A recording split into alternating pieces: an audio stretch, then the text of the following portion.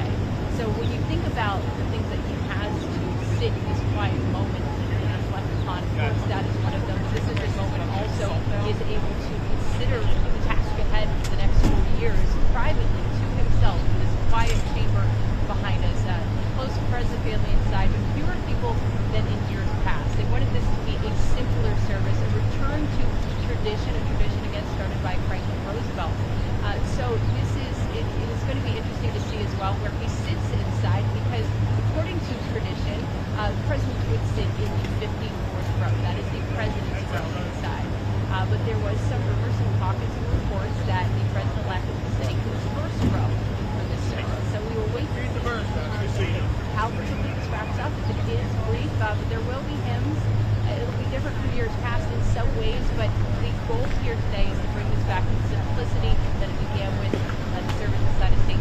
John's Church being really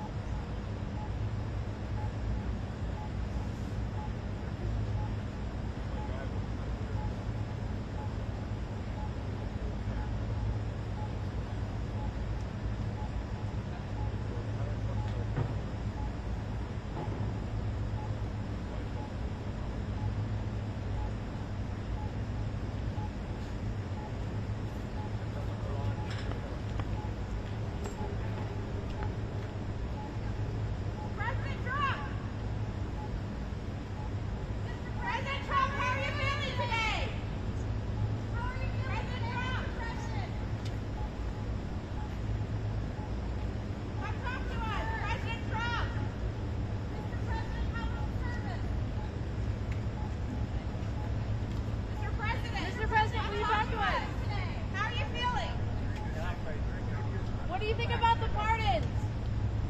Mr. President, any response to the pardons?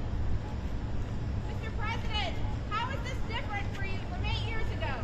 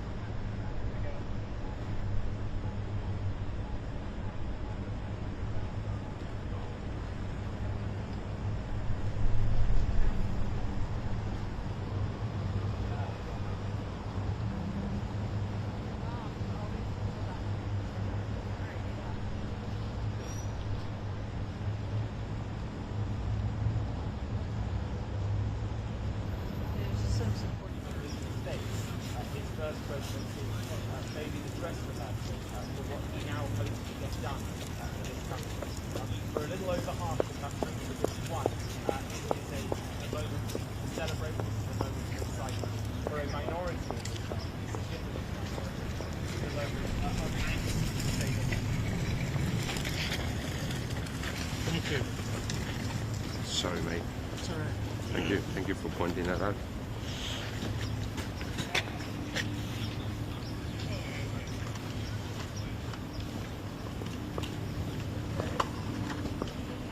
Yes.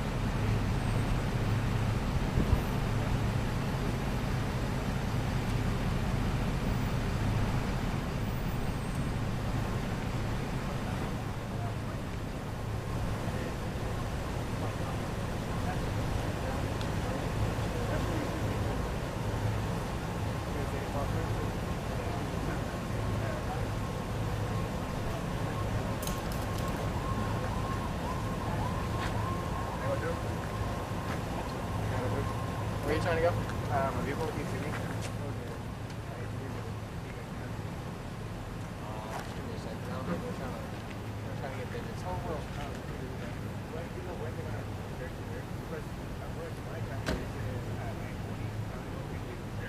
There's a right now they're trying to hold out. They're trying to figure it out. I guess we'll have to wait.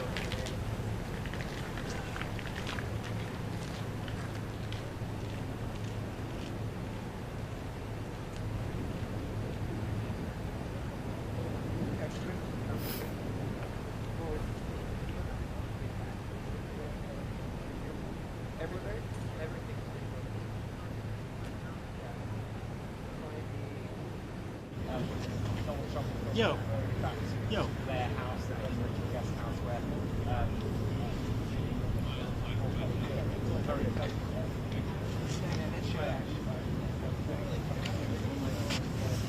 Sì, eccoci.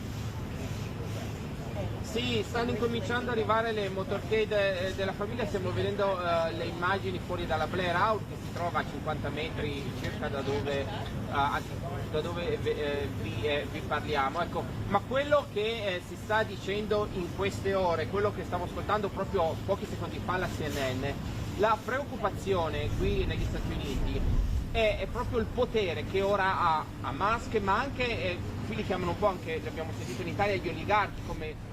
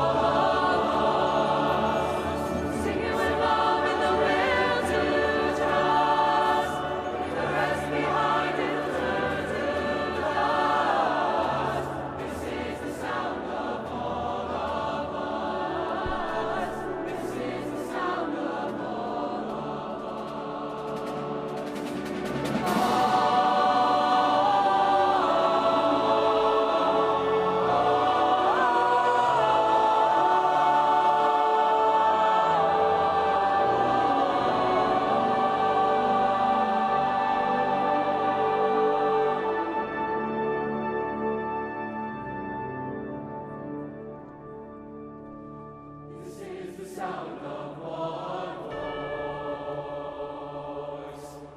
people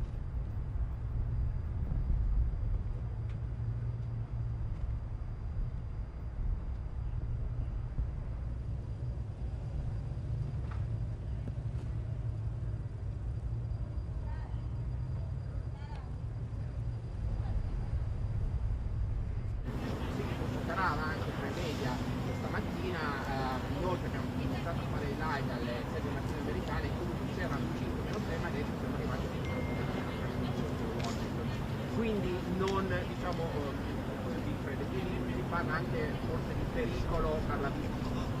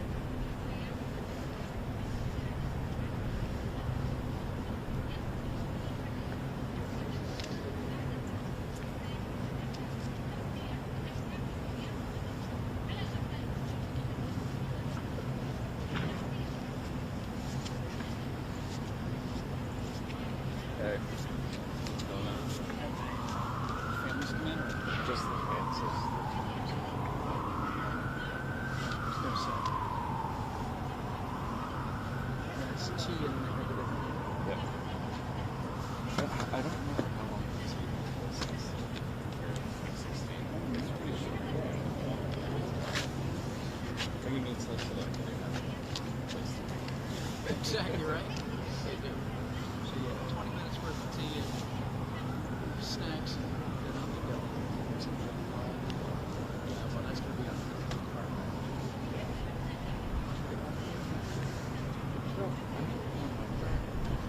I would assume I would think, yeah. Yeah.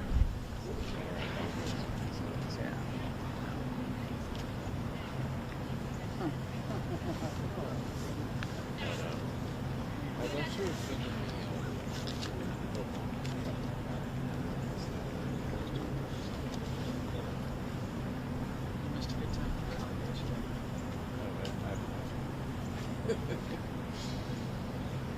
A little feedback.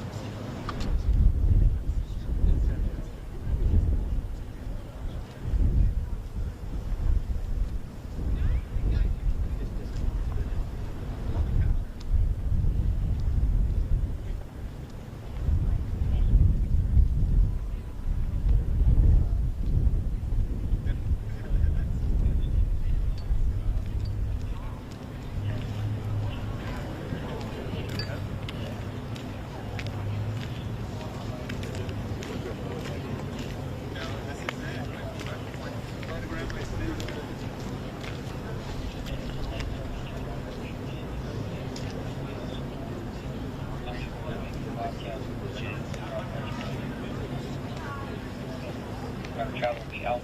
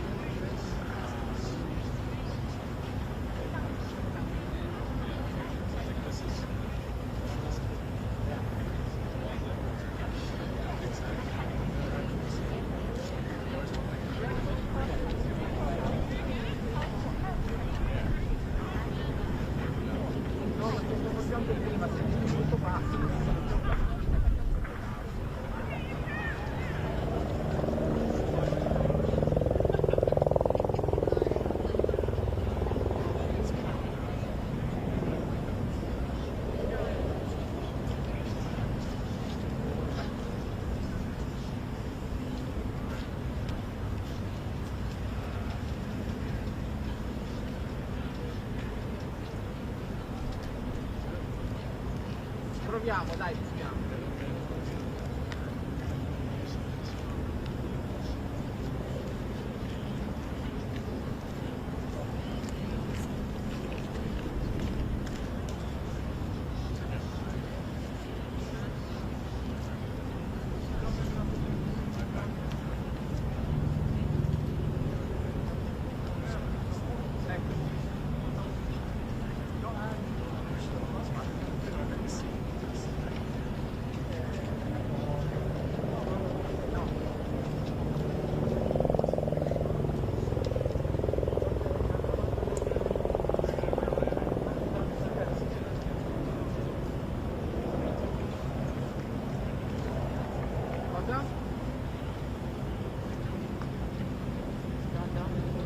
Ma no, non c'è nessuno vicino a me che parla in spagnolo.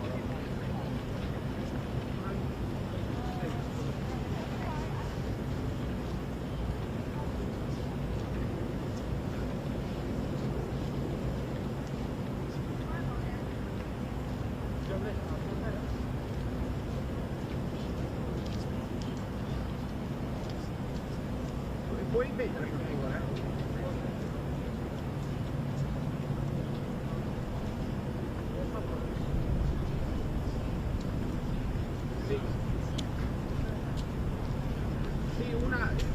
Oggi pomeriggio verso le 5 americane, quando tornerà, tornerà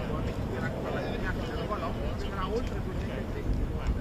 Quello più importante per la preghiera è proprio quello sull'ispirazione, e da oggi pomeriggio inizieranno poi tutte le postazioni, iniziando da Chicago, Atlanta, Arizona e in California. Però voglio dirvi che poco fa, quando è Trump, stavo guardando le immagini in diretta, pare che Melania Trump in qualche modo non abbia dato la mano alla First Lady.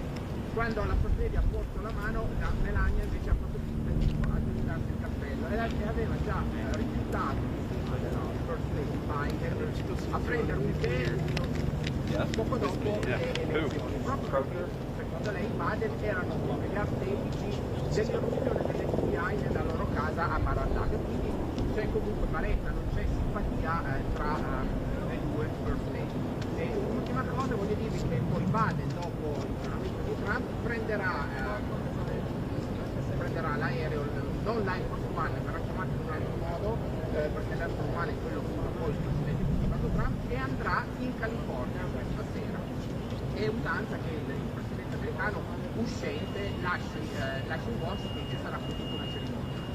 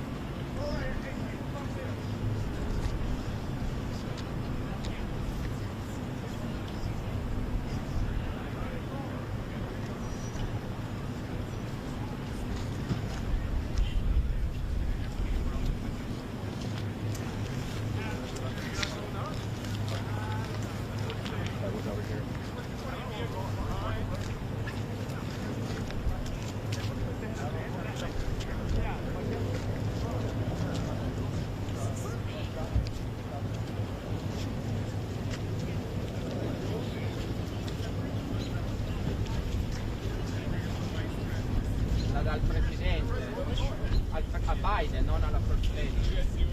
Non dà la mano alla first lady.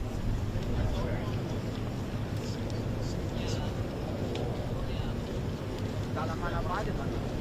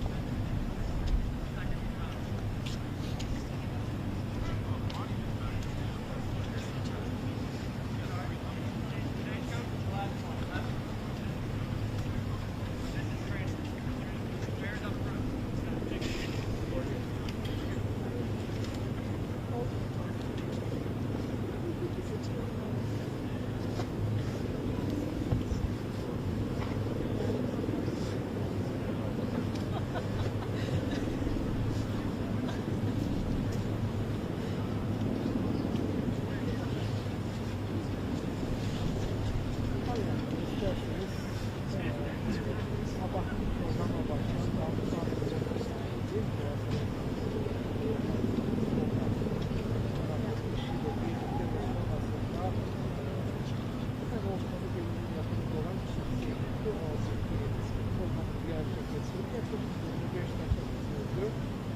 bir programla başlayan daha sonra değil mi? Programına başlamadan 20 dakika kadar ve şu saatte ve şu dakikalarda ansiklopedi olarak beyaz şarkıda başka yardımcısı başkan Biden ve başka yardımcısı birlikte bir çay programı yapıyorlar.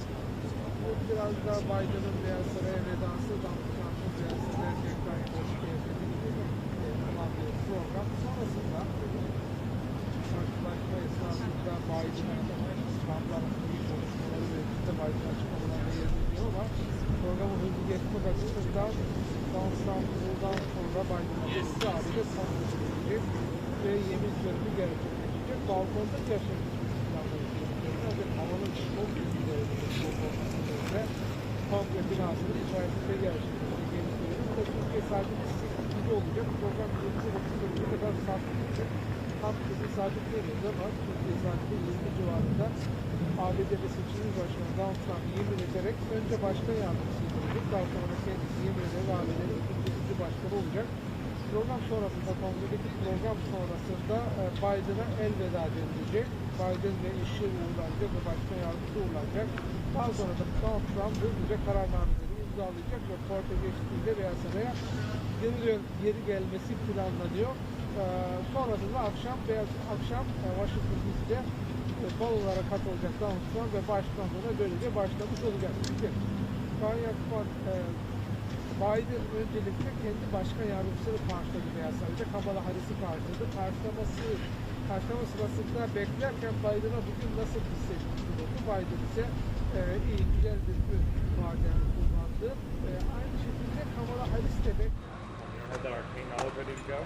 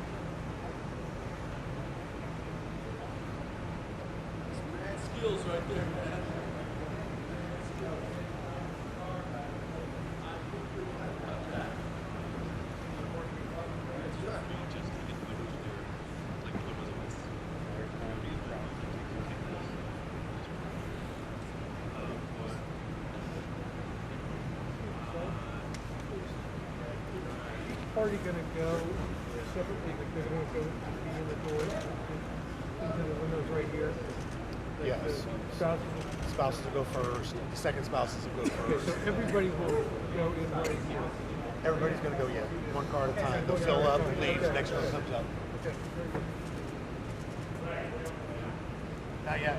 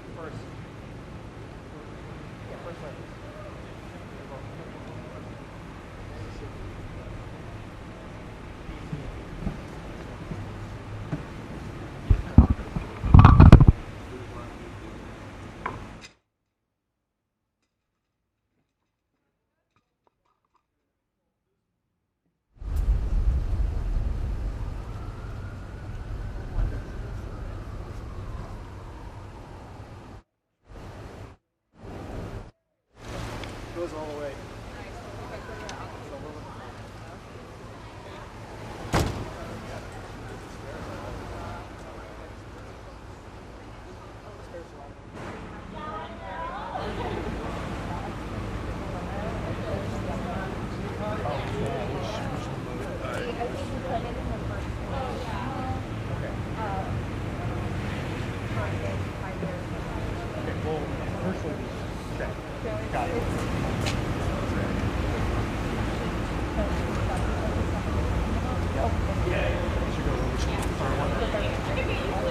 That's where pioneers are.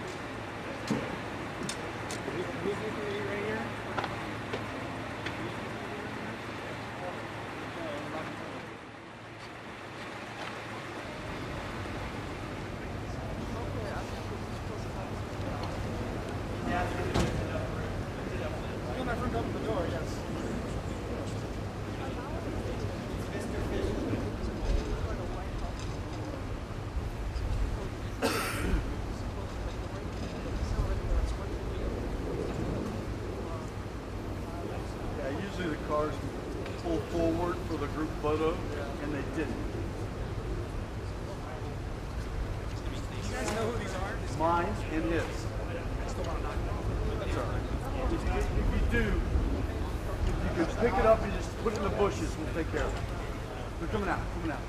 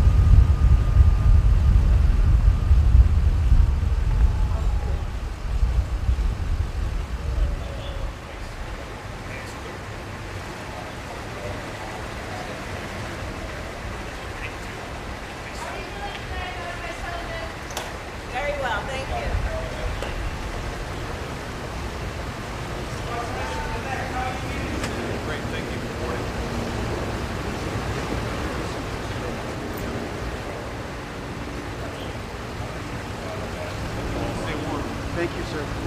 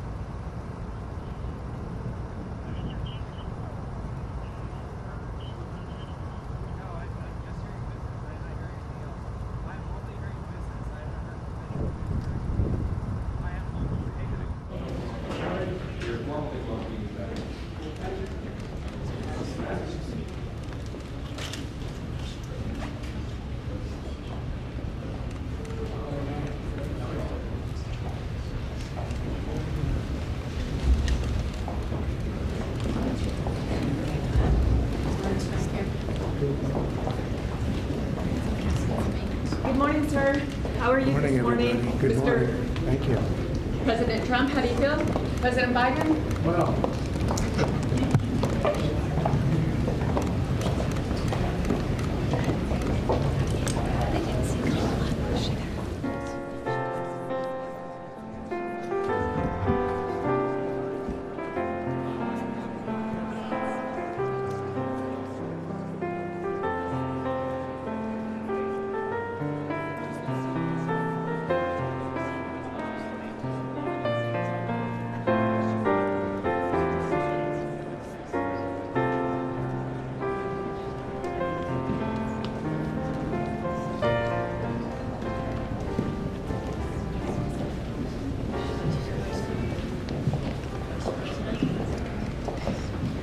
Good morning, Mr. Vice President. How do you feel? Any comments, sir? Nope.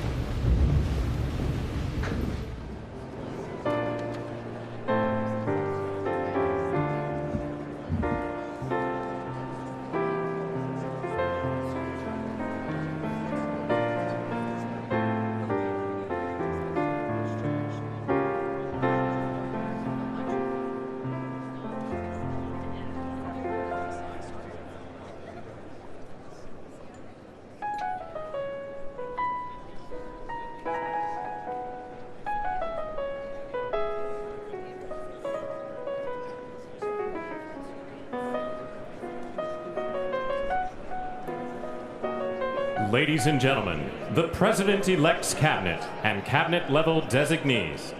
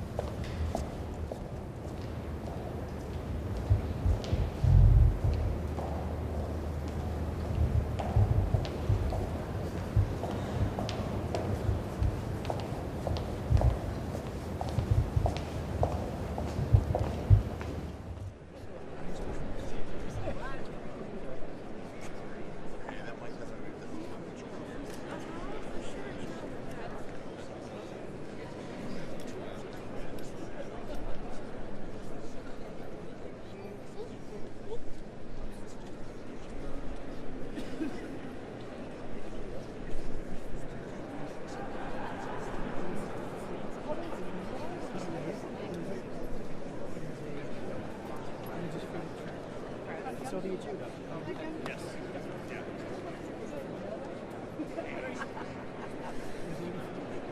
So,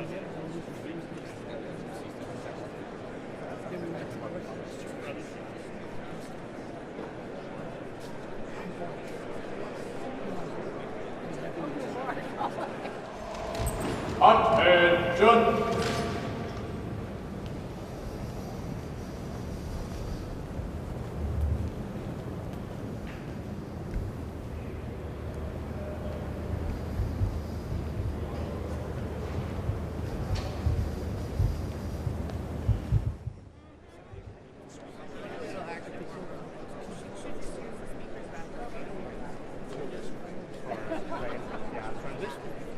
Just trying to catch her eye.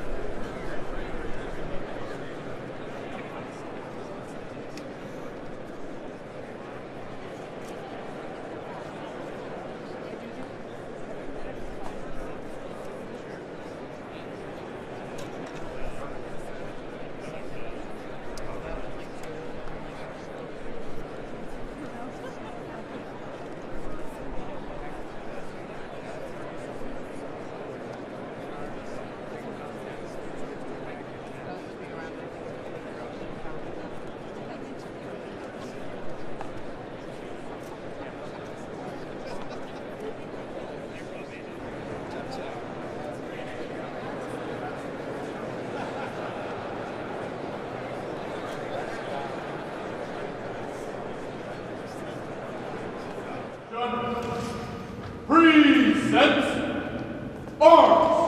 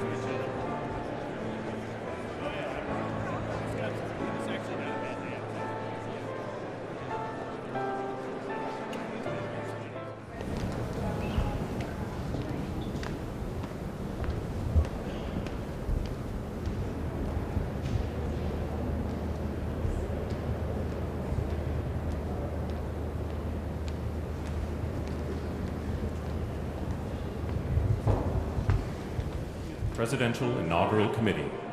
Committee Co-Chair, Mr. Steve Witkoff.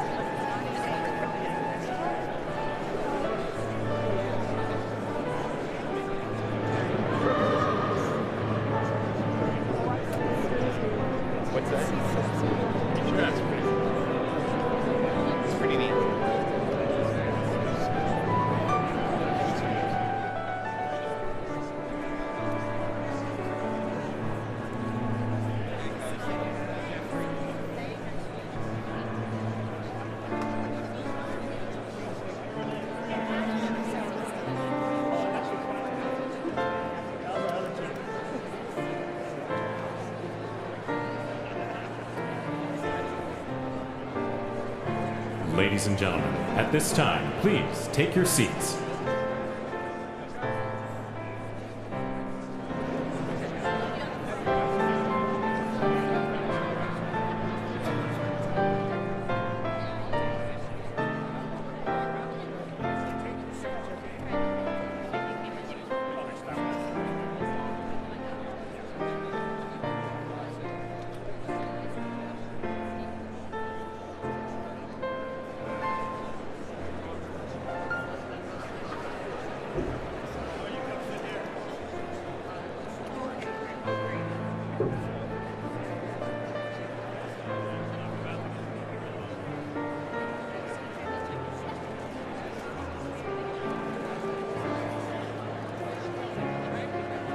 Ladies and gentlemen, at this time, please be seated.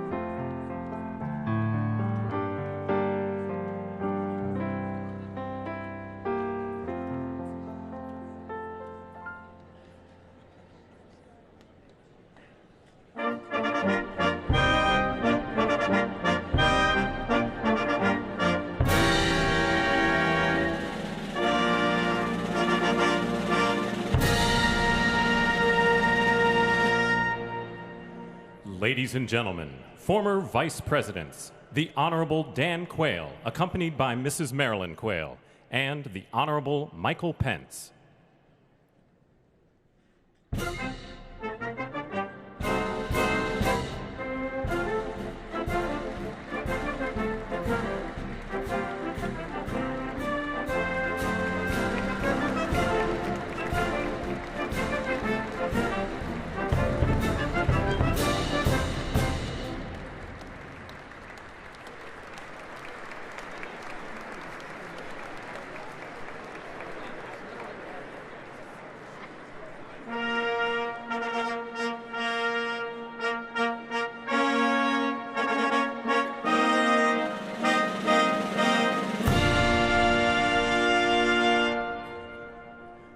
Ladies and gentlemen, the 42nd President of the United States, the Honorable William J. Clinton, accompanied by the Honorable Hillary Rodham Clinton.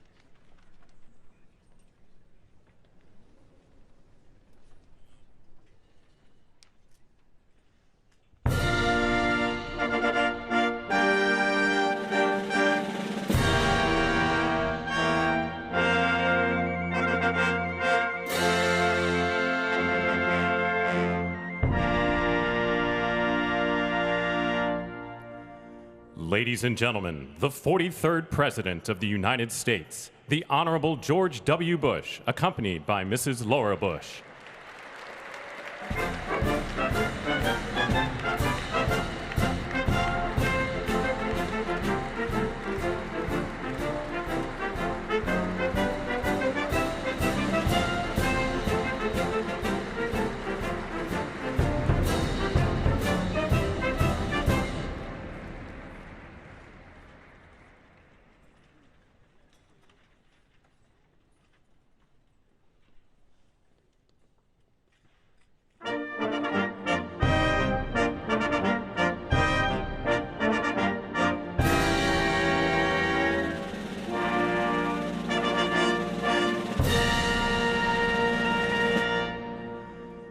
Ladies and gentlemen, the 44th President of the United States, the Honorable Barack H. Obama.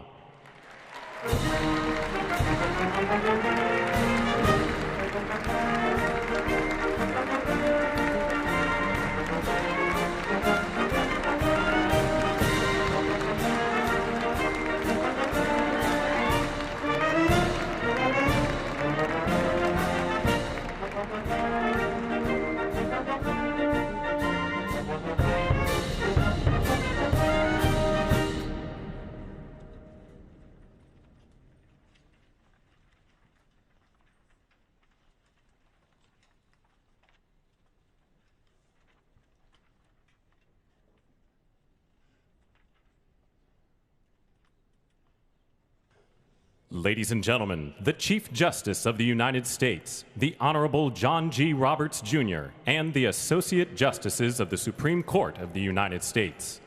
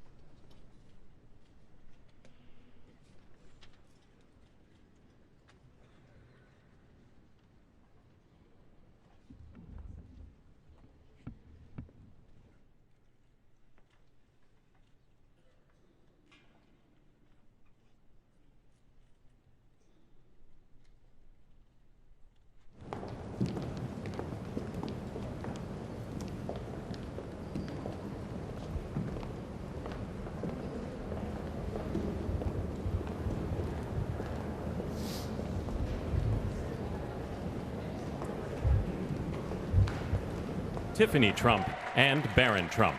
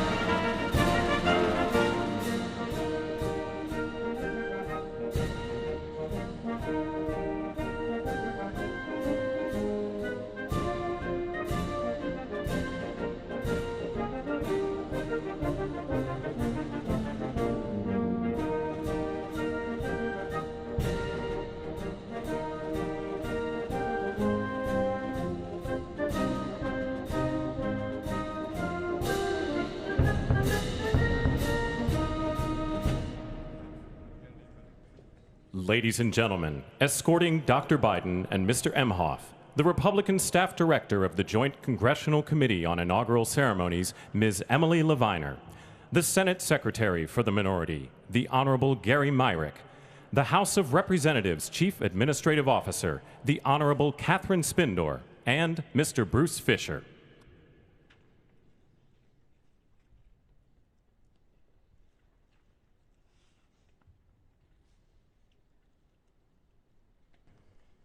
Ladies and gentlemen, Dr. Jill Biden and Mr. Douglas Emhoff.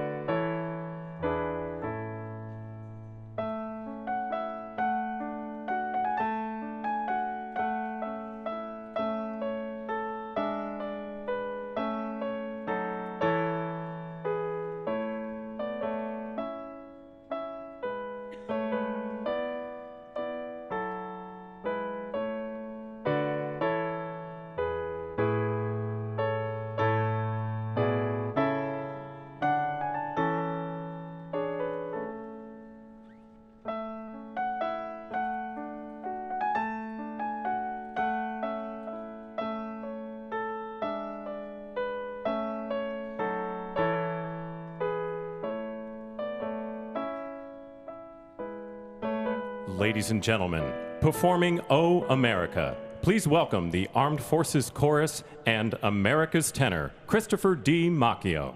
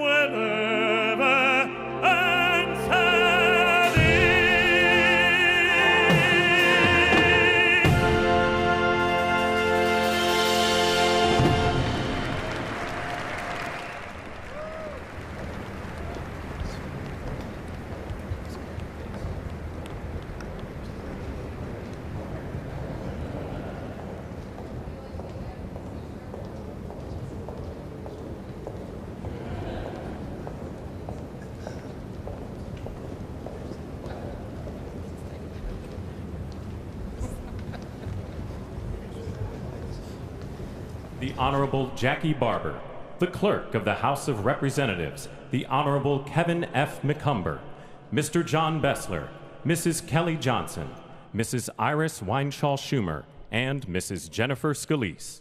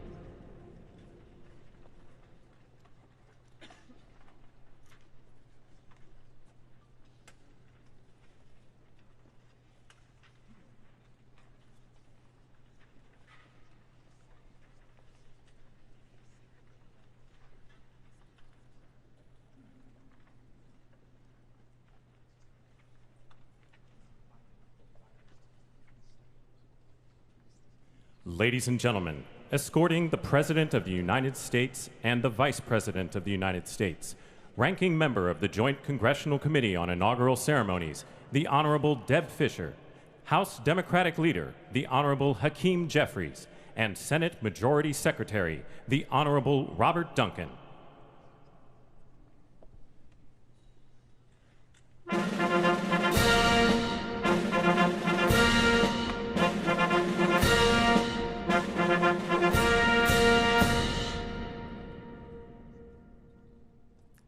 Ladies and gentlemen, the President of the United States, the Honorable Joseph R. Biden Jr., and Vice President of the United States, the Honorable Kamala Devi Harris.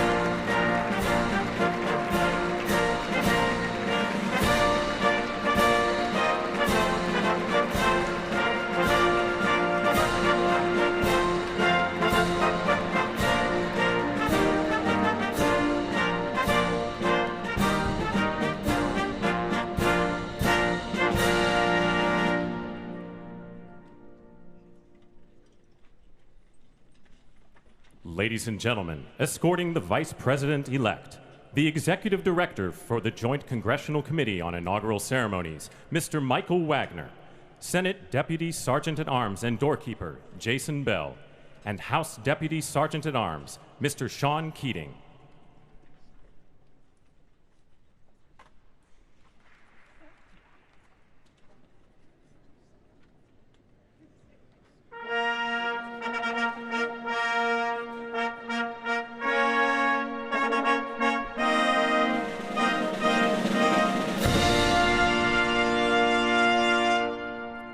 Ladies and gentlemen, the Vice President-elect of the United States, the Honorable J.D. Vance.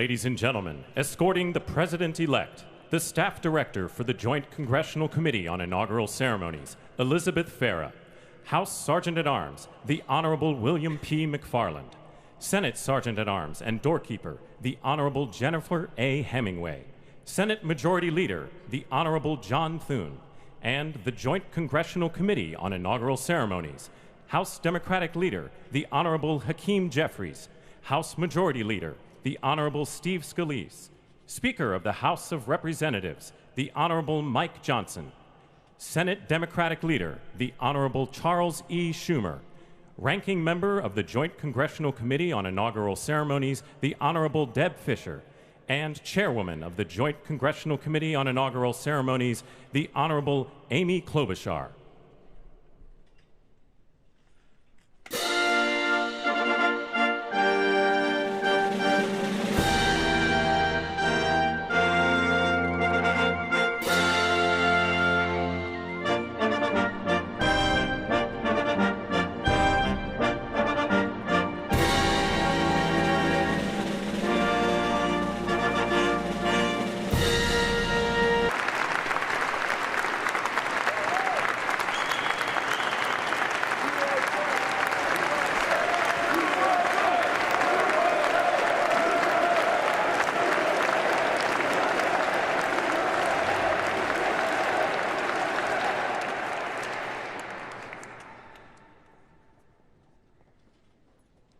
Ladies and gentlemen, please be seated.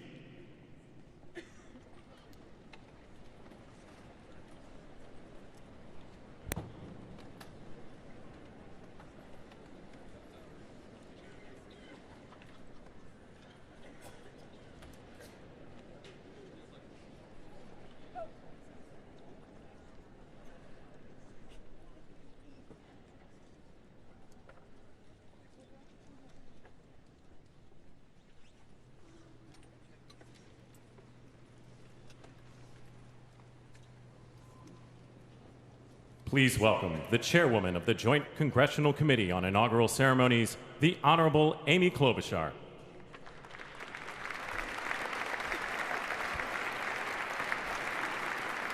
Good morning, everyone. Welcome to the 60th presidential inauguration. Today, President-elect Trump and Vice President-elect Vance will take their oaths of office, and we will witness the peaceful transfer of power at the heart of our democracy.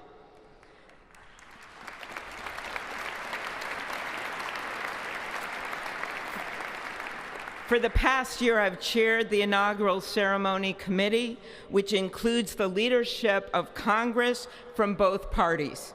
We thank the committee and Capitol staff and law enforcement who worked so hard over the last year, and especially the last 3 days. You've done a beautiful job, and you have shown grace under pressure.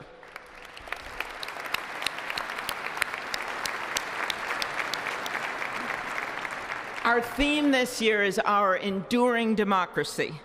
The presence of so many presidents and vice presidents here today is truly a testament to that endurance. We welcome President Biden and Dr. Biden.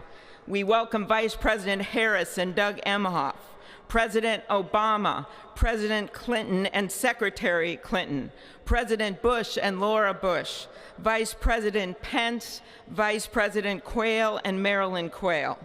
The justices of the United States Supreme Court are with us, all 9 of them, I counted, and of course, the Trump and Vance families. This ceremony marks what will soon be 250 years of our democracy. It is the moment when leaders, elevated by the will of the people, promise to be faithful to our Constitution, to cherish and defend it. It is the moment when they become, as we all should be, the guardians of our country.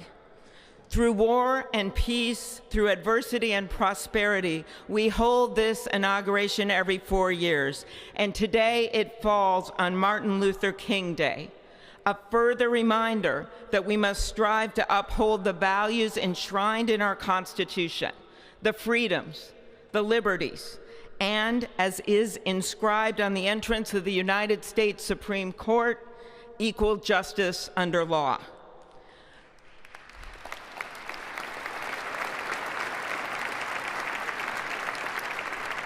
But what makes this moment more than a passing ceremony is all who are watching it across the country, the people of this nation, the ordinary people doing extraordinary things. President Kennedy, who at one point worked as a senator in this building and would often walk through this very rotunda, once said, "In a democracy, every citizen, regardless of interest in politics, holds office. Every one of us is in a position of responsibility." With that responsibility of citizenship comes an obligation not to seek out malice, as President Lincoln once reminded us, but to view others with a generosity of spirit despite our differences. With that responsibility of leadership comes an obligation to stand our ground when we must and find common ground when we can. With everything swirling around us, the hot mess of division, it is on all of us, to quote an incredible songwriter who just happened to be born in my state, to ensure that our nation's democracy is our shelter from the storm. There's a reason this ceremony takes place at the Capitol. In other countries, it might be in a presidential palace or a gilded executive office building. Here, it is traditionally held at the Capitol, the People's House. It is a fitting reminder of the system of checks and balances that is the very foundation of our government. 3 equal branches of government.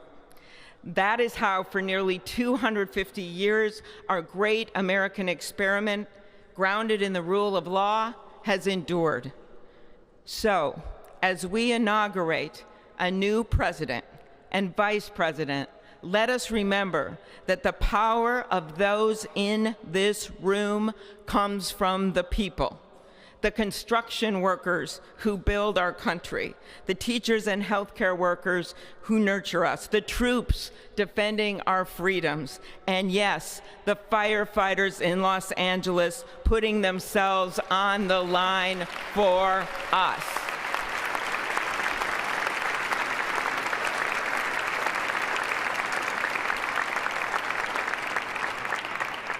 Our democracy's strength and grit must match theirs.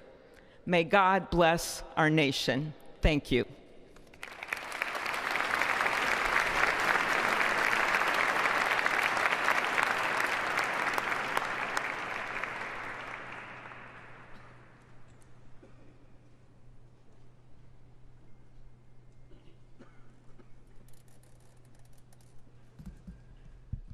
Good afternoon. Endurance through the years is the ultimate test. To persevere through time is the truest measure of an idea, an institution, and a nation. Our founders wrote the Constitution so that America could withstand all the twists and turns of time. They wrote it to guide us and to preserve forever our right of life, liberty, and the pursuit of happiness. But as much as the truths and principles enshrined in our Constitution remain the same, our democracy promises the American people the power to change, to chart their own destiny. That's the beauty. That is the importance of democracy. It allows the endurance, the permanence of a nation through change. It allows nations like our United States both to avoid the obstacles and to seize the opportunities God has placed before us, all while staying true to our founding principles. Today is our country's 60th inauguration ceremony. Like all the others before it, it is a celebration of our right to set our uniquely American course. The past several years have been trying at times for many, many Americans, and also for the nations of the free world that we humbly strive to lead. In November, Americans chose again to steer this nation towards greatness, the secure, safe, and prosperous future that our founders envisioned for all of us. And today, we celebrate not only their decision to do so, but also the simple right and wisdom of a free people to make their own choice so that their nation might endure. And now, allow me to welcome Archbishop Timothy Dolan and Reverend Franklin Graham, who will deliver our invocation. Please rise.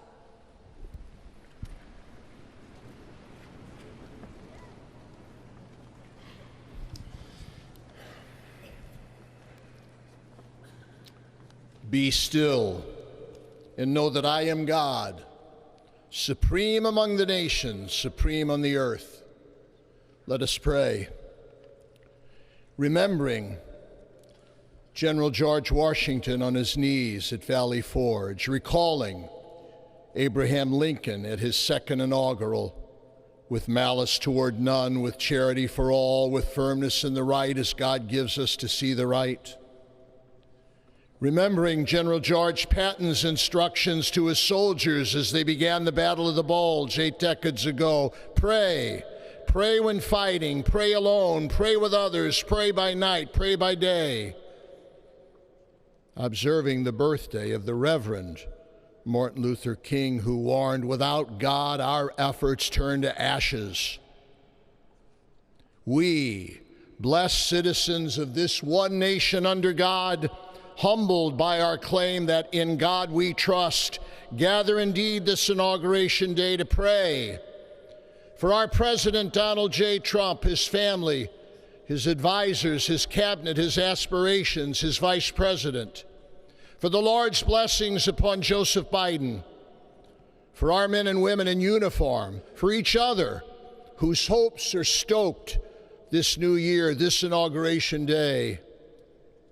We cannot err in relying upon that prayer from the Bible, upon which our president will soon place his hand in oath, as we make our own the supplications of King Solomon for wisdom as he began his governance. God of our fathers, in your wisdom you set man to govern your creatures, to govern in holiness and justice, to render justice with integrity. Give our leader wisdom, for he is your servant, aware of his own weakness and brevity of life. If wisdom which comes not from you be not with him, he shall be held in no esteem. Send wisdom from heavens that she may be with him, that he may know your designs. Please, God, bless America. Please, mend her every flaw. You are the God in whom we trust, who lives and reigns forever and ever. Amen.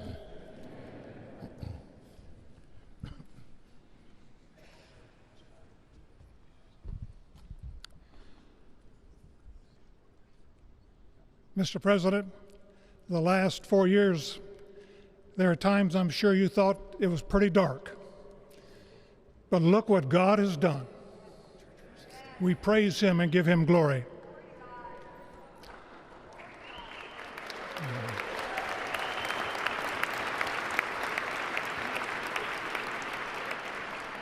Let us pray. Our Father and our God, thou hast said, blessed is the nation whose God is the Lord. As the prophet Daniel prayed, blessed be the name of God forever and ever. For wisdom and might are his. He changes the times and the seasons. He removes kings. He raises up kings. He gives wisdom to the wise and knowledge to those who have understanding. Our Father, today, as President Donald J. Trump takes the oath of office once again, we come to say thank you, O Lord our God. Father, when Donald Trump's enemies thought he was down and out, you and you alone saved his life, that she shows not only to this nation, but to the whole world.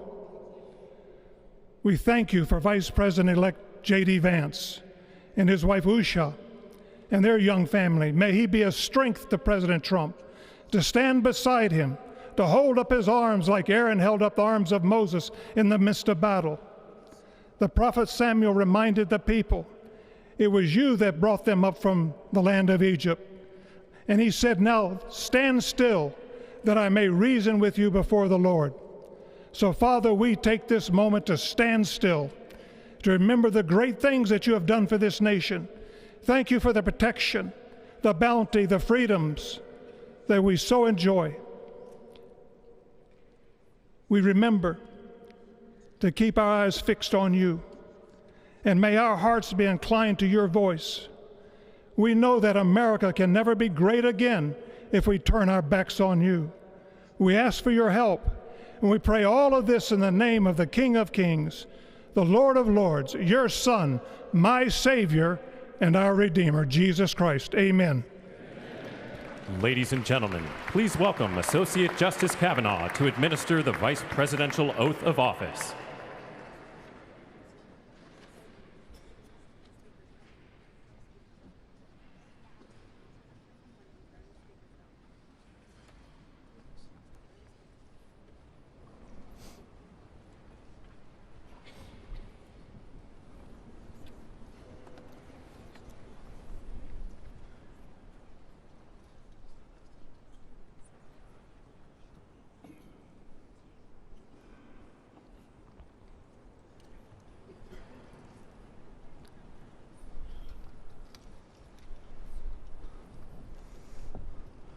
Please raise your right hand and repeat after me.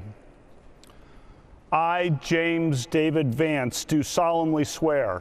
I, James David Vance, do solemnly swear that I will support and defend the Constitution of the United States. That I will support and defend the Constitution of the United States.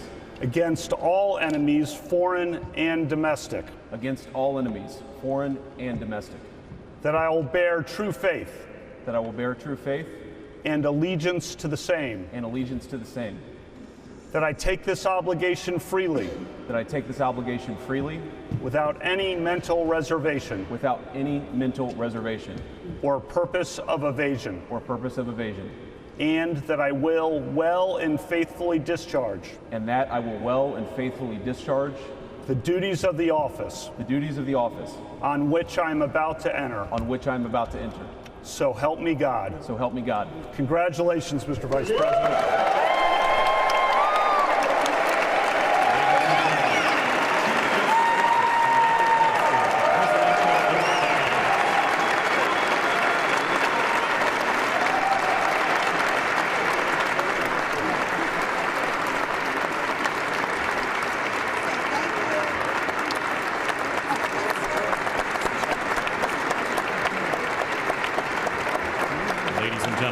Please welcome Chief Justice Roberts to administer the presidential oath of office.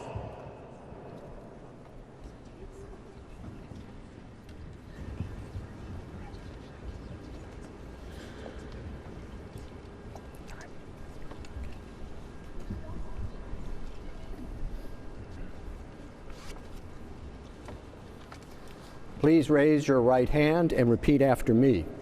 I, Donald John Trump, do solemnly swear. I, Donald John Trump, do solemnly swear that I will faithfully execute the office of President of the United States the office of President of the United States and will, to the best of my ability, preserve, protect, and defend the Constitution of the United States. The Constitution of the United States. So help me God. So help me God. Congratulations, Mr. President.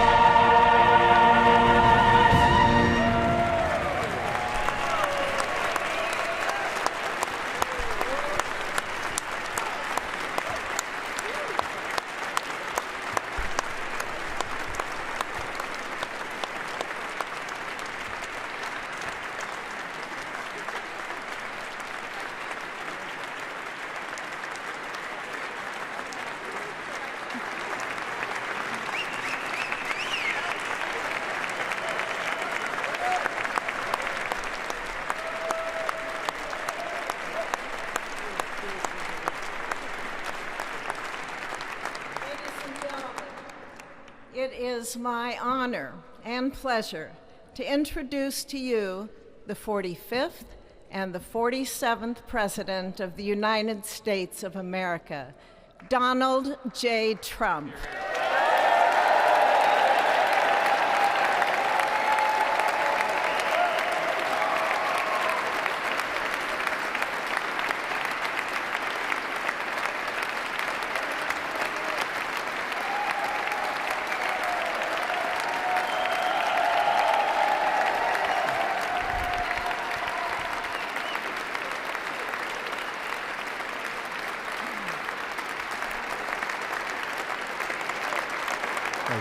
Thank you very much, everybody. Well, thank you very, very much. Vice President Vance, Speaker Johnson, Senator Thune, Chief Justice Roberts, Justices of the United States Supreme Court, President Clinton, President Bush, President Obama, President Biden, Vice President Harris, and my fellow citizens. The golden age of America begins right now.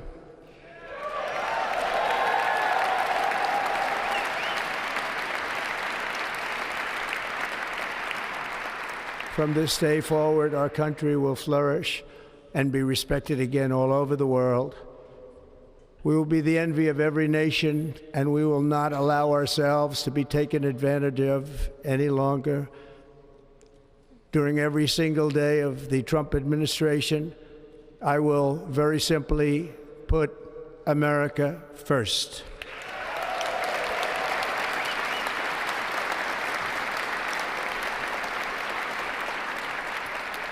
Our sovereignty will be reclaimed. Our safety will be restored. The scales of justice will be rebalanced. The vicious, violent, and unfair weaponization of the Justice Department and our government will end.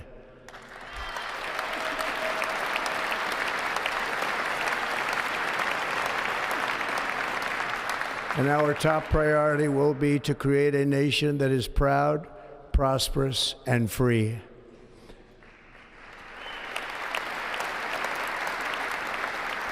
America will soon be greater, stronger, and far more exceptional than ever before. I return to the presidency confident and optimistic that we are at the start of a thrilling new era of national success. A tide of change is sweeping the country, sunlight is pouring over the entire world, and America has the chance to seize this opportunity like never before. But first, we must be honest about the challenges we face. While they are plentiful, they will be annihilated by this great momentum that the world is now witnessing in the United States of America. As we gather today, our government confronts a crisis of trust. For many years, a radical and corrupt establishment has extracted power and wealth from our citizens while the pillars of our society lay broken and seemingly in complete disrepair. We now have a government that cannot manage even a simple crisis at home, while at the same time stumbling into a continuing catalog of catastrophic events abroad. It fails to protect our magnificent, law-abiding American citizens, but provides sanctuary and protection for dangerous criminals, many from prisons and mental institutions that have illegally entered our country from all over the world.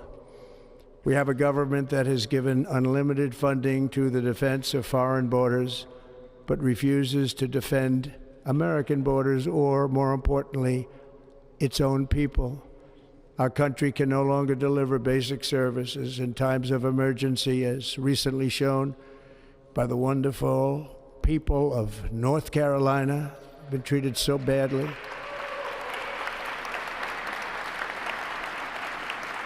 And other states who are still suffering from a hurricane that took place many months ago. Or more recently, Los Angeles, where we're watching fires still tragically burn.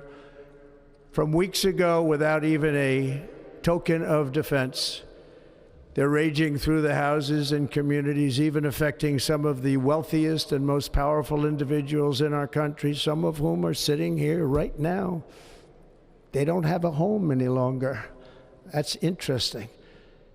But we can't let this happen.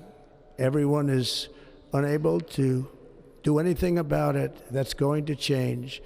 We have a public health system that does not deliver in times of disaster, yet more money is spent on it than any country anywhere in the world. And we have an education system that teaches our children to be ashamed of themselves in many cases, to hate our country despite the love that we try so desperately to provide to them. All of this will change starting today, and it will change very quickly.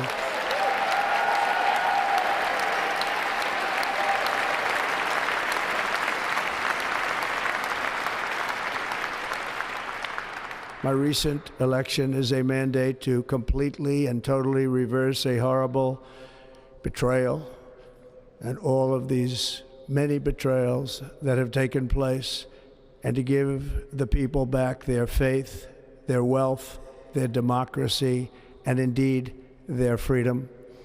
From this moment on, America's decline is over.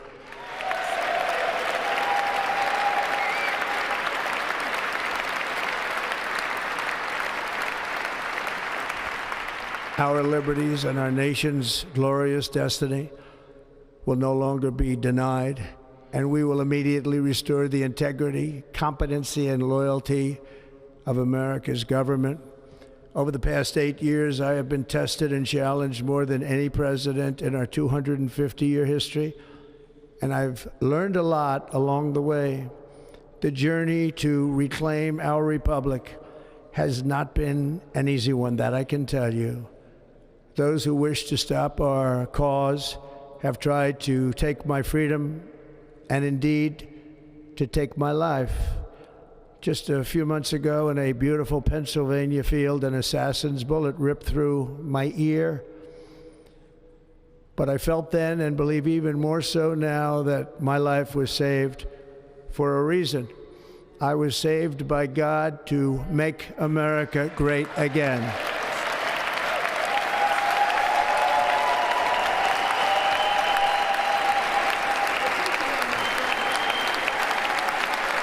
Thank you.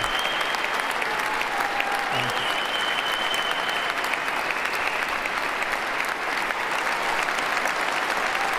Thank you very much.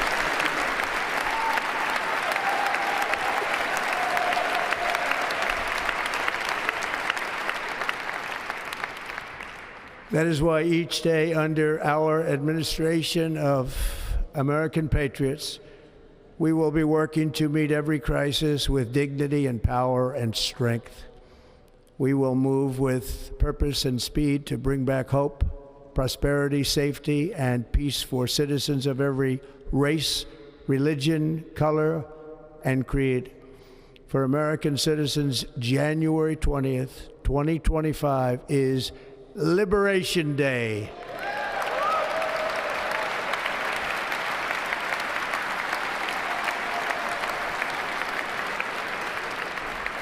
It is my hope that our recent presidential election will be remembered as the greatest and most consequential election in the history of our country.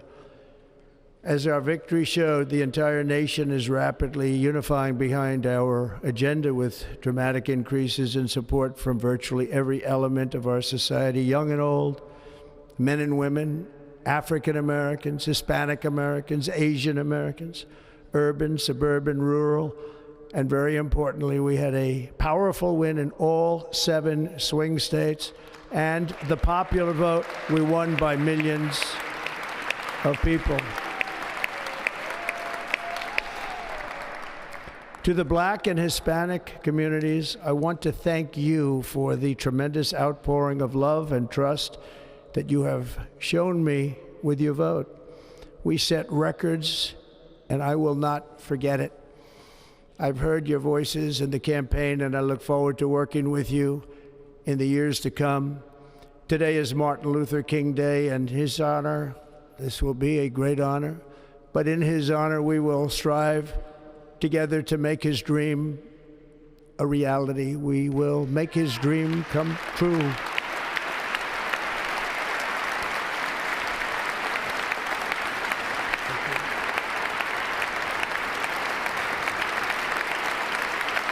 Thank you. Thank you. National unity is now returning to America, and confidence and pride is soaring like never before. In everything we do, my administration will be inspired by a strong pursuit of excellence and unrelenting success. We will not forget our country. We will not forget our Constitution, and we will not forget our God. Can't do that.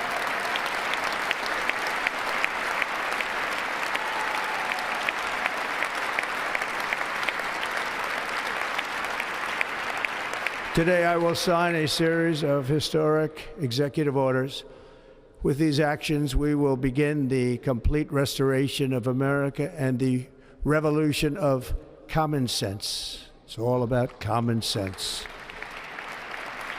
First, I will declare a national emergency at our southern border.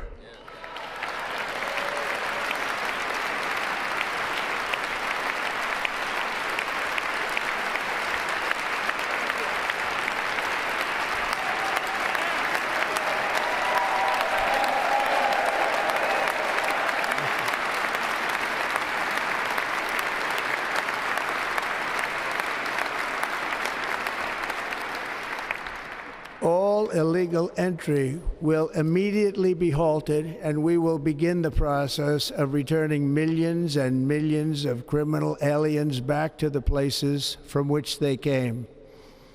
We will reinstate my Remain in Mexico policy.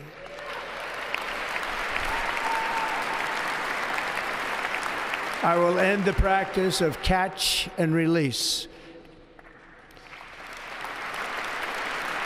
And I will send troops to the southern border to repel the disastrous invasion of our country.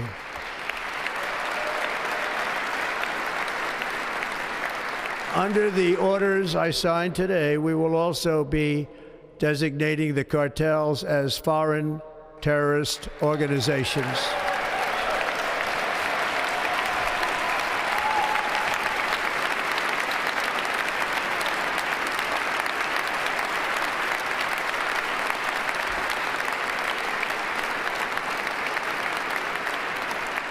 And by invoking the Alien Enemies Act of 1798, I will direct our government to use the full and immense power of federal and state law enforcement to eliminate the presence of all foreign gangs and criminal networks, bringing devastating crime to U.S. soil, including our cities and inner cities.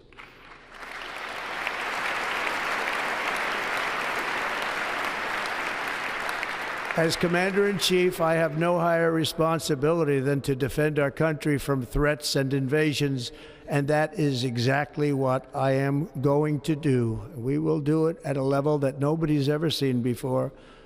Next, I will direct all members of my cabinet to marshal the vast powers at their disposal to defeat what was record inflation and rapidly bring down costs and prices.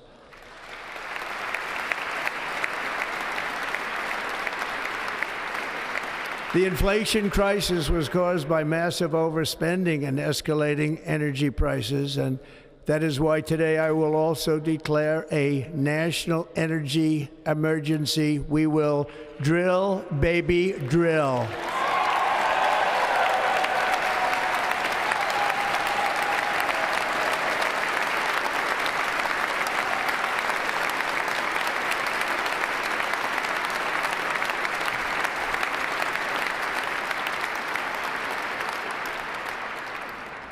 America will be a manufacturing nation once again, and we have something that no other manufacturing nation will ever have, the largest amount of oil and gas of any country on earth, and we are going to use it. Let me use it. We will bring prices down, fill our strategic reserves up again, right to the top, and export American energy all over the world. We will be a rich nation again, and it is that liquid gold under our feet that will help to do it. With my actions today, we will end the Green New Deal and we will revoke the electric vehicle mandate, saving our auto industry and keeping my sacred pledge to our great American auto workers.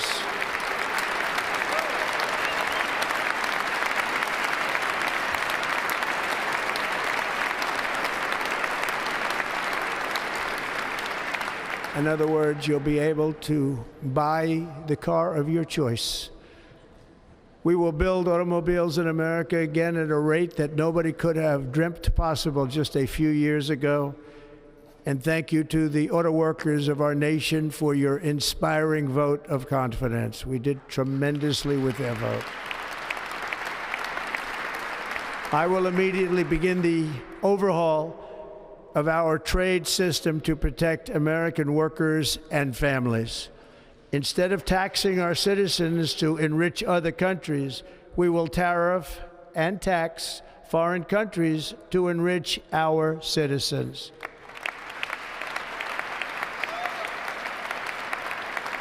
For this purpose, we are establishing the External Revenue Service to collect all tariffs, duties, and revenues. It will be massive amounts of money pouring into our treasury, coming from foreign sources. The American dream will soon be back and thriving like never before to restore competence and effectiveness to our federal government. My administration will establish the brand new Department of Government Efficiency.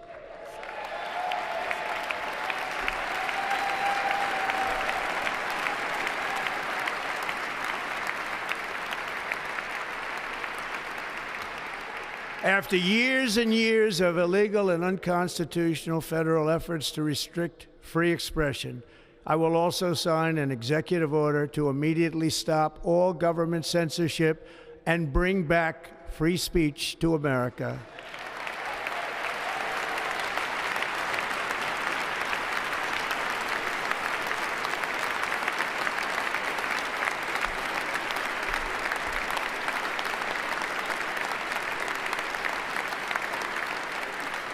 Never again will the immense power of the state be weaponized to persecute political opponents, something I know something about. We will not allow that to happen. It will not happen again. Under my leadership, we will restore fair, equal, and impartial justice under the constitutional rule of law.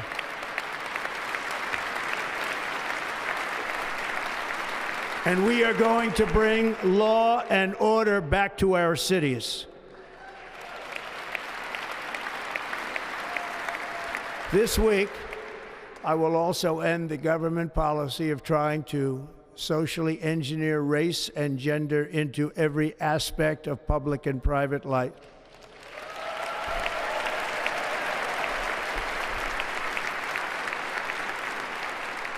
We will forge a society that is colorblind and merit-based.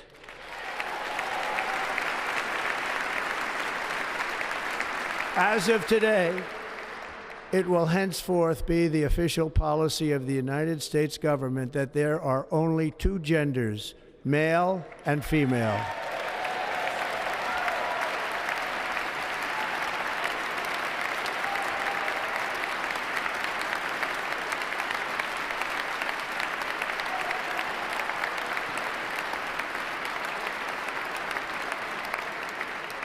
This week, I will reinstate any service members who were unjustly expelled from our military for objecting to the COVID vaccine mandate with full back pay.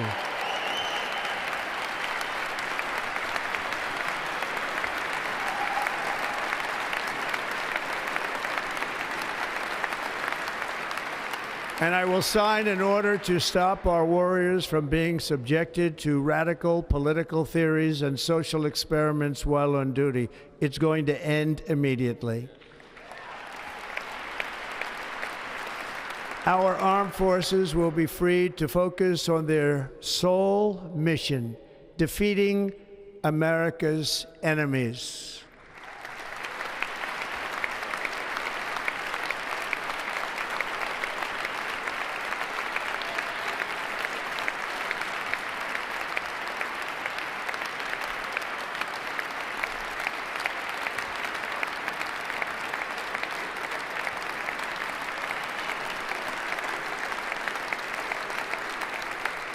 Like in 2017, we will again build the strongest military the world has ever seen. We will measure our success not only by the battles we win, but also by the wars that we end, and perhaps most importantly, the wars we never get into.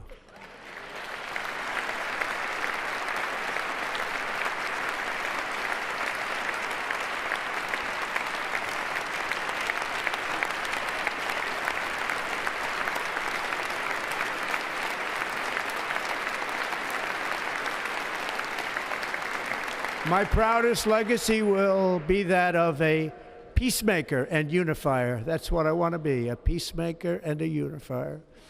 I'm pleased to say that as of yesterday, one day before I assumed office, the hostages in the Middle East are coming back home to their families.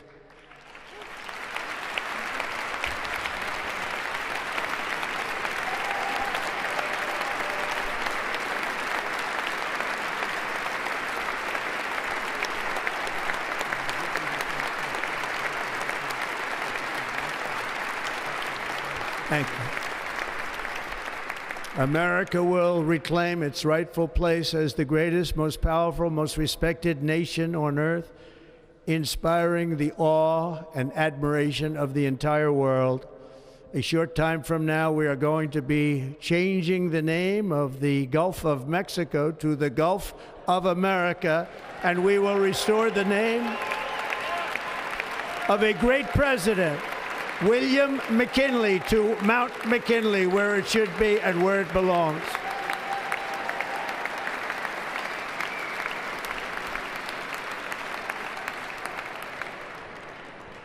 President McKinley made our country very rich through tariffs and through talent.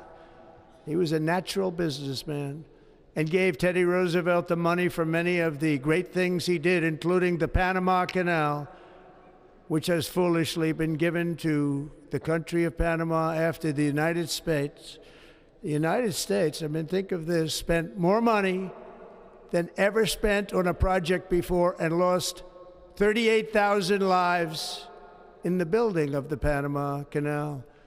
We have been treated very badly from this foolish gift that should have never been made, and Panama's promise to us has been broken. The purpose of our deal and the spirit of our treaty has been totally violated. American ships are being severely overcharged and not treated fairly in any way, shape, or form, and that includes the United States Navy. And above all, China is operating the Panama Canal, and we didn't give it to China, we gave it to Panama, and we're taking it back.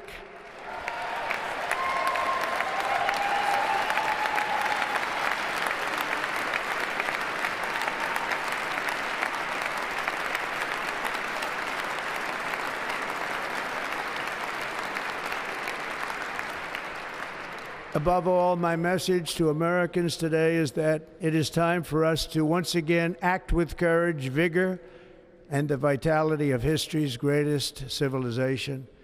So as we liberate our nation, we will lead it to new heights of victory and success. We will not be deterred.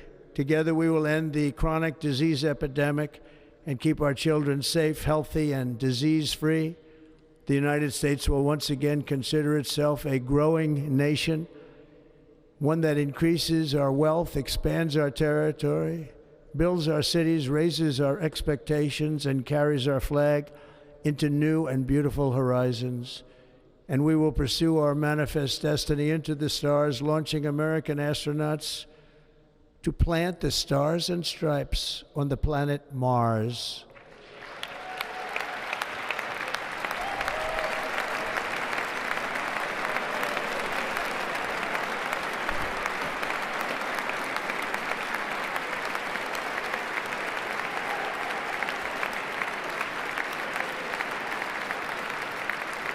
Ambition is the lifeblood of a great nation, and right now our nation is more ambitious than any other. There's no nation like our nation.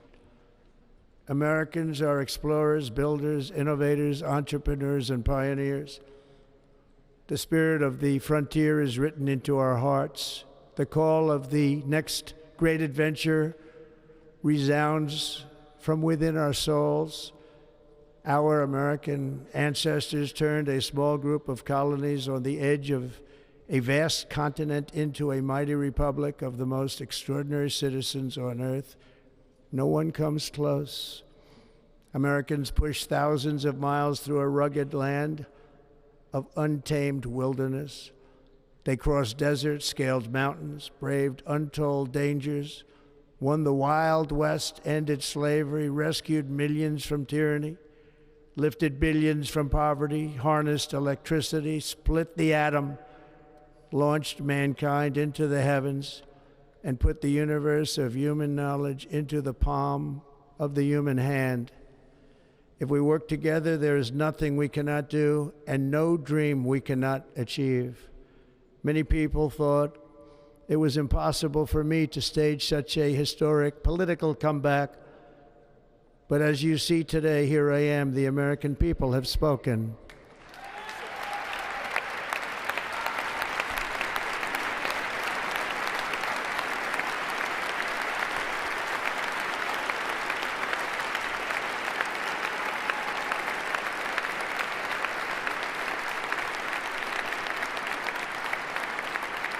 I stand before you now as proof that you should never believe that something is impossible to do.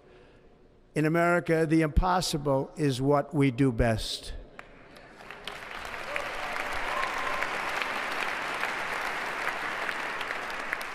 From New York to Los Angeles, from Philadelphia to Phoenix, from Chicago to Miami, from Houston to right here in Washington, D.C., our country was forged and built by the generations of patriots who gave everything they had for our rights and for our freedom. They were farmers and soldiers, cowboys and factory workers, steel workers and coal miners, police officers and pioneers who pushed onward, marched forward, and let no obstacle defeat their spirit or their pride. Together they laid down the railroads, raised up the skyscrapers, built great highways, won 2 world wars, defeated fascism and communism, and triumphed over every single challenge that they faced. After all we have been through together, we stand on the verge of the 4 greatest years in American history. With your help, we will restore America promise, and we will rebuild the nation that we love, and we love it so much. We are one people, one family, and one glorious nation under God. So to every parent who dreams for their child, and every child who dreams for their future, I am with you, I will fight for you, and I will win for you. We are going to win like never before.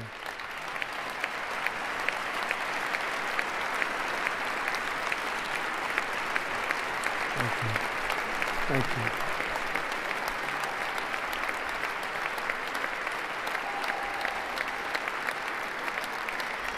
Thank you. Thank you. In recent years, our nation has suffered greatly, but we are going to bring it back and make it great again, greater than ever before. We will be a nation like no other, full of compassion, courage, and exceptionalism.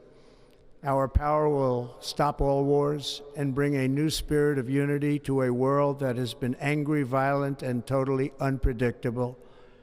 America will be respected again and admired again, including by people of religion, faith, and goodwill, we will be prosperous, we will be proud, we will be strong, and we will win like never before. We will not be conquered, we will not be intimidated, we will not be broken, and we will not fail. From this day on, the United States of America will be a free, sovereign, and independent nation. We will stand bravely, we will live proudly, we will dream boldly, and nothing will stand in our way because we are Americans. The future is ours, and our golden age has just begun. Thank you. God bless America. Thank you all. Thank you. Thank you very much. Thank you very much. Thank you.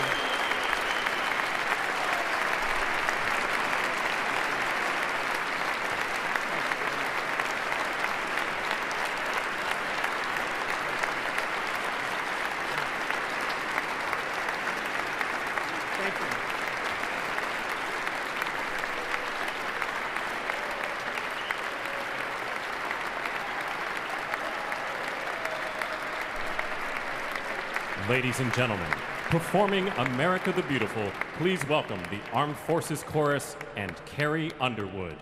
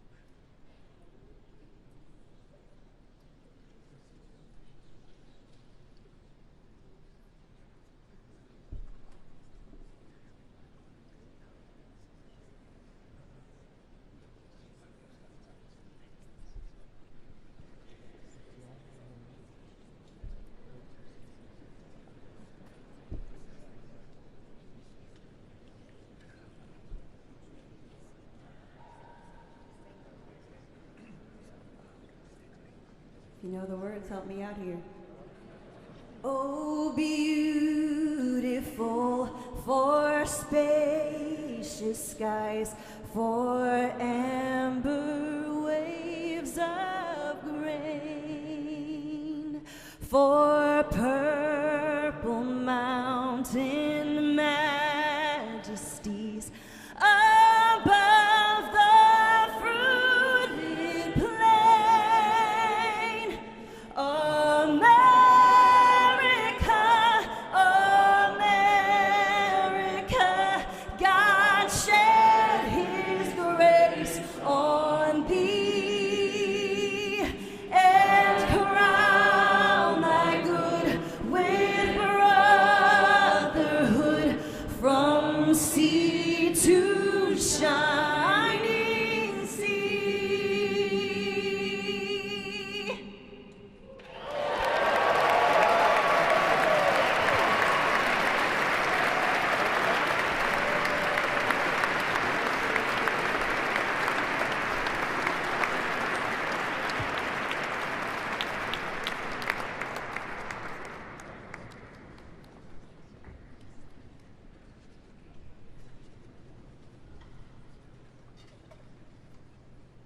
Ladies and gentlemen, Senator Fisher will now introduce the benediction clergy. now call on Rabbi Ari Berman, Pastor Lorenzo Sewell, and Reverend Frank Mund to provide prayers of benediction.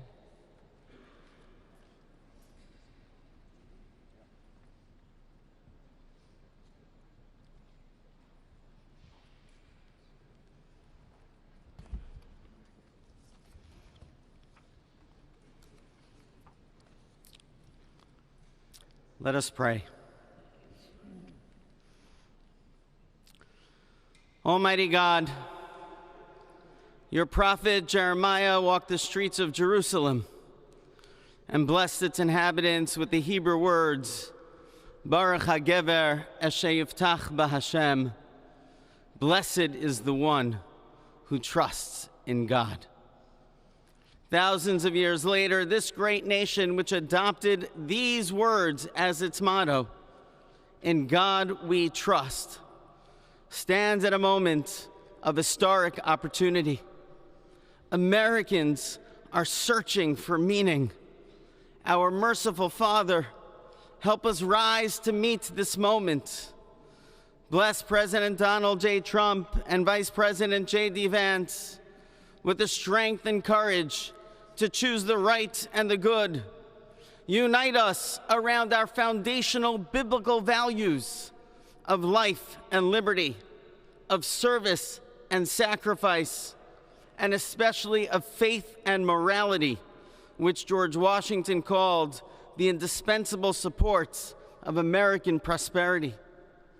Guide our schools and college campuses, which have been experiencing such unrest, to inspire the next generation to pair progress with purpose, knowledge with wisdom, and truth with virtue. Hear the cry of the hostages, both American and Israeli, whose pain our president so acutely feels. We are so thankful for the 3 young women who yesterday returned home, and pray that the next 4 years brings peace to Israel and throughout the Middle East. Almighty God, grant all Americans the opportunity to realize our shared dream of a life filled with peace and plenty, health and happiness, compassion and contribution. Stir within us the confidence to rise to this moment. For while we trust in God, God's trust is in us, the American people. America is called to greatness, to be a beacon of light and a mover of history. May our nation merit the fulfillment of Jeremiah's blessing, that like a tree planted by water, we shall not cease to bear fruit. May all of humanity experience your love and your blessing. May it be thy will, and let us say, Amen. Let us pray for our 47th president. Heavenly Father, we're so grateful that you gave our 45th and now our 47th president a millimeter miracle. We are grateful that you are the one that have called him for such a time as this, that America would begin to dream again. We pray that we would fulfill the true meaning of our creed, that we hold these truths to be self-evident, that all men are created equal. We pray that you use our president, that we will live in a nation where we will not be judged by the color of our skin, but by the content of our character. Heavenly Father, in the name of Jesus, we are so grateful today that you will use our 47th president so we would sing with new meaning, my country, 'tis of thee. Sweet land of liberty, of thee I sing. Land where my fathers died, land of the pilgrim's pride, from every mountainside. Let freedom ring, and because America is called to be a great nation, We believe that you will make this come true. So let freedom ring from the prodigious hilltops of New Hampshire. Let freedom ring from the mighty mountains of New York. Let freedom ring from the heightening Alleghenies of Pennsylvania. Let freedom ring from the snow-capped Rockies of Colorado. Let freedom ring from the curvaceous hilltops of California. But God, we're asking you not only that, let freedom ring from Stone Mountain, Georgia. Let freedom ring from Lookout Mountain of Tennessee. Let freedom ring from every hill and every molehill in Mississippi, from every state, every city, every village, and every hamlet. And when we let freedom ring, we will be able to speed up that day where all of your children, black men and white men, Protestant and Catholic, Jew and Gentile, will be able to sing in the meaning of that old Negro spiritual, free at last. Free at last. Thank you, God Almighty. We are free at last. If you believe where the Spirit of the Lord is, there is liberty. Come on, put your hands together and give your great God great glory.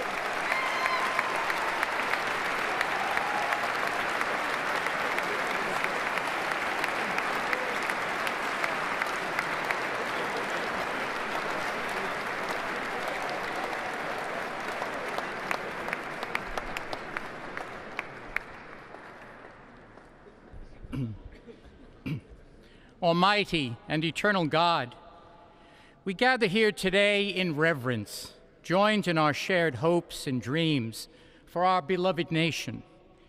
In this sacred moment of the inauguration of President Donald J. Trump and Vice President J.D. Vance, we turn our hearts to you, seeking your divine assistance and abundant blessings upon this pivotal moment in history. We come before you with profound gratitude for the many gifts you have bestowed upon our land. Thank you for the freedoms we cherish, for the strength of our communities, and for the resilience of our spirit. As our President and Vice President embrace their newly appointed roles, we humbly implore that your everlasting love and wisdom will envelop them. Grant them the clarity of mind to navigate the challenges that lie ahead, and the compassion to serve all citizens with fairness and integrity. May their hearts be filled with a giving spirit and sincere understanding for those whom they represent. May they be beacons of hope in times of uncertainty and prophetic voices in defending the dignity of all created life. We pray for a spirit of collaboration to flourish in our government and across our nation, fostering an environment where dialogue and heartfelt listening will prevail over division or discord. May each decision made by our President and Vice President reflect the values of justice and peace. As we embark on this new chapter, we also seek your comfort, O God, for those who feel lost or disheartened. In this time of transition, may your light shine upon them, reaffirming their belief in a brighter tomorrow. May we all strive to lift one another, supporting our fellow citizens with kindness and empathy, recognizing that together we can overcome any adversity. Grant us the strength to endure, the courage to face our fears, and the clarity to see the light that remains, even when clouds of uncertainty may gather. Inspire our new leaders to be champions for the vulnerable and advocates for those whose voices are often silenced. May they pursue policies that promote the well-being of all, seeking to build bridges that will foster unity and belonging. As we stand witness to this inauguration, we hold fast to our faith in the goodness of each of us and the possibility of change. We trust that with your guidance, O God, our nation can move forward to a future filled with promise, prosperity, and understanding. And finally, we lift our hearts in gratitude for the beloved parents of President Trump. Without Mary and Fred Trump, this day would never be the miracle that has just begun. From their place in heaven, may they shield their son from all harm by their loving protection, and give him the strength to guide our nation along the path that will make America great again. Let us go forth now with these words of President Trump's emblazoned on our hearts. As long as we have pride in our beliefs, courage in our convictions, and faith in our God, then we will not fail. We stand tall, we stand proud, because we are Americans, and Americans kneel to God, and to God alone. Amen.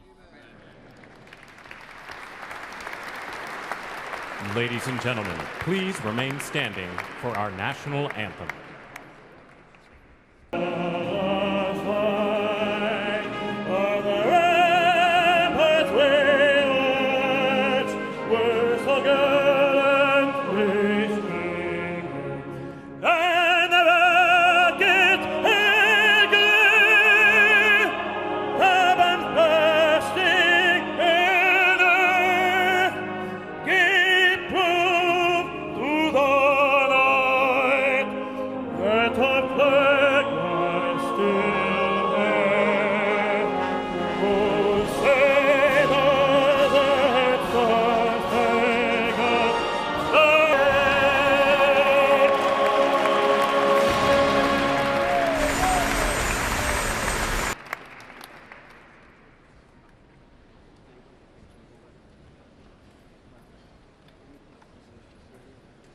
Ladies and gentlemen, please remain at your seats while the President and official party depart the platform.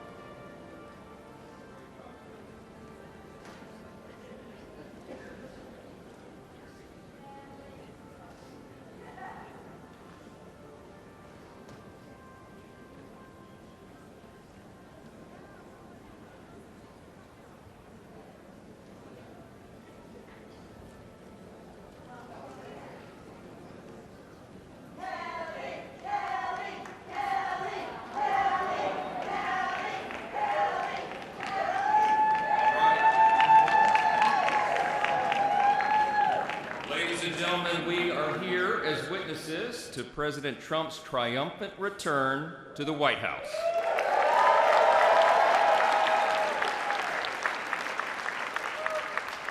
Right now, already this morning, you can feel it around the country. We certainly felt it here in the city.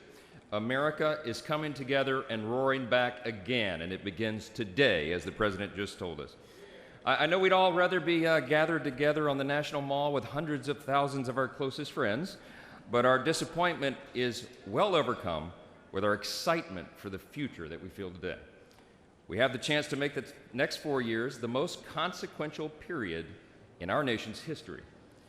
And as Speaker of the House, it is my great pleasure, my great honor, to introduce to you the man who will lead us to this new golden age, the decisive winner of the Electoral College and the popular vote, the 45th and the 47th, and the greatest president of our lifetimes, Donald J. Trump.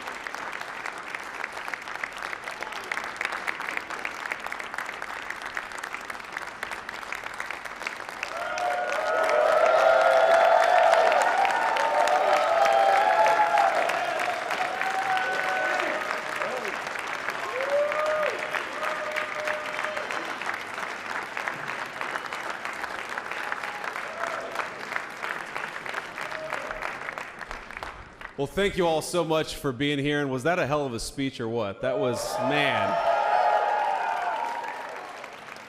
That was a good way to start it off. You know, I didn't know exactly what the president would put in that speech, and I hoped to myself that he wasn't going to hold back, and sir, you didn't hold back. That was a hell of a way to start the next 4 years. But I just want to say from the bottom of my heart, and I know I speak for the president and for all of us, thank you, thank you, thank you for making this possible. We love you. We wouldn't be here without you, and we're going to make America great again together for the next 4 years.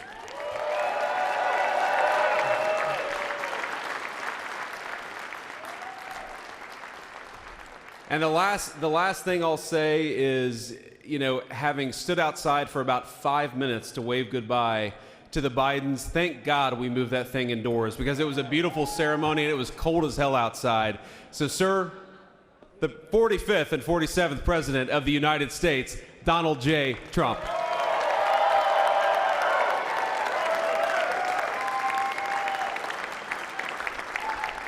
No, he's right. I said, oh, look at this beautiful sunny day.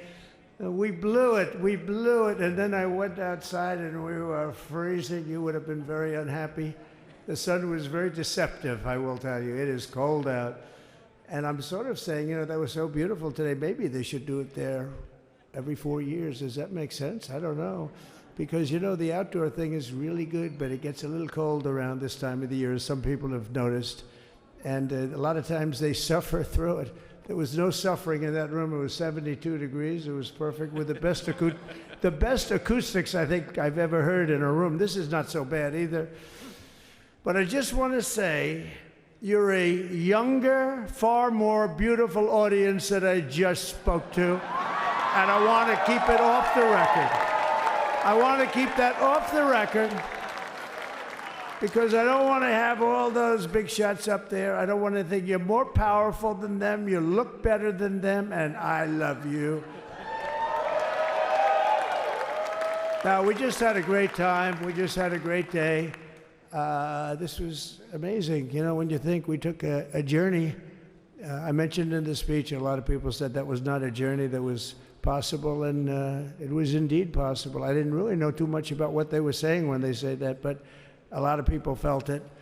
And we hooked up with JD very early. I watched JD over a period of time. I endorsed him in Ohio. He was a great senator, and very, very smart. The only one smarter than him was his wife. That was, I would have chosen her, but somehow the line of succession didn't work that way, right?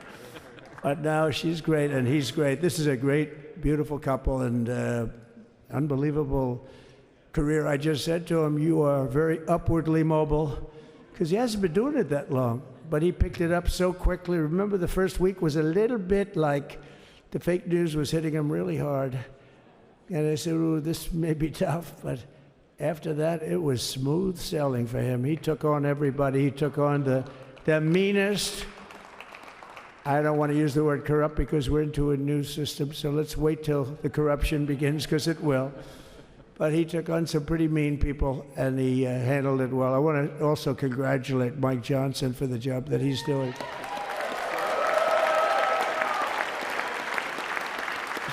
Steve, we gave him a majority of almost nothing, and then I said, to make it tougher on him, let me take 2 or 3 of the people, right? I said, he'll only have to suffer with that for about 3 months. How are they doing, by the way? Are they, is that moving along? Totally unified. I said, do you mind if I take this one, that one, and a couple of others? He didn't mind. He can handle it. No, he's a man that's liked by everybody. I've never met a man like this. You've got how many is it, 219 or 220 or something? 220. And of the 220, 219 really like him. I noticed he got 1 negative vote once about 2 weeks ago. But I think even 220 like him, if you want to know the truth. And that's very unusual. I know a lot of nice guys in Congress, and they have 35 people that hate him. So if you have 35 people that hate you and you only have 1 or 2 or 3 votes, you'll have 5, I think. But that's going to be like, you know, the good news is when we get to that 5 number, it's going to feel like a massive majority. You could be really nasty to a couple of them at least, you know? So it's going to feel like hitting your head on the wall and stopping. It feels so good to stop. But he's done a fantastic job. And Steve Scalise is, he's our hero because, you know, I was with him. You talk about being shot. I was with him. He got some bad ones, and his incredible wife, and she really loves him. You know, you never know about that. I've been with other people. They were doing poorly, and the wife is like looking at a watch. She can't get out of the hospital fast enough. How's he doing? Oh, I don't know. He's all right. That woman was a mess. She was crying and crying. No, they're going to take him. They're going to take him. I told Steve when he finally woke up, it was a while too. The doctor told me it was the most blood they've ever transfused in any patient. They've never done anything like it. And here he is, the picture of strength, right? And he's been a great friend of mine, right? With a family, because of a family. And what a job you did. It worked out pretty much better than we even thought, right? And I did have a couple of things, you know, to say that were extremely controversial. And between JD and Melania and anybody else that heard, please, sir, it's such a beautiful unifying speech. Please, sir, don't say these things. I said, I'm telling you, it's going to play great. They say, you're right. For this group of people, it's going to play great. You're the only ones I hurt by not, but we had some beauties, didn't we, Melania? She said, sir, calls me sir when she's angry. No, I'm only kidding. I better say I'm only kidding, or the press is going to pick that one up loud and clear. No, but she said, no, I think it would be terrible. It's such a nice speech. I think it's, you know, it all depends on your delivery. How was the delivery? Was it good? But she said it's such a beautiful speech. You can't put things in there that you were going to put in.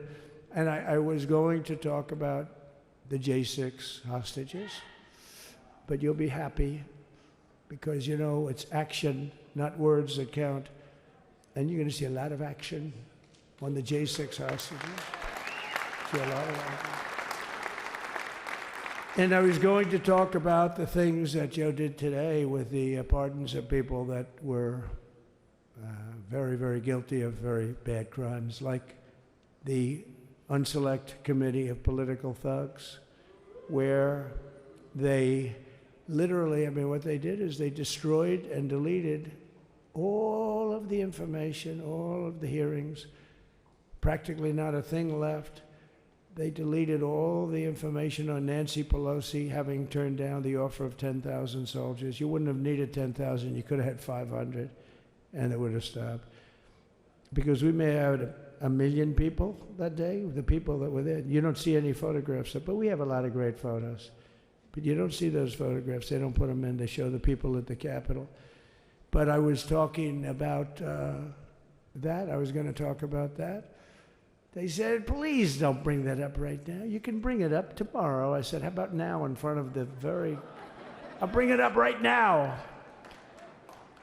You know, this little time delay is good because we're getting great reviews on the speech. Now watch. They'll take the speech and say, I didn't like it because he left there and he talked to people. But we're giving you a little more information than we gave upstairs. But no, they pardoned a lot of people. They pardoned, before we even get to today, they pardoned, 33 murderers, absolute murderers, the worst murderers. You know, when you get the death sentence in the United States, you have to be bad because they don't give it much. And he pardoned almost everybody having a death sentence. And if you went through the crimes that were committed, you wouldn't even believe them, the level of violence, the people that were killed, the innocence of people that were killed and children killed by these people. And he pardoned them for whatever reason. He spared them, but they didn't spare the people that they killed. And, you know, who knows what happens in the future. It's one of the worst because a lot of times they let them out early after that. You know, they say you're going to be in for life, but then all of a sudden they get let out for good behavior, and then they go on a rampage. You know, it's one of those little things, right? But I was going to talk about that. But I was really going to talk about the level of, you know, what's going on. Why are we doing this? Why are we trying to help a guy like Milley? Why are we doing Milley? He was pardoned. What he said, terrible what he said. Why are we helping some of the people? Why are we helping Liz Cheney? I mean, Liz Cheney is a disaster. She's a crying lunatic and crying Adam Kinzinger. He's a super crying. I never saw the guy not crying. He's always crying. I looked at him. I remember years ago he was actually on my side. And then one day, you know, when you don't want to kill people in wars, they turn against you. Liz Cheney hated the concept of not going to war with everybody. Let's kill everybody. Let's spend a lot of money on military equipment, you know, where her father works, right? And but what she did was incredible. Think of it. They destroyed and deleted all of that information that went on for almost 2 years against Trump. And the reason they did, because it was all false, like the person that said, I tried to strangle a Secret Service agent. That's one of the toughest human beings I think I've ever seen. I actually had a friend saying, please don't change that, sir. You are the coolest sucker in history. Remember she said, I put my hands around his neck because he wouldn't go to the Capitol. Made up fiction. And I was rebuffed. And the guy on the right is a massive weightlifter. Probably stronger than me. Do you think he's stronger than me, honey? You know who I'm talking about. Possibly stronger than me. Slightly younger than me, like, I won't say how many years because I don't want to talk about that, but a lot of years. But I had a friend that said, why are you disputing that story? That's the coolest story I've ever heard. That I would attack a karate champion, get slightly rebuffed, and then throw my arms around a guy with a neck about this big. Even though there are bars, you know, there are bars, you can't really do that anyway. So I wanted to talk about that. But all of that stuff got deleted. And the reason it got deleted is they were all caught in lies. You know, Secret Service testified, and they said it didn't happen. Actually, the two guys were very embarrassed. They're suffering because their friends are saying, did Trump really do that to you? But they gained a whole new respect for me. But it was just make-believe stuff, and there were a lot of make-believe stories made up. So rather than suffer the wrath, like the story with Nancy Pelosi, I offered her 10,000 soldiers. She knows it. She admitted it on tape that her daughter made. She's a videographer or whatever you call her, which I'm glad she is. Oh, she can't be in good stead with Nancy. But Nancy said it was my responsibility as she's leaving the Capitol. She said it was, and it was. She's in charge of security at the Capitol. But I offered them up to 10,000 soldiers, even more. One time I said more, as many as you need. But you needed 400 or 500. If 4 or 5, you 10,000, that would be more than the number of people there by lot. But we offered her 10,000. Think of it, 10,000 soldiers. In other words, J6 wouldn't be J6. There would have been no J6. But she rebuffed them. She didn't like it. No, she didn't like it. Maybe she wanted that to happen. But she's guilty as hell. And now we would have to go through the process because they destroyed all evidence. They deleted everything. There's virtually nothing left. The other fake story and so many other fake stories. And many people came out on our side. And those people now, we've got to find them. There's nothing left. So that's a criminal offense. If that were a civil case, it would be a criminal offense. If that happened civilly where you did that, it would be a criminal offense. So I decided I'm not going to make this speech complicated. I'm going to make it beautiful. I'm going to make it a unifying speech. And then when they said we have a group of people that are serious Trump fans, I said, this is the time to tell those stories.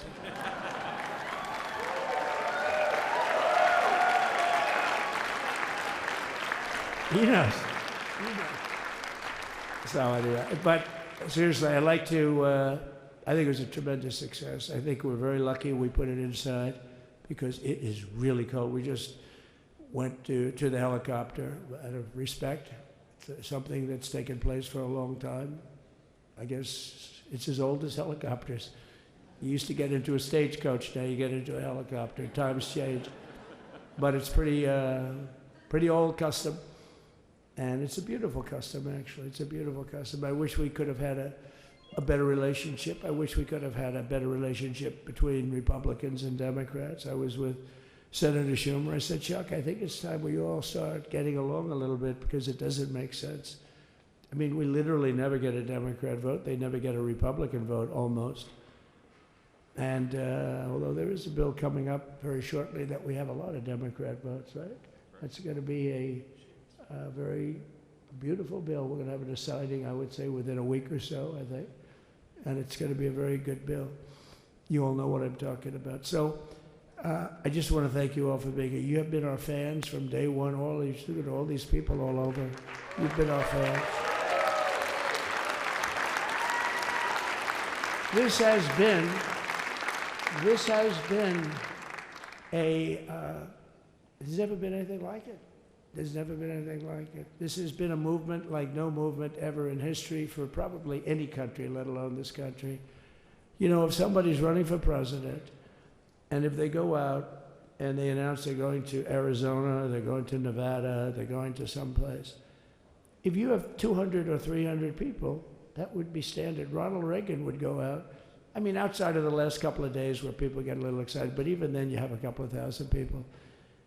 But if you're going to go someplace, any place, any one of the swing states, any one of the other states, I mean, how about the non-swing states? We won Alabama by 48 points. We won Tennessee by massive numbers. Wyoming, we won by numbers that are, nobody's ever seen numbers like that. And, you know, places like California, we did great, but when they send out like 38 million ballots, nobody knows where the hell they're sending them, and then they come pouring back, the whole thing. You know, they passed a law in California that if you work in an election bureau and if you so much as ask for a voter ID, if you say, sir, ma'am, could I please look at your voter ID? They have the right to put you in jail. You're a criminal. Can you believe that? There's only one reason that happens. They want to cheat. So they had it where voter ID wasn't accepted.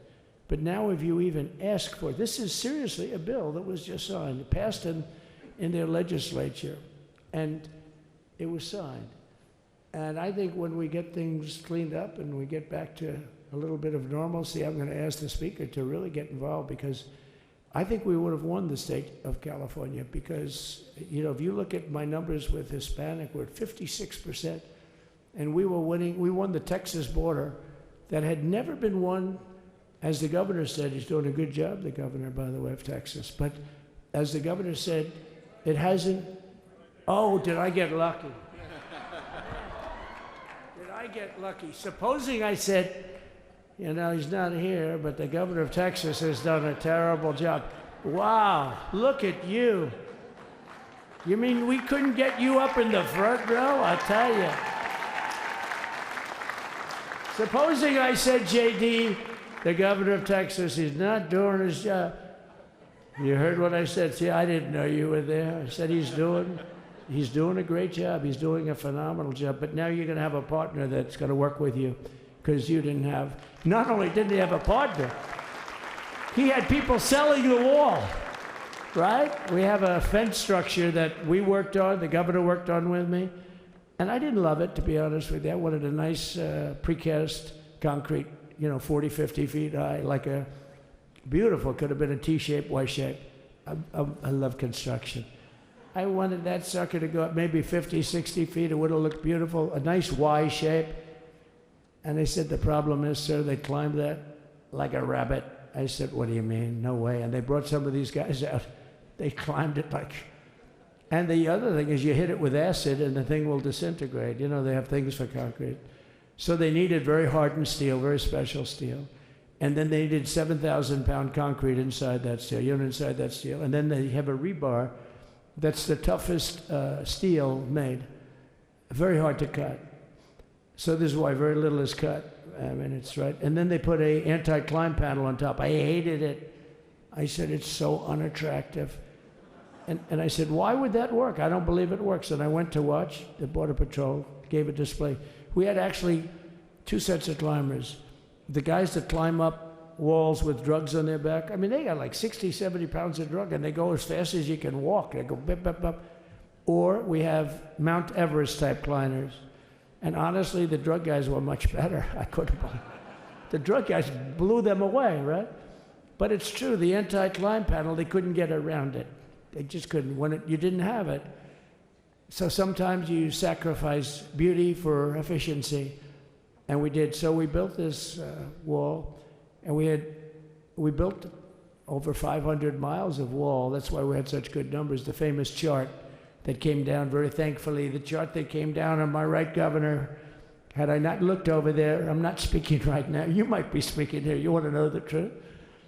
You, JD, you've got a lot of great people in this party, but I got very lucky, but we had the best numbers we've ever had.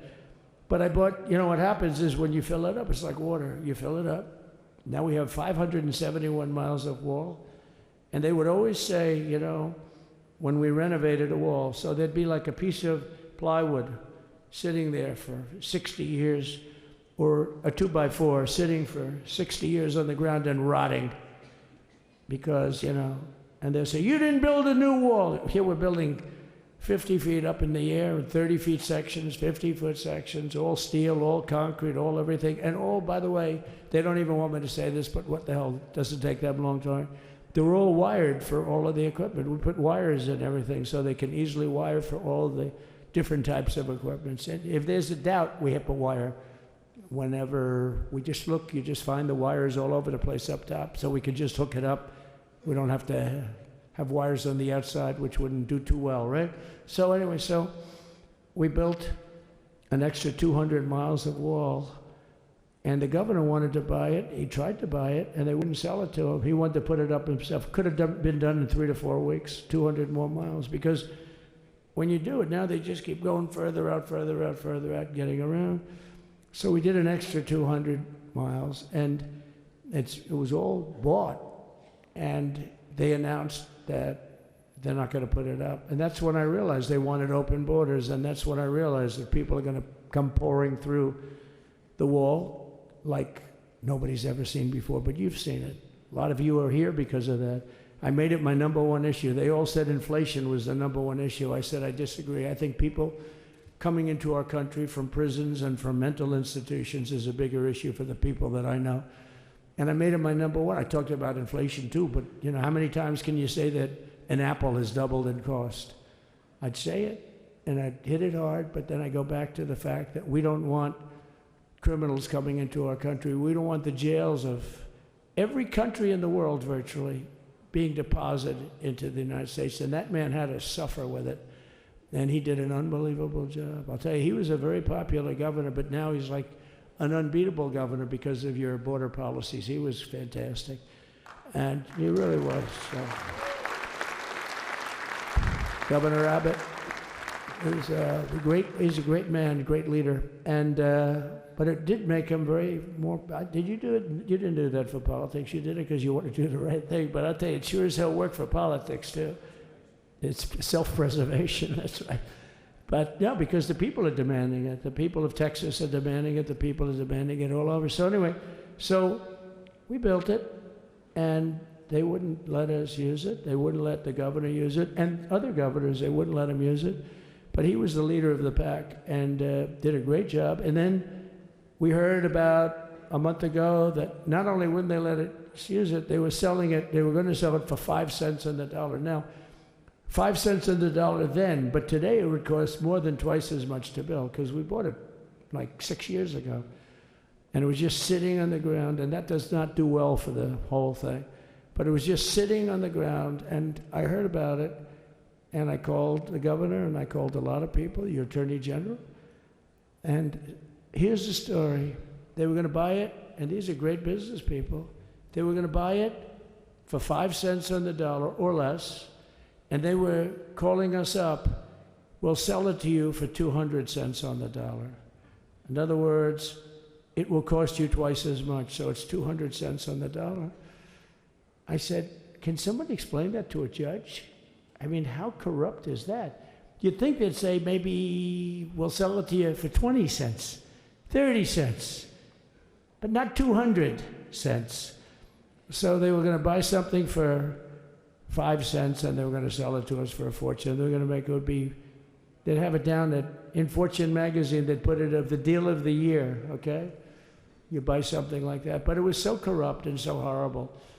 And when we told that to the administration, they didn't care. They just kept going forward. They couldn't care less. And they kept going forward. They knew that they were trying to sell it back to us. They would have sold it back to us. You would have ended up buying it. You would have paid probably 50, 60 cents, who knows.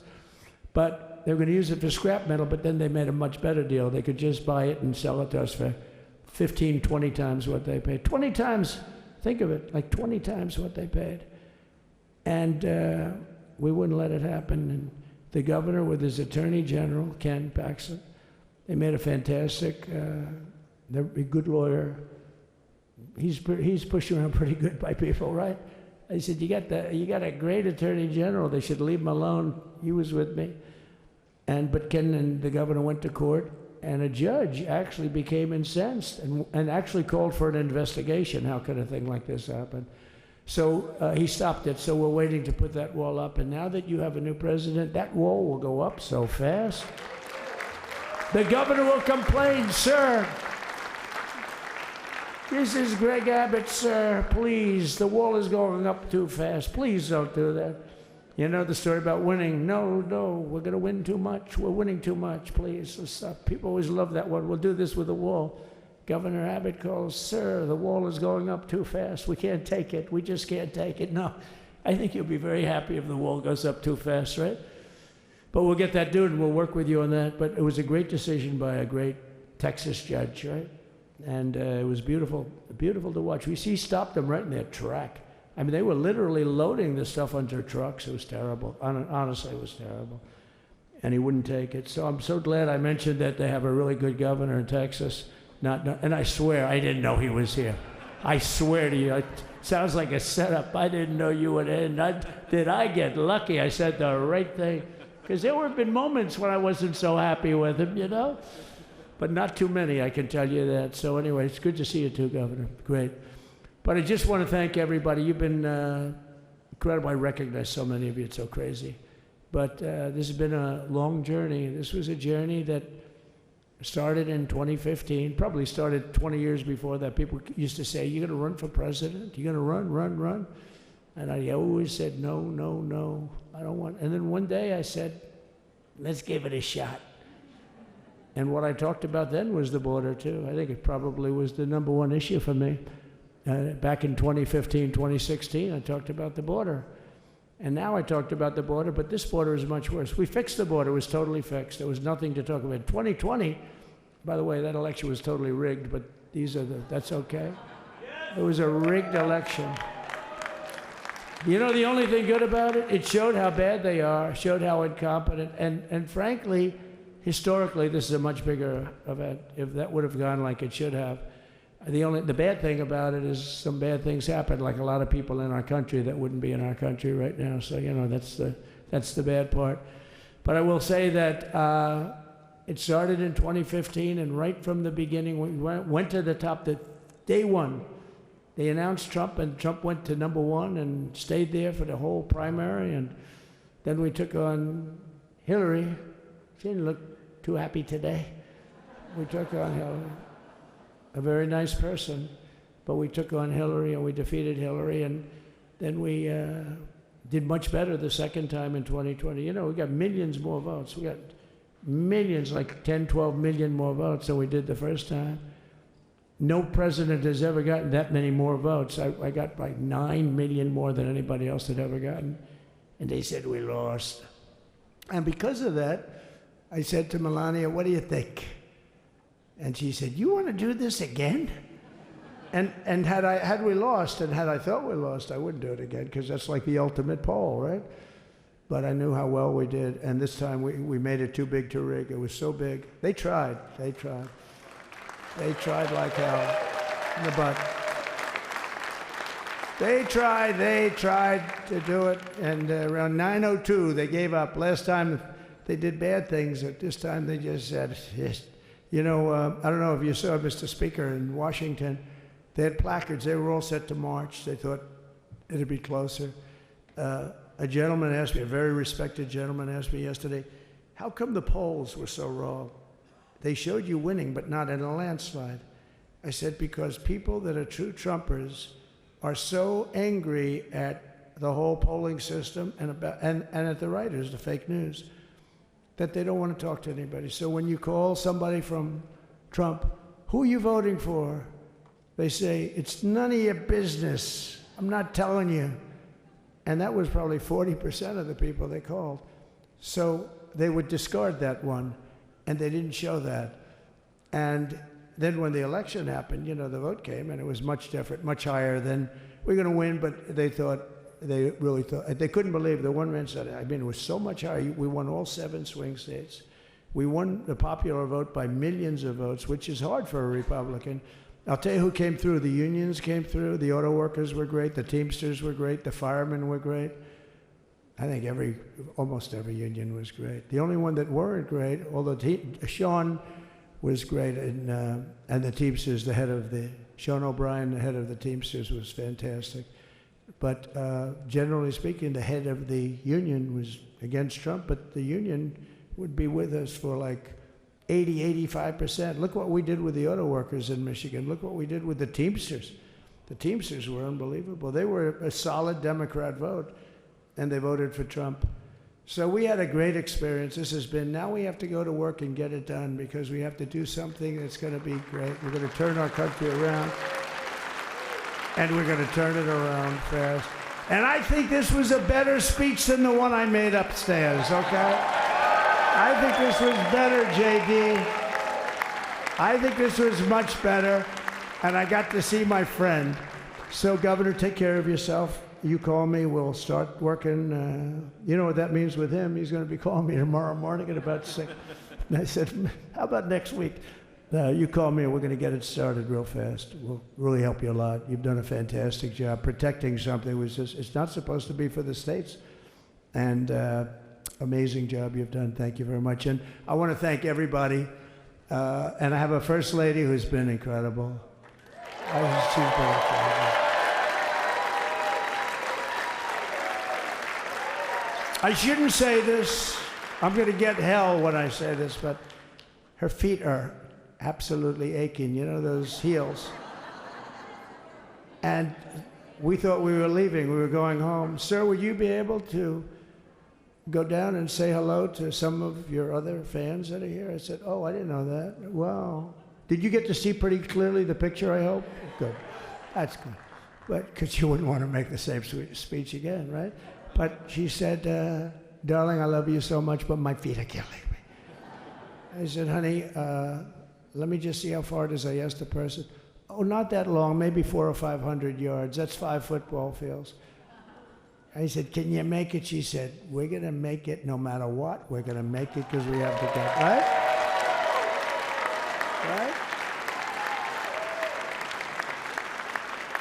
And then we went out to the helicopter, though, just prior to this and said goodbye. And it's a custom. And the wind is blowing like crazy. And with the hat that she's wearing, she almost blew away. We almost lost off her. She was being elevated off the ground. She almost blew away. No. So we all appreciate it because she's been a great First Lady. A beautiful and a great First Lady. And they love our First Lady. You know, JD, whenever I make a speech, I see hundreds of times, we love our First Lady, we love, and they do, and they should. She's great. So I just want to thank you very much. I just want to thank everybody. And I felt that, I said to JD, should we give him the A treatment, the B treatment, the C, the D, or the F? You know what the F is? Hello, everybody. Thank you for being here. Bye-bye. I gave you the A+ treatment. Thank you. Thank you all. Thank you, Governor. Thank you all very much. Appreciate it.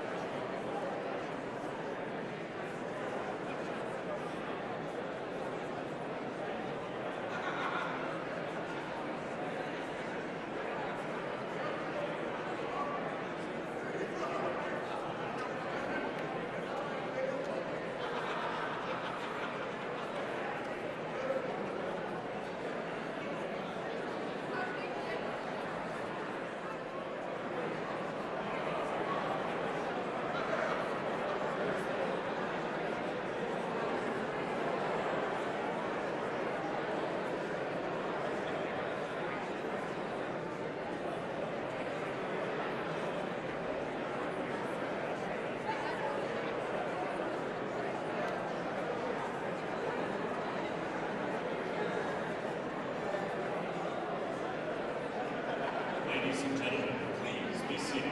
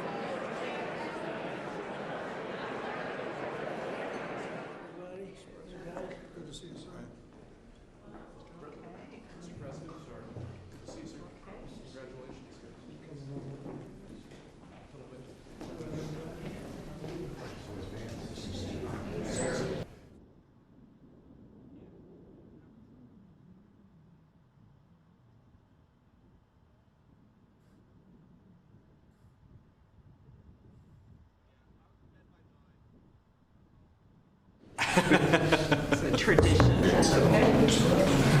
All right. That was 3 times the number of appointments you did in 2017, sir. Plenty more time. Just getting started. A lot of good work to do our own closure. So we're going to stop there. It's good counsel. Try to work through your documents. So that's when they get green.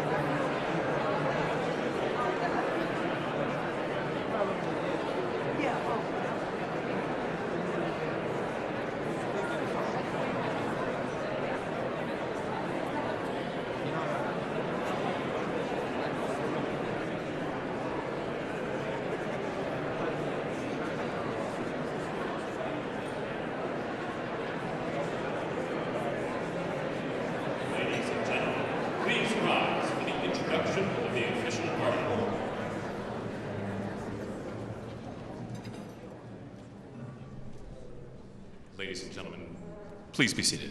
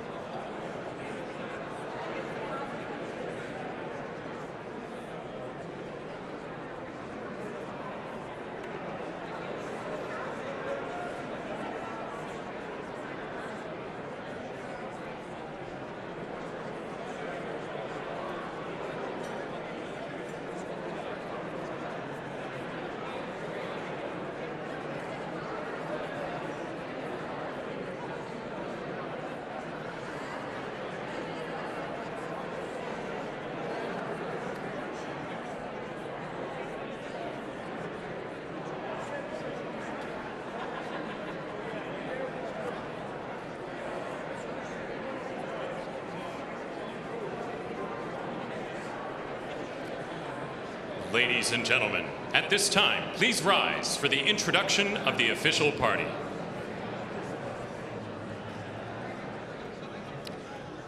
Please welcome members of the Joint Congressional Committee on Inaugural Ceremonies, the Speaker of the House, the Honorable Mike Johnson, accompanied by Mrs. Johnson, Senate Democratic Leader, the Honorable Charles Schumer, accompanied by Mrs. Weinshaw Schumer, House Majority Leader, the Honorable Steve Scalise, accompanied by Mrs. Scalise, and House Democratic Leader, the Honorable Hakeem Jeffries.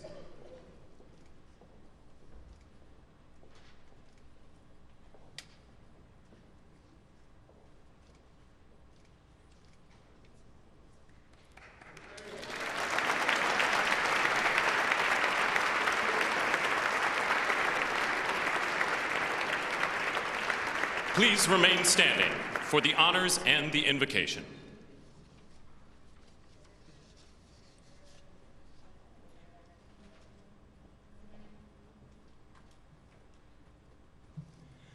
Ladies and gentlemen, escorting the Vice President of the United States, ranking member of the Joint Congressional Committee on Inaugural Ceremonies, the Honorable Deb Fischer and Mr. Fischer.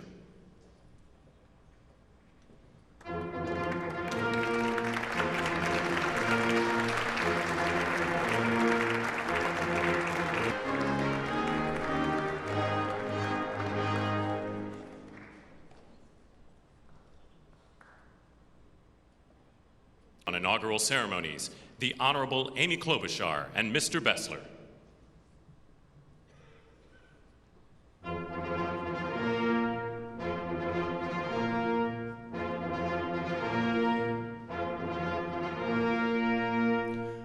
Ladies and gentlemen, the President of the United States, the Honorable Donald John Trump and Mrs. Trump.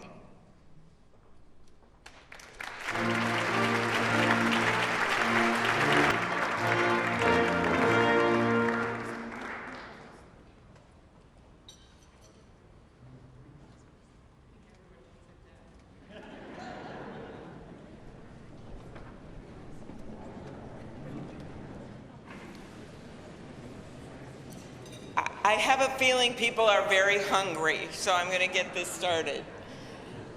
Mr. President and Madam First Lady, Mr. Vice President and Madam Second Lady, my colleague Senator Fisher, distinguished guests including the Speaker, Leader Jeffries, and Senate Leaders Thune and Schumer, on behalf of the United States Congress, welcome to the 60th inaugural lunch. Big surprise, we are featuring Nebraska beef and Minnesota apples for dessert. We are here in Statuary Hall, where these luncheons have taken place since President Reagan's first inauguration in 1981, and where the House of Representatives once met over 150 years ago. That would be before you were born, Mr. Speaker. In 1864, after the new House wing of the Capitol was built, and in the midst of the Civil War, Congress dedicated this chamber to host statues chosen by every state. Walking into the hall, we all passed under the arch, holding the marble car of history clock. The statue shows Cleo, the Greek muse of history, holding a book to record events as they happen. And as you can see, she's heard a lot of stuff. And as she rides her chariot forward into the future, she looks behind her to remember the past. She remains here as she has for hundreds of years, a reminder that history will remember the events of the present, and it is on us to write that history right now. Speaking of, I'd now like to ask U.S. Senate Chaplain Dr. Barry Black, and we thank God he is back with us and in good health, to deliver the invocation, after which lunch will be served. Thank you.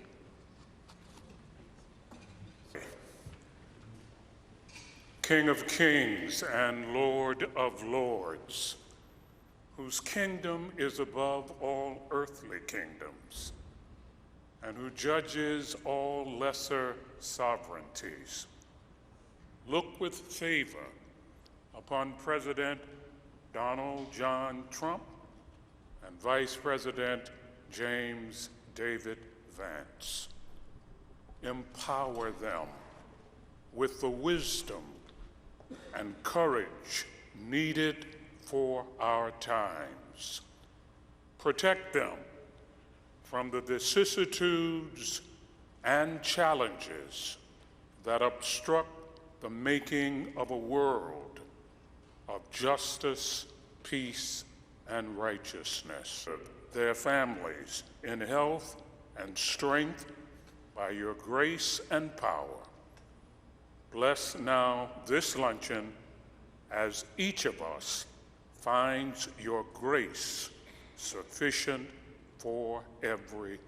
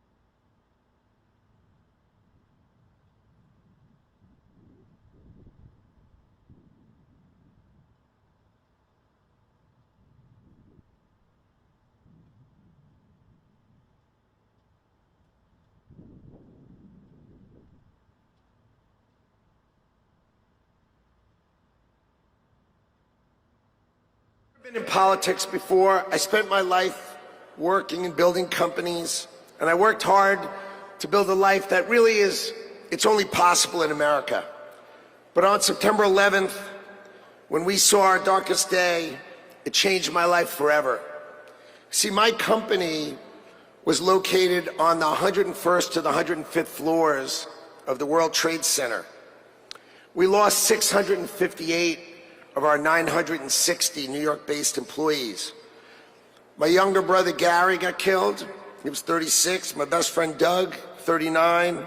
658 of my friends and colleagues got killed. So 9/11 could have broken us, but we Americans, we're strong. We don't break. So we all, my employees and I, we dedicated ourselves to rebuilding the company so we could take care of the 658 families that we lost.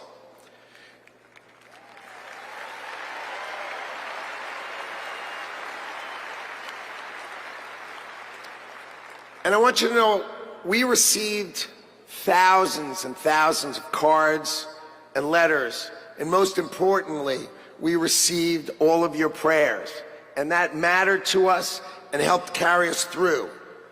So the events of September 11th, they instilled in me a sense of community and dedication for the country. So when the president asked me to join him in his administration, I jumped at the chance. So I was the co-chair of the transition team, which helped pick for the president and helped sort of set him up so he could pick all the nominees. And then I'm really proud to tell you that he was nominated, President Trump has nominated me to be the next Secretary of Commerce for the United States to serve all of you.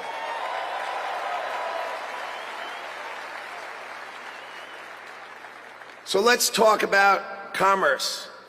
You see, we plan to end the decades of policies that threw American workers to the wolves. Factories were closed, jobs were lost, wages decreased.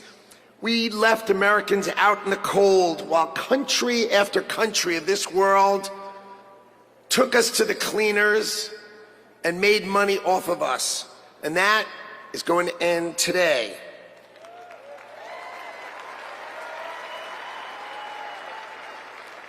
At the start of the 20th century, America was the richest country on earth, and we defended our workers from unfair trade policies with tariffs. And we only made money. We had no income tax. All we did is charge other countries and foreign companies, if they wanted to sell to America, you had to pay for entry. Okay, so imagine this. The US government had no income tax. Americans got to keep all their hard-earned money, and foreigners paid the price. So now, what's happened? We have the Internal Revenue Service. That means charge us internally. Now imagine politicians who can't even balance their own checkbook, taking our money, and what do they do every year? Let's just take more, let's just take more, let's just take more. So this is how Donald Trump is going to end it and fix it.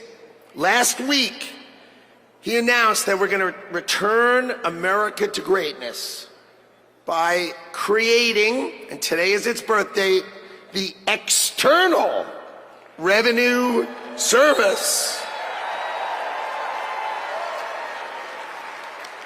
So if you're always wondering, is some bureaucrat going to cut your benefits?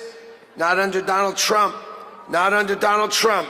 It means foreign companies are going to pay if they want to come and sell products to the wealthiest country on earth.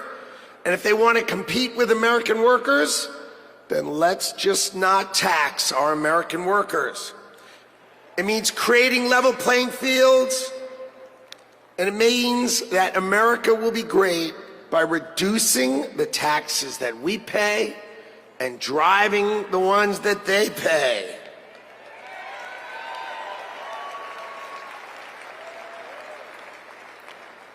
So what that means is the External Revenue Service will put up tariffs or walls that protect you. And that means if these companies don't want to pay, there's only one thing they can do: build their factories in America, hire Americans with great high-paying jobs.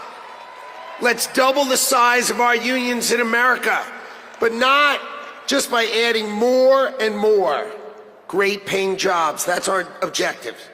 So today is the beginning of celebrating the return of common sense and ending the decades of disrespecting the American worker and the disrespect and unfair treatment of our workers. Today, Donald Trump returns to the White House and prosperity returns to America. Thank you all. And I love today. What a day.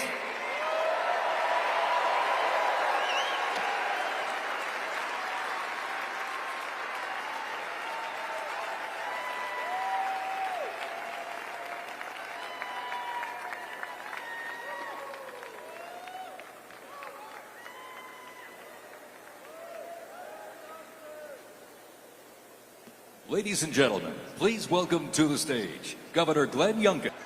Well, come on now, can't you feel it? The American spirit is alive and well.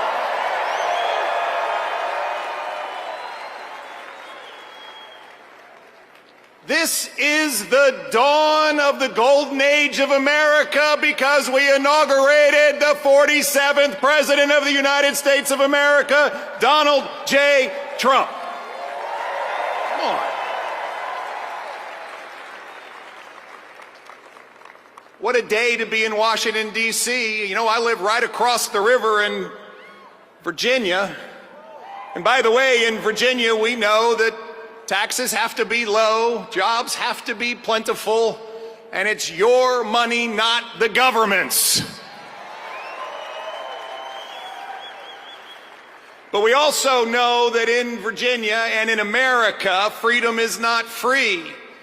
We know that our military heroes and their families sacrifice everything. We know that law enforcement stands in the breach.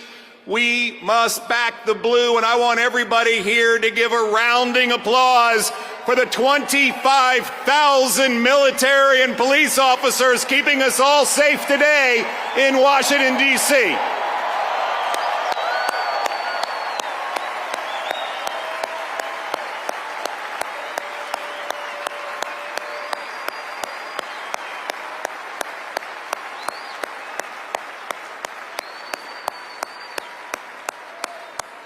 God bless America. My friends, we are standing here on the dawn of a new age, and we are seeing the sun set. The sun set on weakness, the sun set on wokeness, and the sun set on a wide open border that has turned every state into a border state. We are seeing the dawn of a prosperous America, the dawn of a secure and safe America, and the dawn of a world that sees peace because we have a strong America.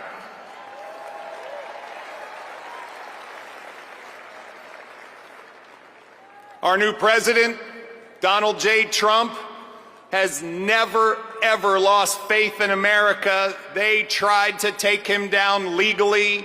They tried to put him in jail. They tried to even assassinate him. And he never gave up on America, and America, we will never give up on him.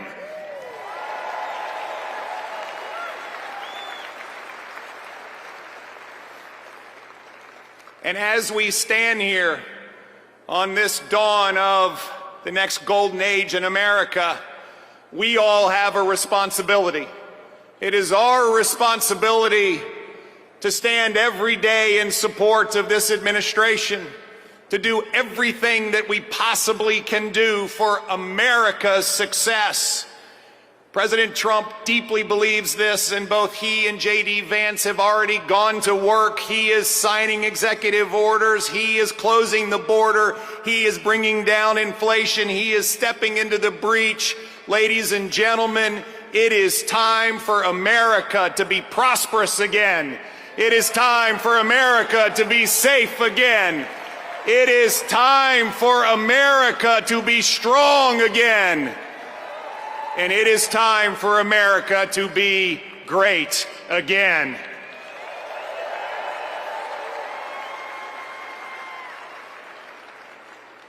I hail from the great Commonwealth of Virginia, and we know a few great Americans in our history. From George Washington to Thomas Jefferson to James Madison to Patrick Henry, who echoed, "Give me liberty or give me death." My friends, those words that Thomas Jefferson penned, which are the greatest words, at least in this hemisphere, ever written, that we hold these truths to be self-evident, that all men are created equal and we are endowed by our Creator with certain unalienable rights, and among them are life, liberty, and the pursuit of happiness. Well, ladies and gentlemen, we stand here on the dawn of a new age where life, liberty, and the pursuit of happiness are available to every American.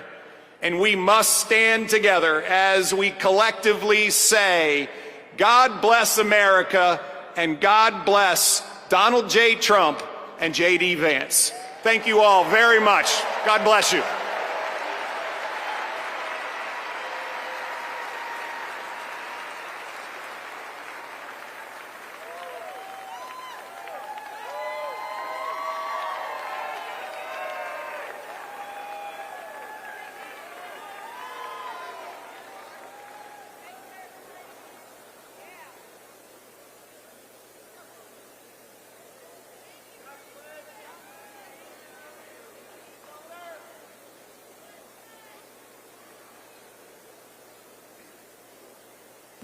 Ladies and gentlemen, please welcome to the stage, Mr. Elon Musk.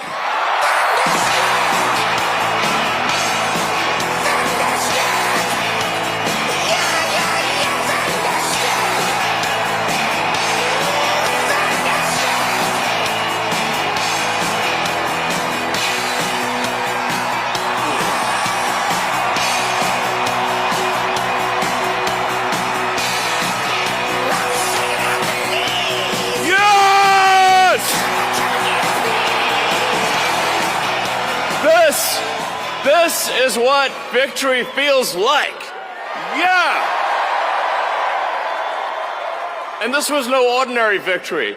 This was a fork in the road of human civilization. Okay. You know, there are elections that come and go. Some elections are, you know, important, some are not. But this one this one really mattered. And I just want to say thank you for making it happen. Thank you.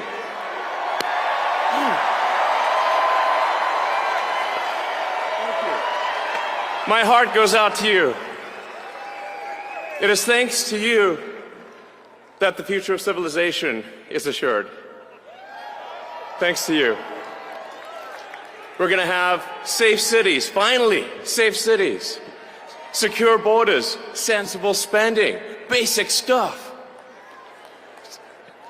And we're going to take Doge to Mars.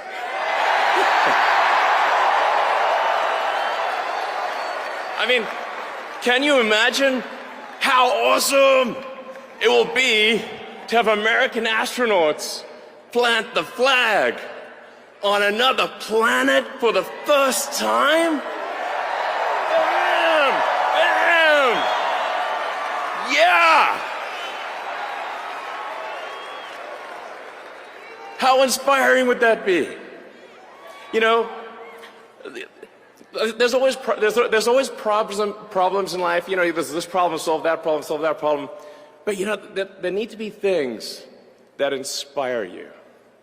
There need to be things that make you glad to wake up in the morning and say, I'm looking forward to the future. Yeah. And I love you guys.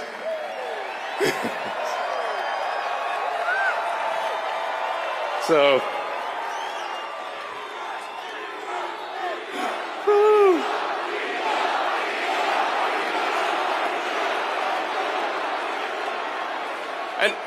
And let me tell you, I'm going to work my ass off for you guys. So,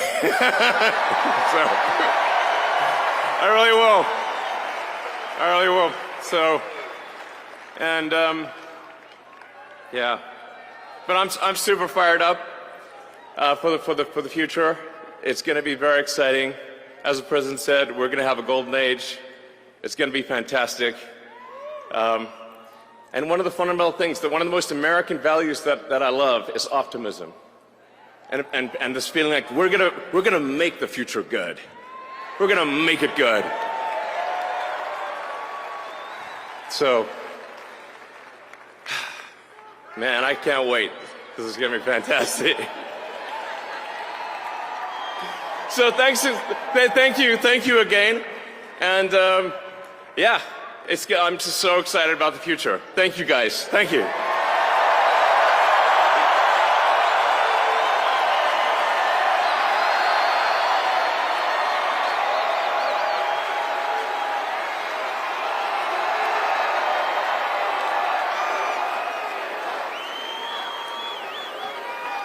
Ladies and gentlemen, please welcome to the stage Kash Patel.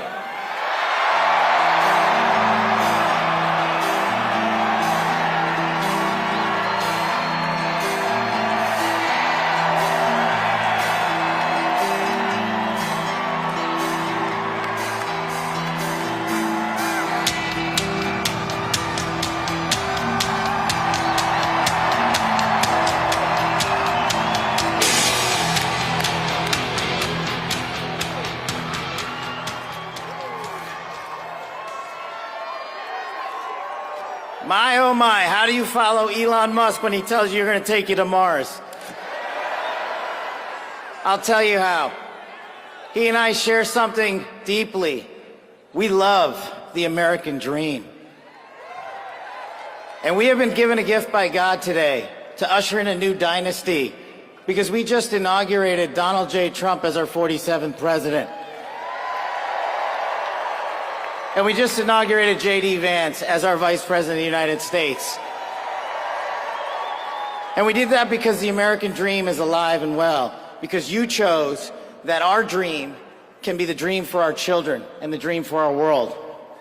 And we are at a crossroads here in America, but our future is bright because you had the courage to stand for your convictions. So I'm humbled here to talk to you about why I love the American dream. My story's pretty simple, it's unique, and some of you share in it. My parents were born and raised in East Africa. My father in the 1970s fled a genocidal dictatorship in Uganda, where he saw 300,000 of his countrymen murdered, where he saw what lawlessness would do if it was allowed to break through the system of constitutional justice. He fled, like so many others. He married my mother. They moved here. They waited in line. They stood in line because the American dream was worth standing in line for.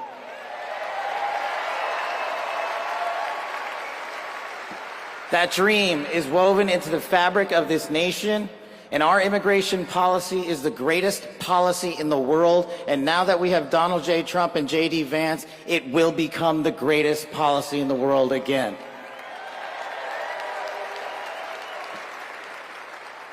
But dreams and hopes aren't enough, my friends. We got to get to work. And we got to accept the realities that too many of you know from your communities.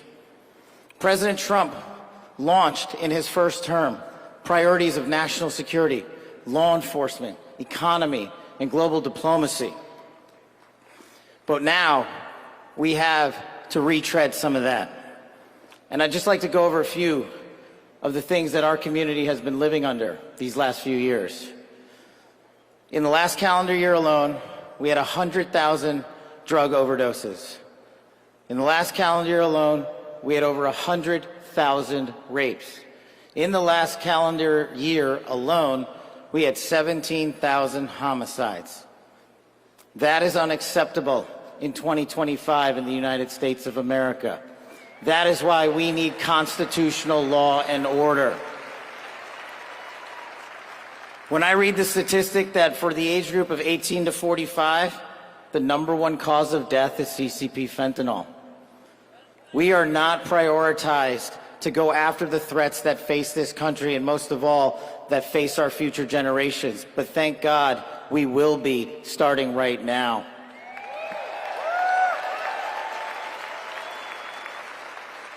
President Trump and J.D. Vance's leadership and administration will usher in the priorities that I cherished during my 16 years in government service. That we will always, always honor the men and women who wear the cloth of our nation and stand on that wall and tell you nothing's getting by them tonight. And so to them, thank you.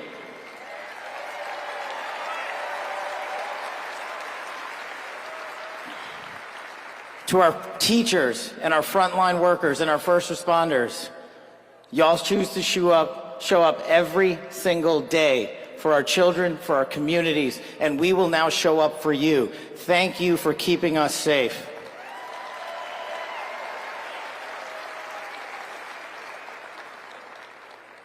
To the men and women in law enforcement, and maybe I'm biased on this one, our police officers, our sheriffs, our federal agents are some of the greatest warriors that God has ever created. And we will put them first because they have our backs, and now we will have your backs.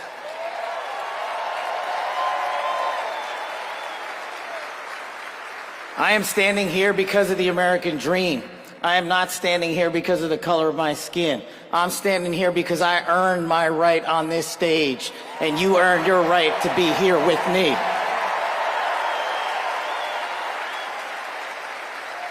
And I promise you this, with every fiber of my being, that our law enforcement, that our teachers, that our first responders, that our veterans, that our men and women in uniform who dare to serve this country and put themselves below the rest of our needs will be reprioritized to the top of the heap because they are standing on that wall, and we will not let that light go dark on them.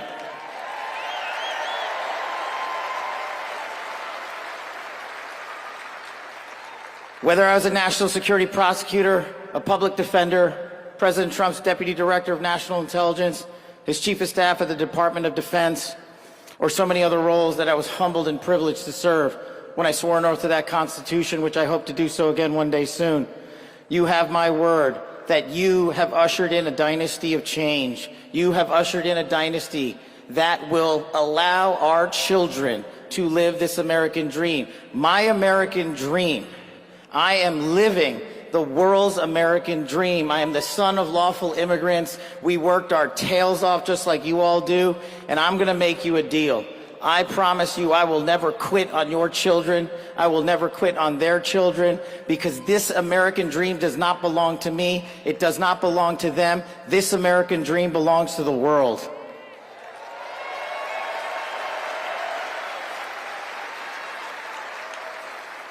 So in closing, I just want to tell you this. It's pretty cool to be speaking in Capital One Arena right before the boss.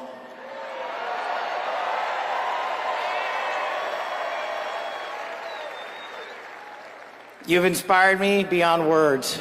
Your love, your devotion, your commitment to our country, everywhere I go, shows us that we are not only the beacon of hope, but we are the land of constitutional justice. We are the land under Donald J. Trump and J.D. Vance where we are going to end the two-tier system of justice. We are going to remove the weaponization of the intelligence community for political purposes. And we are going to put the men and women of America first.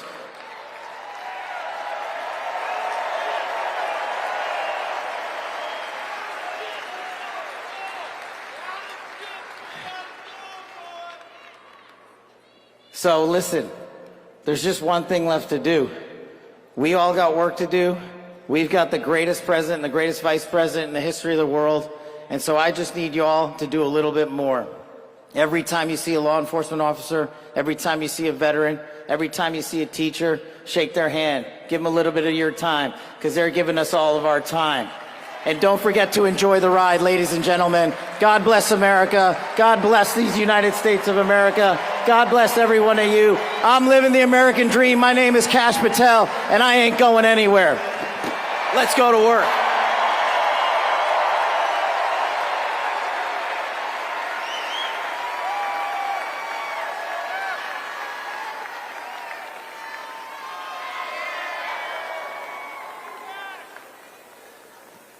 Ladies and gentlemen, please welcome to the stage, Dan Scavino.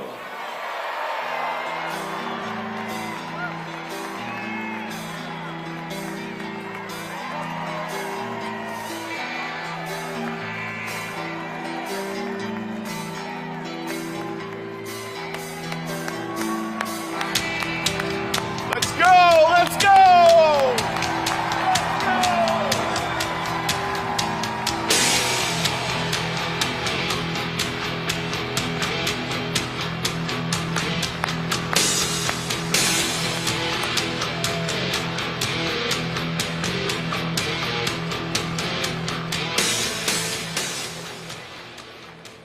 Hello, Patriots. How's everybody doing this evening? We're back!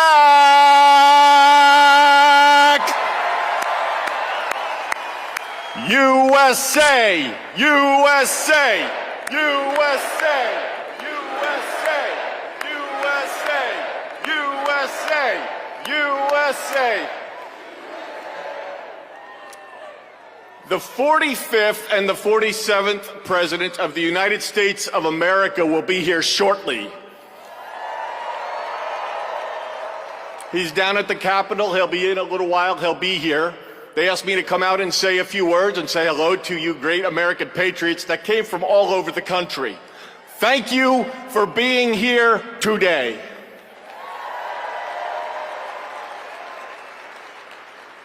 One thing I just noticed when we were leaving the Capitol after the swearing in that really hit me hard after the journey we have been on over the last 9 years, especially over the last 4 years. It really hit me when they took the presidential seal right here and put it on front of the podium for when the president gets here. President Trump often says to us on Team Trump over the years, "You're so lucky that I took you on this journey." In the good times and the bad times, no matter what would be happening, we'd be sitting on Trump Force One, Air Force One, in the Oval Office, at Mar-a-Lago, no matter where it may be. Good times, bad times. You are so lucky I took you on this journey. And you know what, Mr. President? You are damn right. You took all of us on this journey.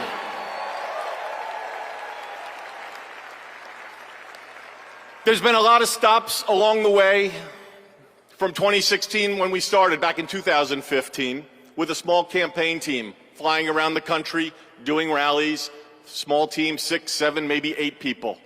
Then it continued to grow. Before you knew it, the GOP nomination was going to Donald J. Trump in Cleveland in 2016.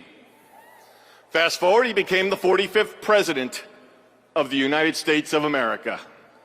He had a great 4-year term, and you know what's been great? The last 4 years have not been great in many senses, but he's back in office right now, and I'm just absolutely so pumped up for what this president is going to do.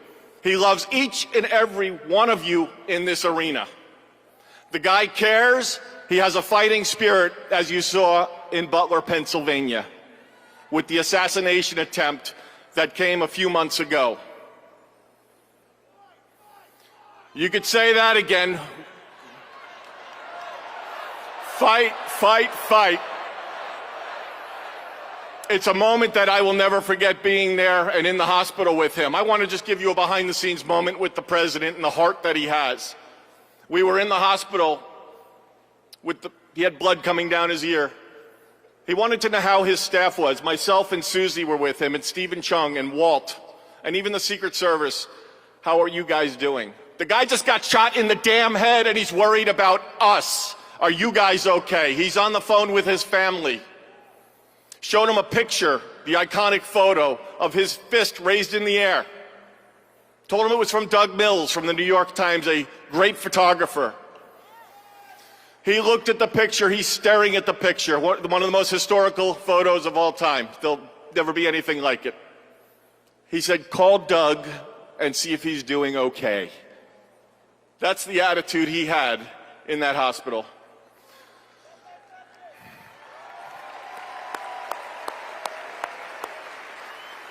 Our president has been resilient through a lot. And I don't need to get into all of it because you're all familiar with it, and I'm convinced much of it that went on over the last 4 years is why he won the election in an electoral landslide.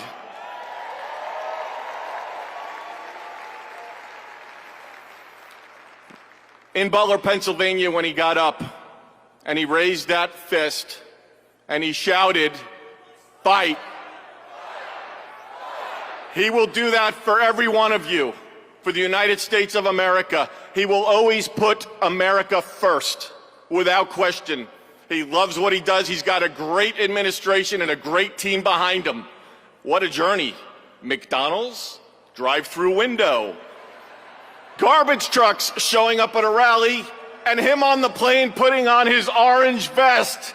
Sir, are you going to take that off? I'm going to the rally in my orange vest.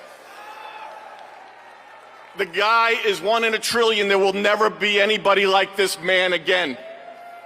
Enjoy this moment. Enjoy this movement. And together, we will continue to fight, fight, fight, put America first, and make America great again. God bless everybody here. We love you. Thank you.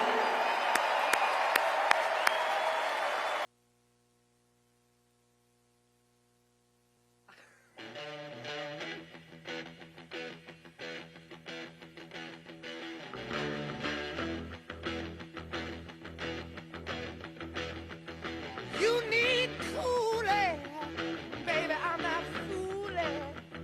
I'm gonna send you back to schooling.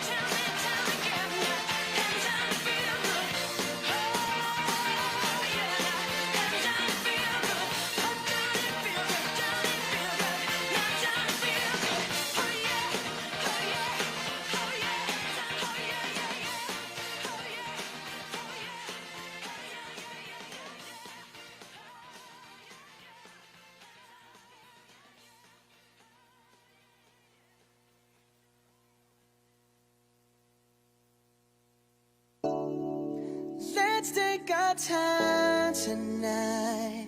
Girl, above us all the stars are watching. There's no place I'd rather be in this world. Your eyes are where I'm lost in. Underneath the chandelier, we're dancing all alone. There's no reason to hide what we're feeling inside right now. So baby, let's just turn down the lights and close the door. Ooh, I love that dress, but you won't need it anymore. No, you won't need it no more. Let's just kiss till we're naked, baby. Versace on the floor. Ooh, take it off for me, for me, for me, for me now, girl. Versace on the floor. Ooh, take it off for me, for me, for me, for me now, girl. I'll unzip the back and watch it fall while I kiss your neck and shoulders. No, don't be afraid to show it all. I'll be right here ready to hold ya. Girl, you know you're perfect from your head down to your heels. Don't be confused by my smile, 'cause I ain't never been more for real, for real. So just turn down the lights and close the door.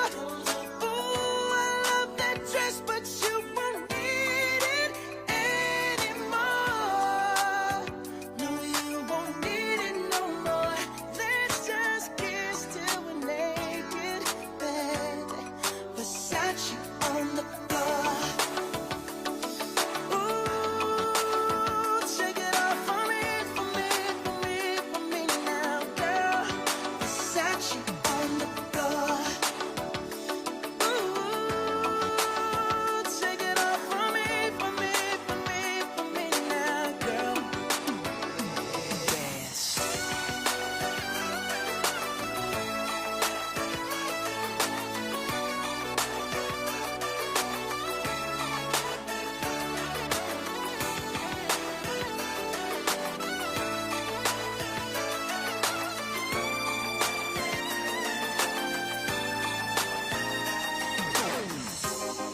It's warming up. Can you feel it? It's warming up. Can you feel it? It's warming up. Can you feel it, baby? It's warming up. Oh, seems like you're ready for more, more, more. Let's just kiss till we're naked.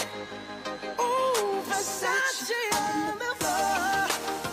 Hey, baby, take it off for me, for me, for me, for me now, girl. Versace on the floor. Oh, oh, oh. Take it off for me, for me, for me, for me now, girl. Versace on the floor. Floor, floor.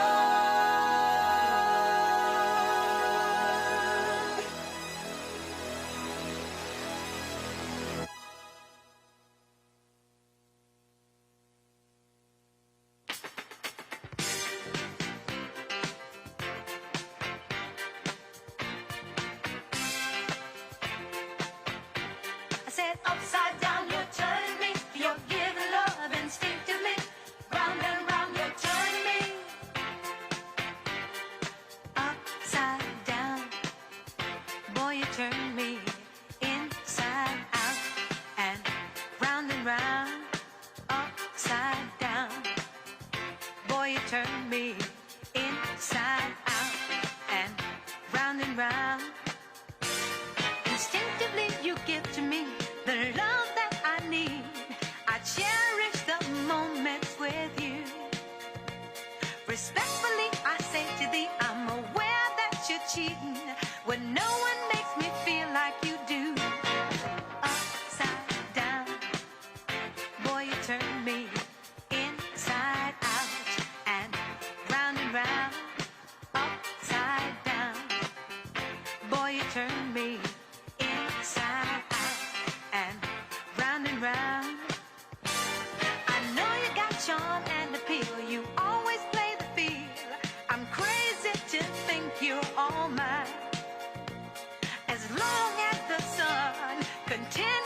shine. There's a place in my heart for you, that's the bottom line.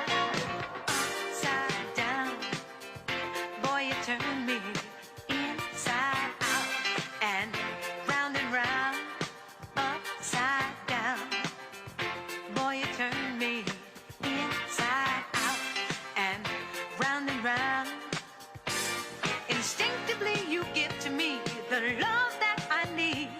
I cherish the moment with you. Respectfully I say to thee, I'm aware that you're cheating, but no one makes me feel like you do. Upside down, boy, you turn me inside out and round, upside down. Boy, you turn me inside out and round, upside down. Boy, you turn me inside out and round, upside down. Boy, you turn me inside out and round, upside down. You turn me, you're giving love instinctively. Round and round, you're turning me. I say to thee respectfully, upside down, you're turning me. You're giving love instinctively. Around and around, you're turning me. I say to thee respectfully, I said upside down, you're turning me. You're giving love instinctively. Around and around, you're turning me. I say to thee respectfully, upside down, you're turning me. You're giving love instinctively. Round and round, you're turning me. I say to thee respectfully, upside down, you're turning me.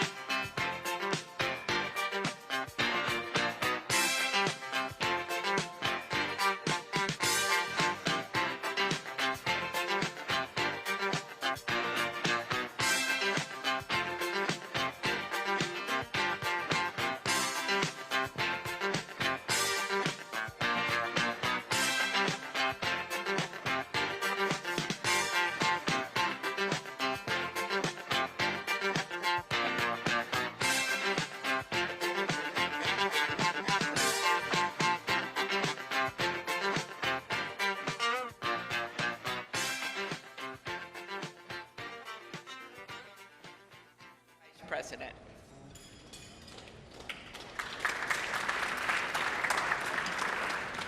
Thank you so much. It is my great honor to offer a toast to our new Vice President, Mr. J.D. Vance. J.D., you wrote something very poignant in your memoir, actually many things very poignant, but let me quote you here. What separates the successful from the unsuccessful are the expectations they had for their own lives. That's really meaningful. That expectation is a powerful thing. We remember the people in our lives who provided that to us. We all need that. Everybody needs hope and encouragement. They need a greater expectation. We need people in our lives who will make us look farther and reach higher. JD's written a lot about the people in his life that have done that. He's written about, we know the great story of your grandparents and what they did in your life. He's written about his professors and mentors that he met in law school. He writes a lot about, speaks a lot about his gracious, beautiful wife, our new second lady, Usha, is a great inspiration as well. And JD, you yourself have been inspiring people. Your story really has. It's one of the reasons that I believe God has raised your platform as he has, because you've been so faithful to tell that story and to inspire so many others.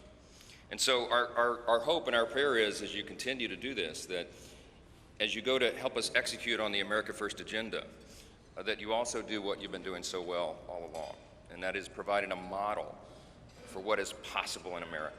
What a great story, what an inspiring story you've had, and it's just getting started. I pray specifically that you inspire a lot of the young men in America. Some of them feel hopeless and stagnant sometimes, and you're a great example to all of them and to all of us, that if you work hard and you play by the rules and you do the right thing, you can make a better life. You're now the Vice President of the United States, my friend. So everyone, will you please join me in raising a glass to our own mentors, the people who inspired all of us, to the possibilities of our own future, to these great new horizons. What a perfect choice this was for the painting, the artwork today, and to the great example of our new Vice President, Mr. J.D. Vance. You're here.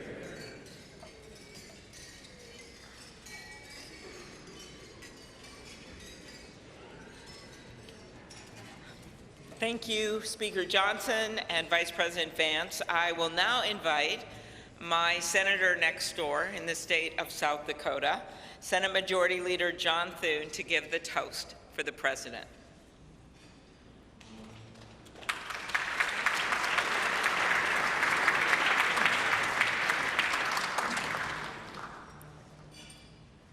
Well, Mr. President, Madam First Lady, congratulations. It is an honor for all of us to be able to be here today with you on this historic day as we celebrate your inauguration. Mr. President, one of the most important influences in my life when I was getting started in politics was Ronald Reagan. His philosophy of limited government, his belief in peace through strength, the strength of his convictions, were all things that appealed to me. But I was also drawn by his optimism and by his belief in America. And Mr. President, those are qualities that I see in you. One of the things that resonated throughout your campaign was the unshakable belief in our country and in her citizens. You remind us of everything that's possible in America. I'm looking forward to working with you over the next 4 years to build up our great country. It says in the scriptures that if you ask for wisdom, it will be given to you and given to you generously.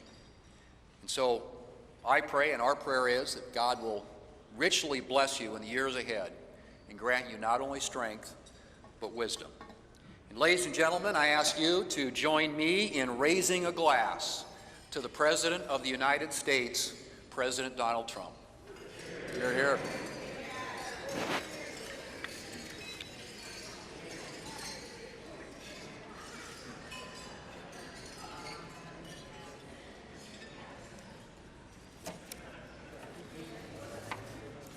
So, this has been a long day with many other things ahead for so many of you. But I want to thank you for attending the 60th inaugural ceremonies. And as we close, we ask that you pick up a gift. All of our guests are going to get a set of commemorative glasses in embossed leather featuring the Great Seal of the United States, which Senator Fisher and I selected together, and maybe Senator McConnell added some bourbon from Kentucky. Just saying. It is now my privilege to conclude this luncheon by asking Margaret Kibben, the chaplain for the House of Representatives, to deliver the benediction. Thank you. And we know we love this eagle podium. It's pretty good, Mr. President. Ladies and gentlemen, please rise for the benediction.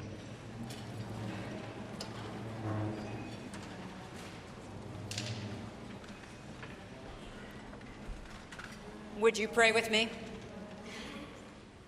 Holy and merciful God, having witnessed another successful moment in the experiment that you have entrusted into the hands of the American people, we pray your blessing on our 47th President of these United States, Donald J. Trump, and Vice President James D. Vance.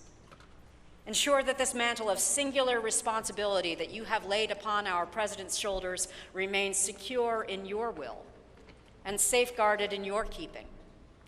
Uphold him as he preserves, protects, and defends the Constitution to the best of his abilities, relying on your divine help.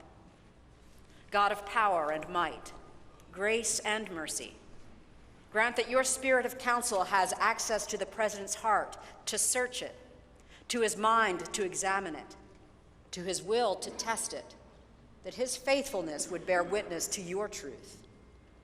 Surround him with angels and advisors who will serve as your agents to guide and guard him, caution and encourage him to remain upright and blameless in your sight. Buckle the belt of truth around his waist. Place the breastplate of righteousness over his heart. Fit his feet with readiness, that your gospel of wisdom and justice will shine forth throughout President Trump's administration. We offer this prayer to the one whose voice we follow, to guide all that we do and all that we hope for. Amen.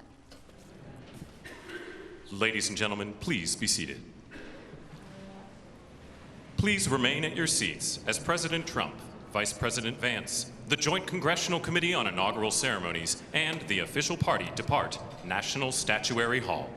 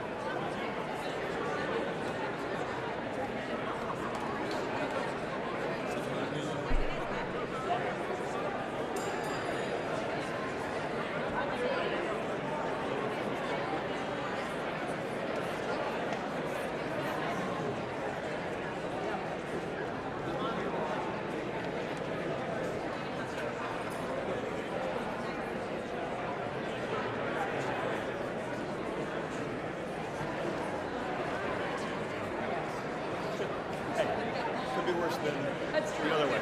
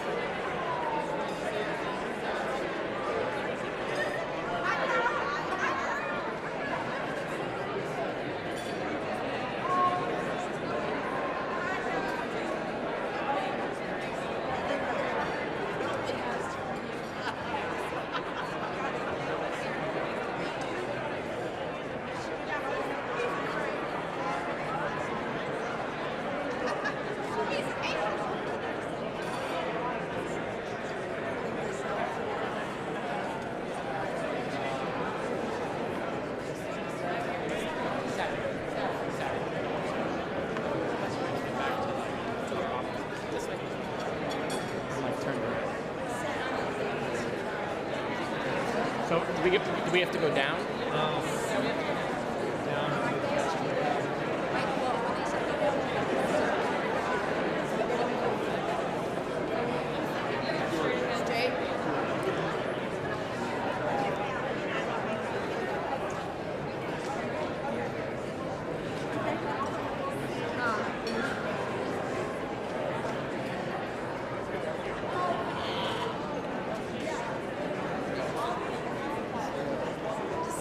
Step to the governor's mansion, and then 1600 Pennsylvania.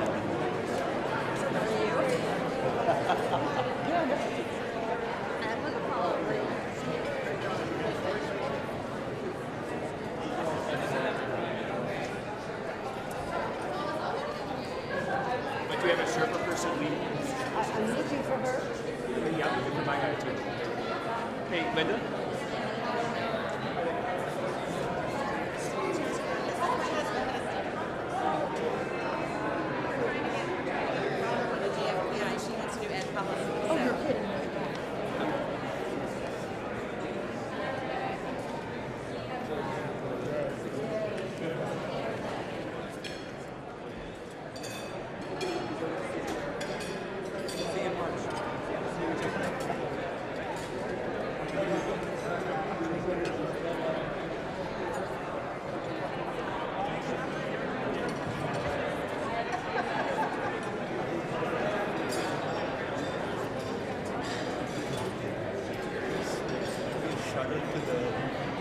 Village Hotel, and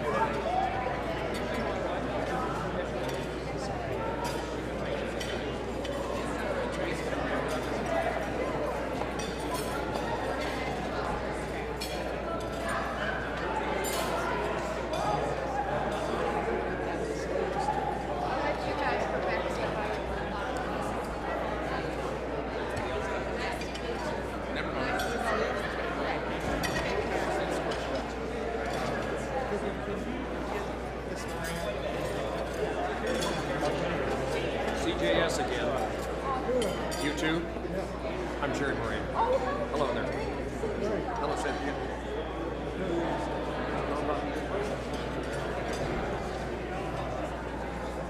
Same spot.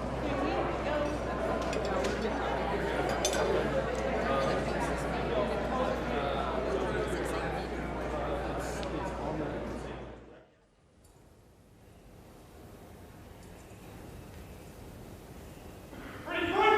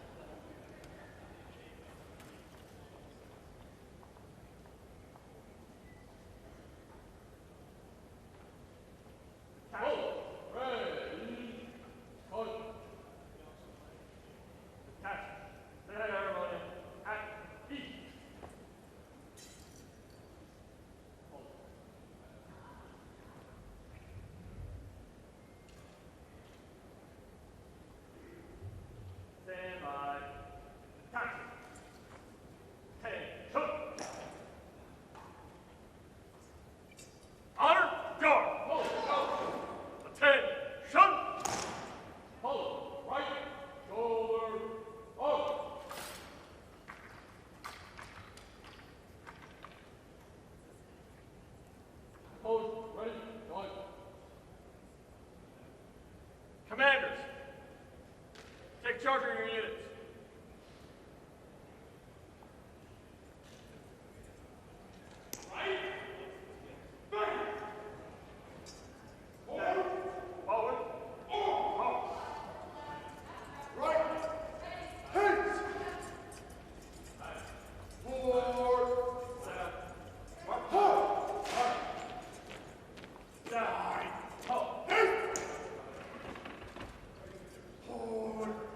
Oh!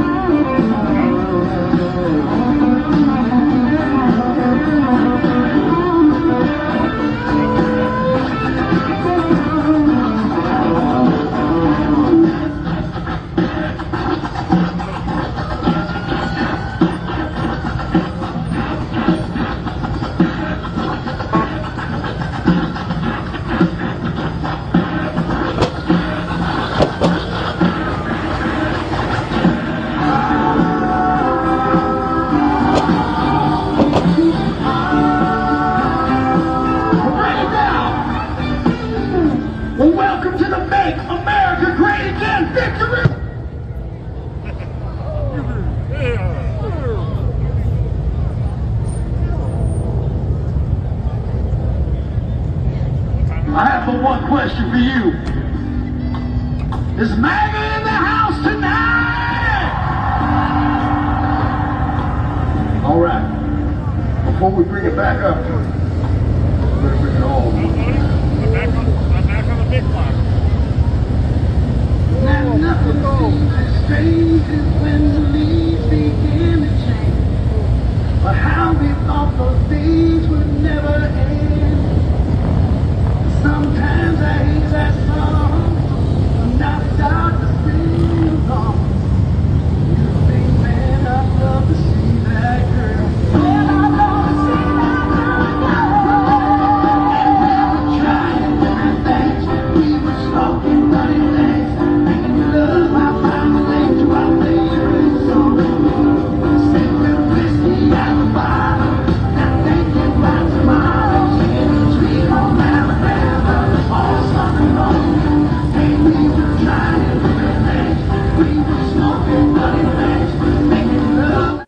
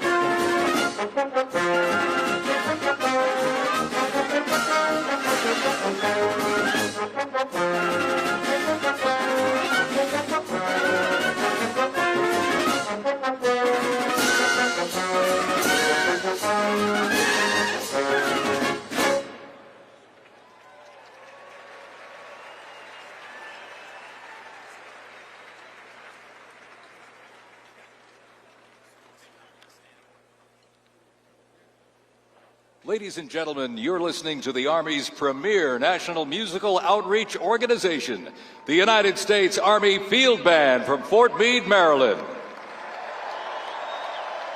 They are led by Commander and Conductor Lieutenant Colonel Domingo S. Robinson.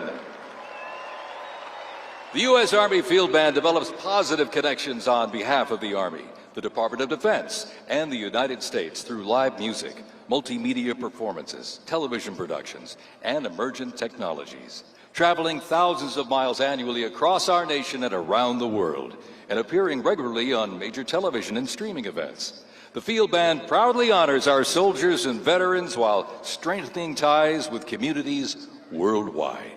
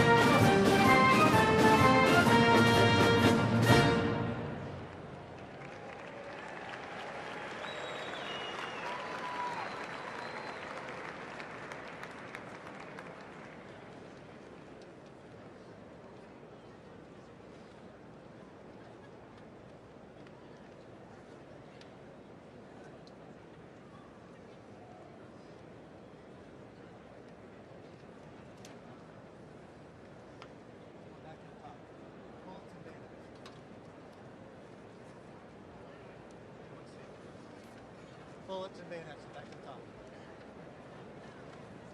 Bullets.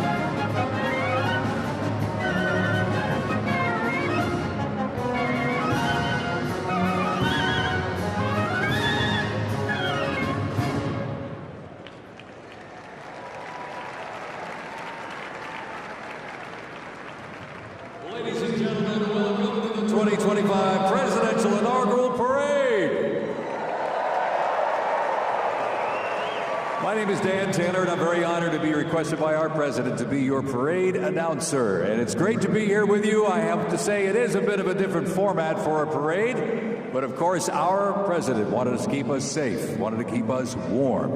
And I can tell you something, the talent that's going to be going through these doors into this arena, it is going to get hot in here tonight. So thank you for joining us as we celebrate this historic occasion on behalf of the Trump-Vance Presidential Inaugural Committee. The ceremony's about to begin. We're going to get things underway, so if you're with family and friends, been talking in the halls or whatever, get down to your seats, grab a snack. We're going to get the show on the road.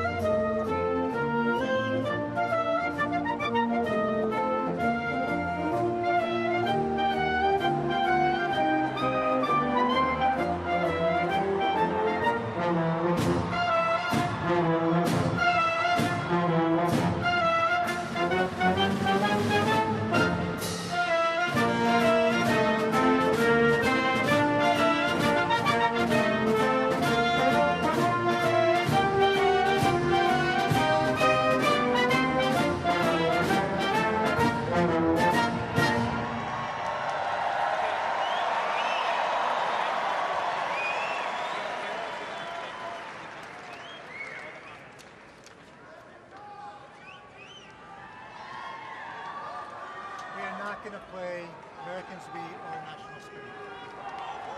No, Americans We Are National Spirit. Next up is honors.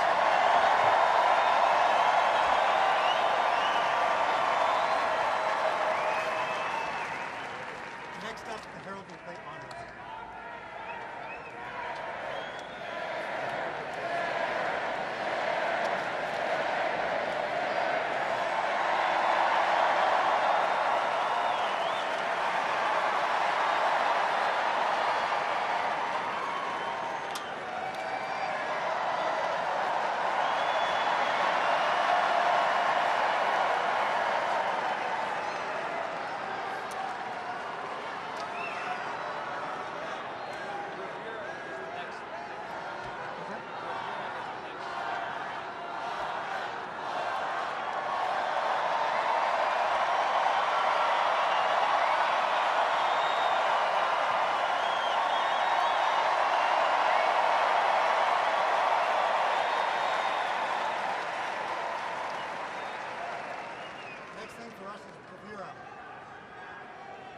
Next thing for us is bravura.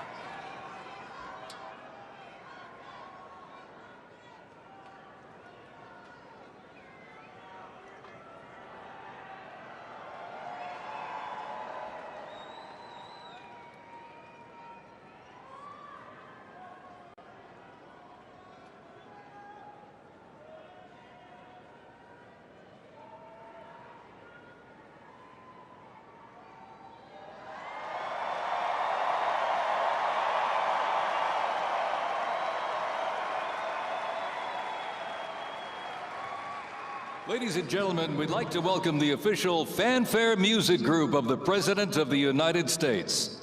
Under the direction of Major Aaron Morris, the U.S. Army Band Herald Trumpets performing their fanfare that's actually written for the 47th President of the United States. Listen to this, it's amazing. This is Brass and Glory.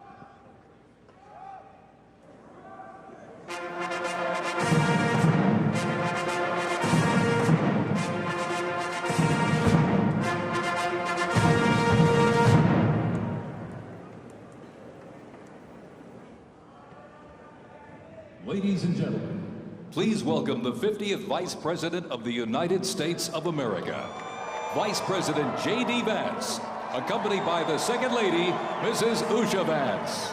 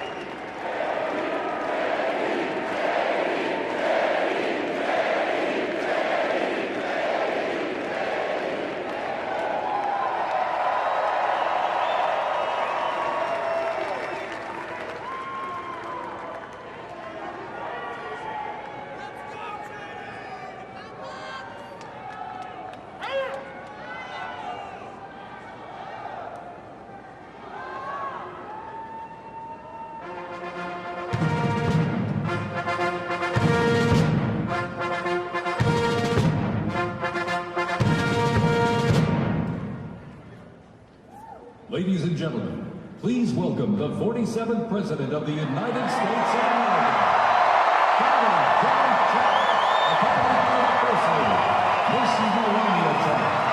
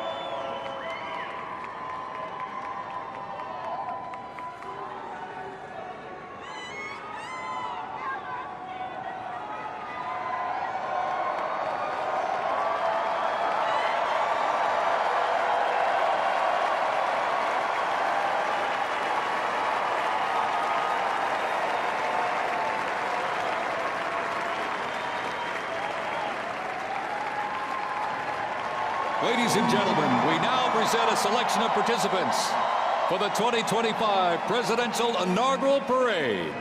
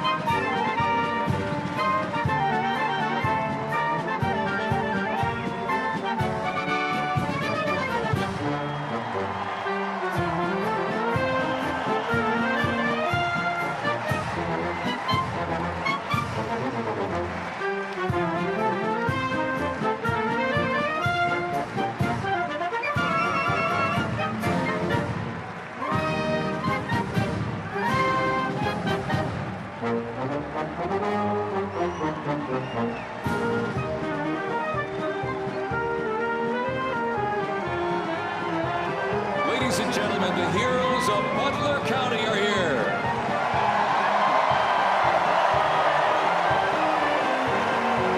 And they are here to pay homage to the life, selfless community service, and sacrifice of Corey Comparatori.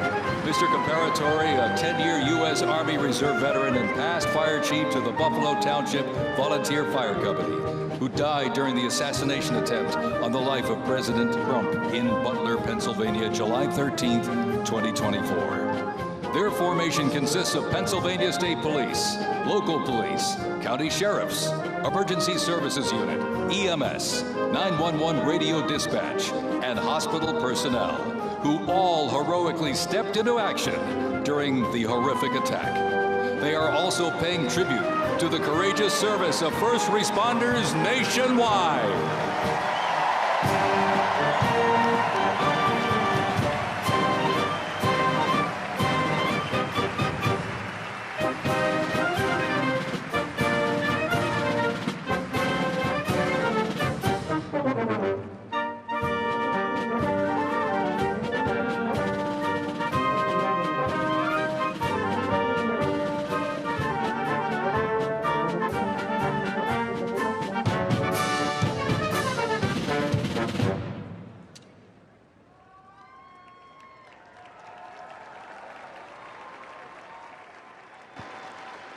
Ladies and gentlemen, at this very special event, let us now take a moment of silence in honor of Corey Comparatori.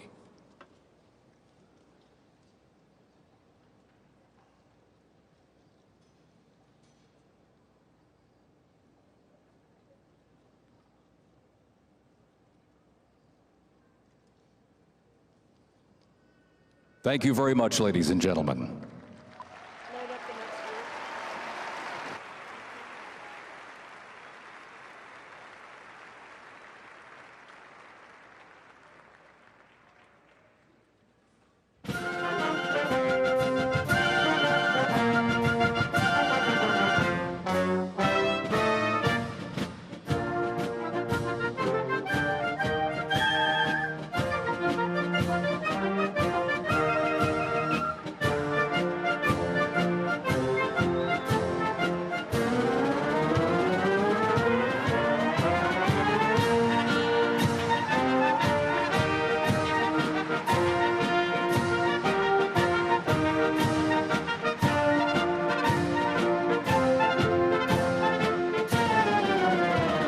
Present to you the New York Military Academy from Cornwall-on-Hudson, New York.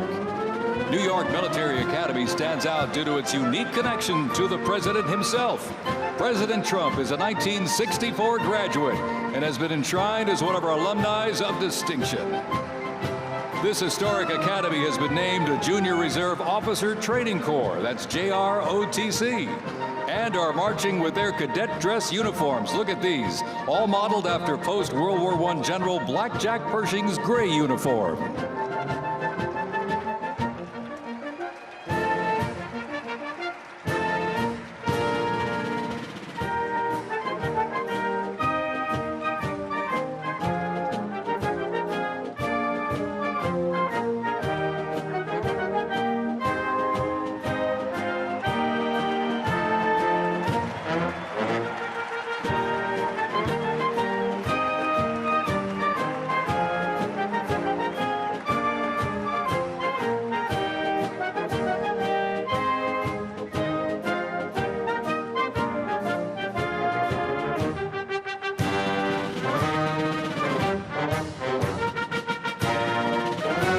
Introducing the Palm Beach Police and Fire Honor Guard unit, representing the town of Palm Beach, Florida. This group consists of police officers and firefighters from the town of Palm Beach, home to some of the most prestigious people in the world, including President Donald J. Trump.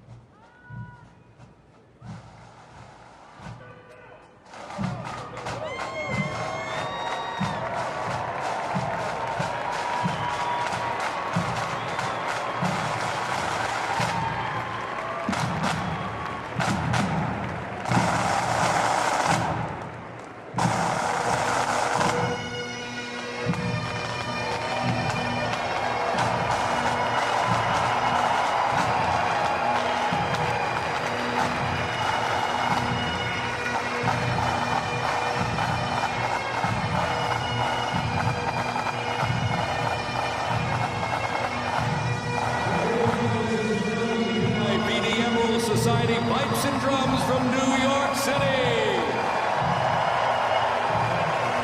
They have performed internationally in Ireland, Canada, Australia, Germany, and Switzerland. And as of this past December, the band has had the distinct honor to perform at the 75th commemoration of the attack on Pearl Harbor in Oahu, Hawaii.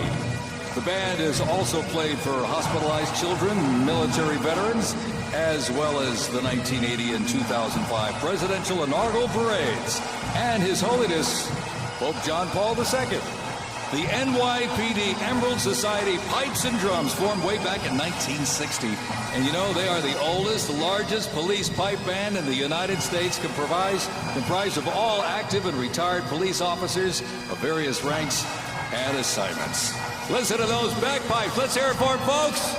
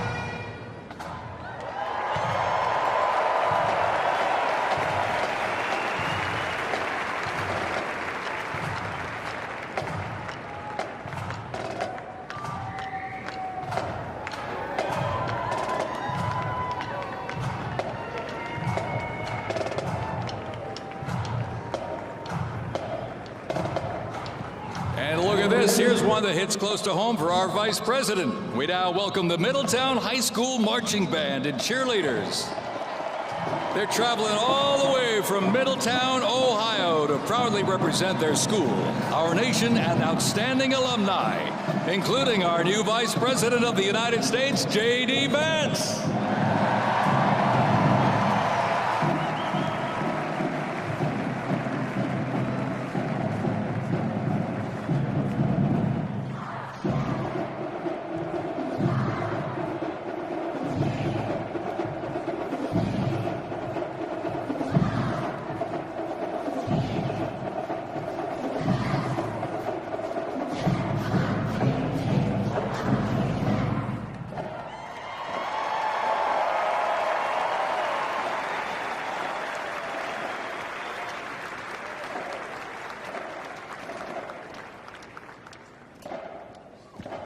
The band has performed in countless parades, community and sporting events, as well as competitions. They have also always qualified for the Ohio Music Educators Association state finals for 23 years straight. How about that?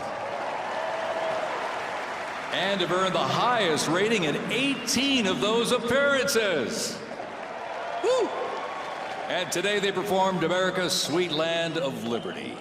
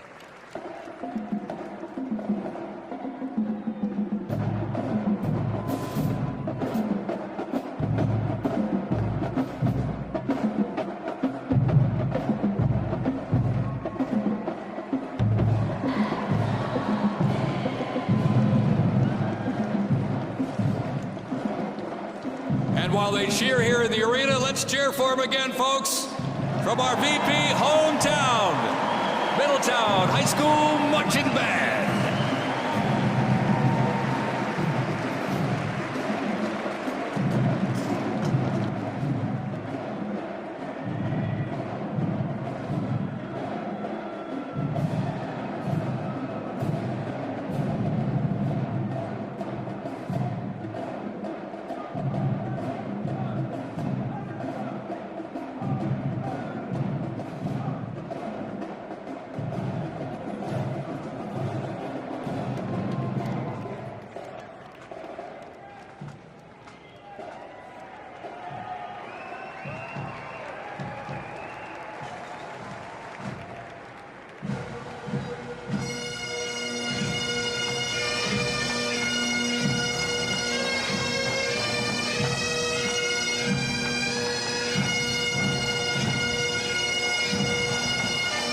Ladies and gentlemen, entering the arena right now, traveling from Boca Raton, Florida, the Florida firefighters, pipes and drums. And they are well seasoned when it comes to civic events. They've played and participated in parades, memorials, and other ceremonial events across both the United States and Europe.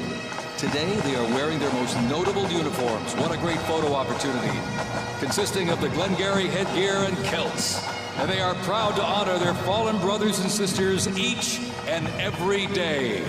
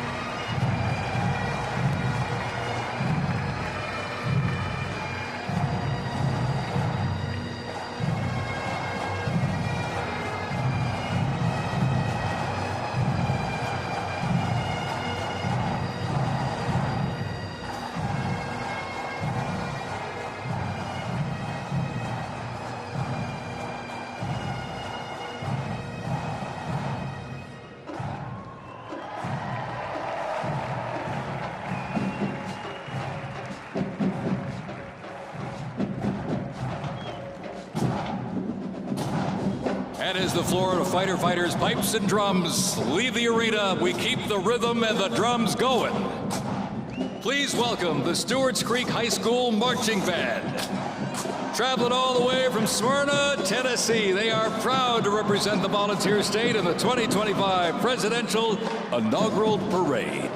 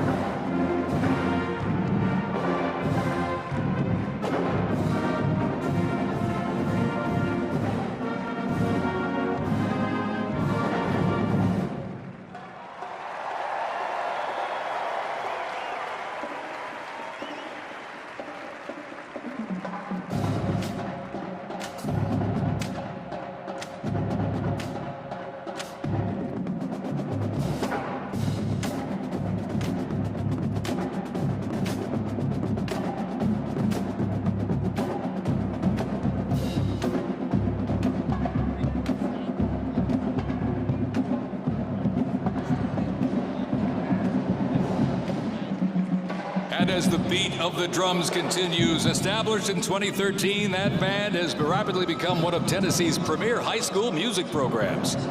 This band has participated in numerous civic events that honor significant moments in our nation's history, like the 75th anniversary of the attack on Pearl Harbor, Captain Jeff Kuss, United States Marine Corps Memorial Dedication, Chicago Thanksgiving Day Parade, and a Lincoln Memorial performance as well. The Stewart's Creek High School Marching Band, everybody. Make them feel welcome here in D.C.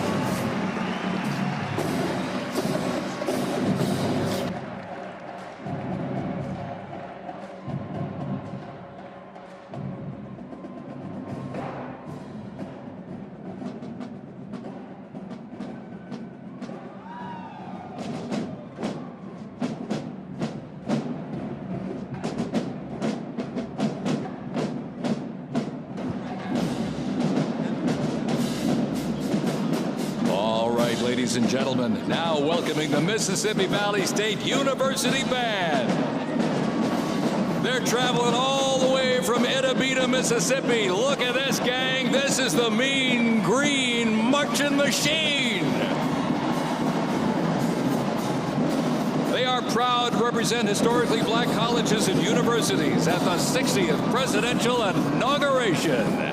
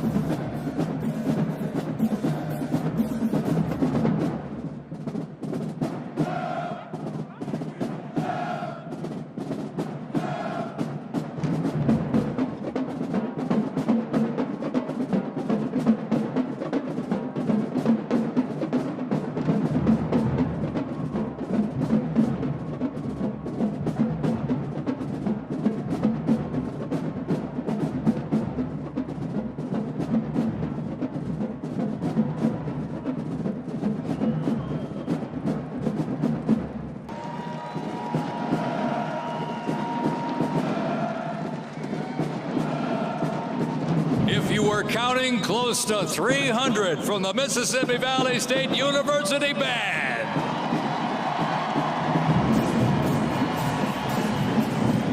You know, since its founding, the band has consistently played a significant role at their university and across the United States. They have performed for athletic events, Mardi Gras parades, Rose Bowl parades, and many, many more. The Mississippi Valley State University Band takes great pride in presenting culturally diverse presentations for students, faculty, and the surrounding Mississippi communities. Take a look at that brass out there. Woo! That's just part of the big green marching machine. The Mean Green Marching Machine from Itabena, Mississippi, ladies and gentlemen.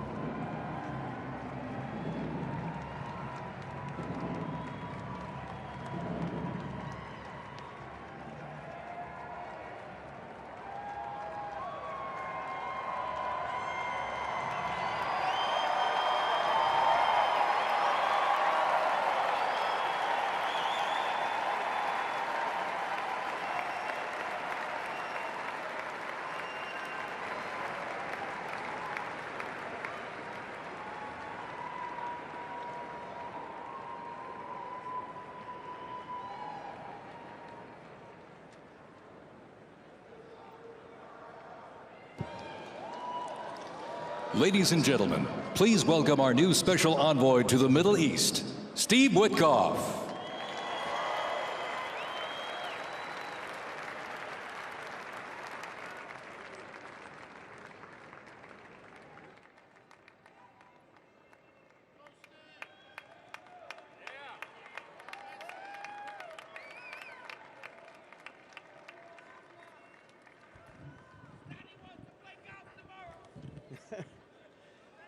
Good evening, everybody.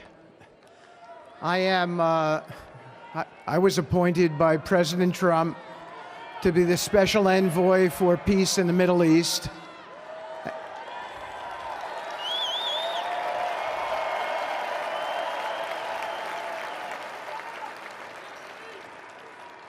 And I'd like to describe to you some of the things we're doing and how it informs on President Trump's policies.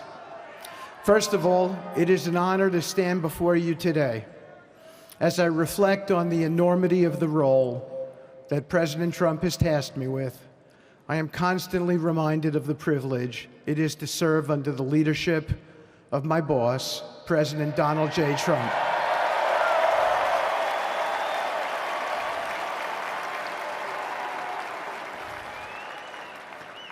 His presidency has provided a clear, bold vision for the Middle East, and it is this vision that guides every step I take in the mission. President Trump's leadership has redefined what is possible in the pursuit of progress and stability in the Middle East. His decisive, pragmatic approach ensures that even the most entrenched conflicts are met with fresh perspectives and innovative strategies. His policies have already delivered remarkable successes, such as yesterday's release of hostages in Gaza.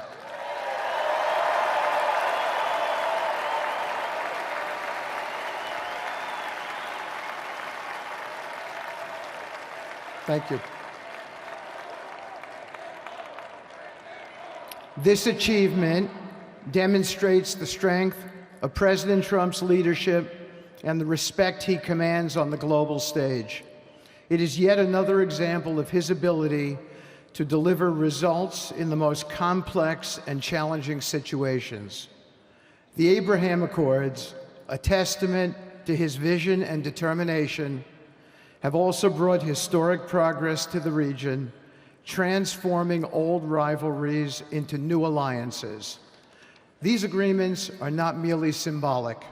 They represent a practical roadmap for peace, economic cooperation, and mutual respect across nations. My role, as President Trump has tasked me, is straightforward yet profoundly challenging: to turn his vision into actionable outcomes. He sets the agenda, he lays the framework, and he inspires people like me into bold action.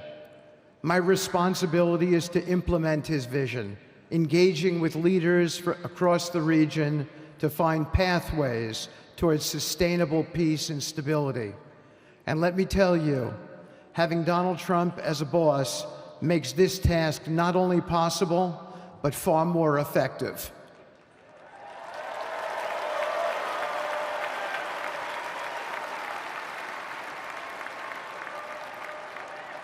President Trump's reputation as a leader who delivers results resonates far beyond Washington. Leaders in the Middle East know he means what he says. His ability to cut through bureaucratic gridlock and focus on tangible results is the game changer. It allows me to approach delicate negotiations with the confidence that the full weight of the United States is behind me. The principles President Trump has laid out for our approach to the Middle East and foreign policy in general are fourfold, and they are clear. 1, respect for sovereignty. Every nation deserves the right to determine its own destiny, free from the interference of external powers. 2, economic prosperity as a bridge to stability. Through economic partnerships and investment, we can build a foundation for cooperation that transcends historical grievances. 3, courageous diplomacy. Real progress requires difficult conversations and bold decisions, and it is through these that trust is built and maintained. And finally, 4, reciprocity and accountability. The United States requires reciprocal actions from our partners. We are done carrying the financial burden for nations that are unwilling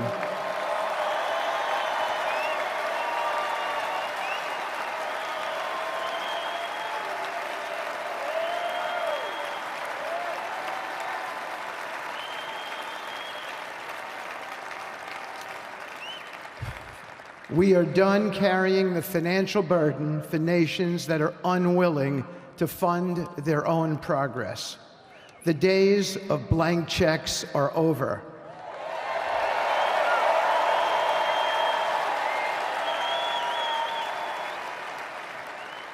Partnerships under President Trump's leadership must be equitable, and contributions must reflect shared commitments to our goals. In my work, I've seen firsthand how these principles resonate. They provide a foundation that transcends politics and speaks to the shared humanity of all people in a region. Leaders across the Middle East recognized that this Trump administration is serious about results, not symbolic gestures, but real, meaningful progress that improves lives. Thank you.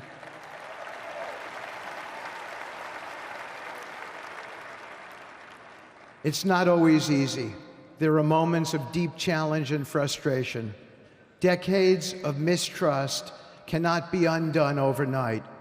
Yet I take comfort in knowing that I am not in this alone. President Trump's clarity of vision ensures that I never have to question what success looks like. His leadership provides the confidence and direction necessary to navigate these complexities. As we move forward, my commitment is to continue the work of advancing President Trump's vision for the Middle East. Whether through expanding the Abraham Peace Accords, fostering economic development, or facilitating dialogue between long-standing adversaries, my focus remains on actionable results.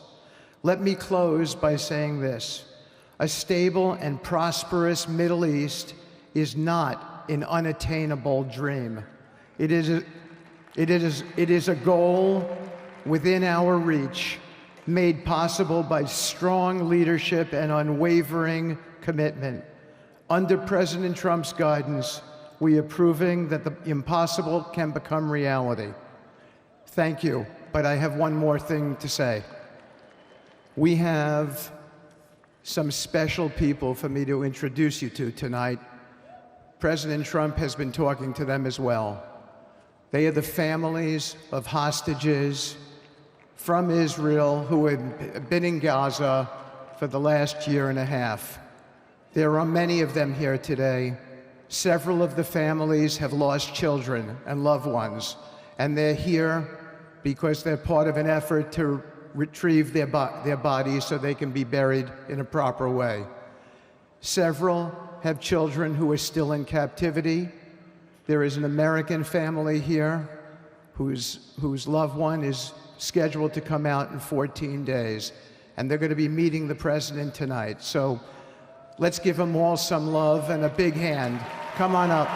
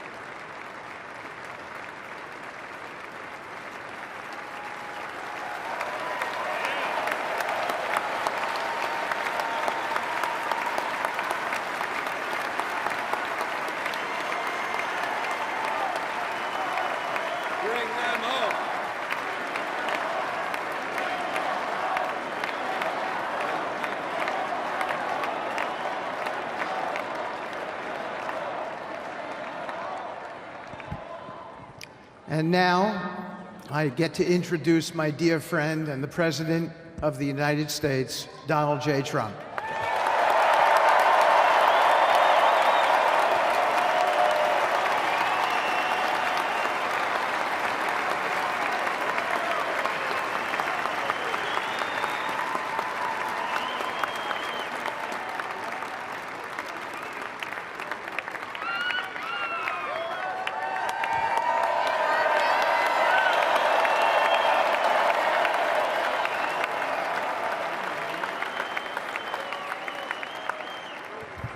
Thank you very much, everybody. Appreciate it. Thank you.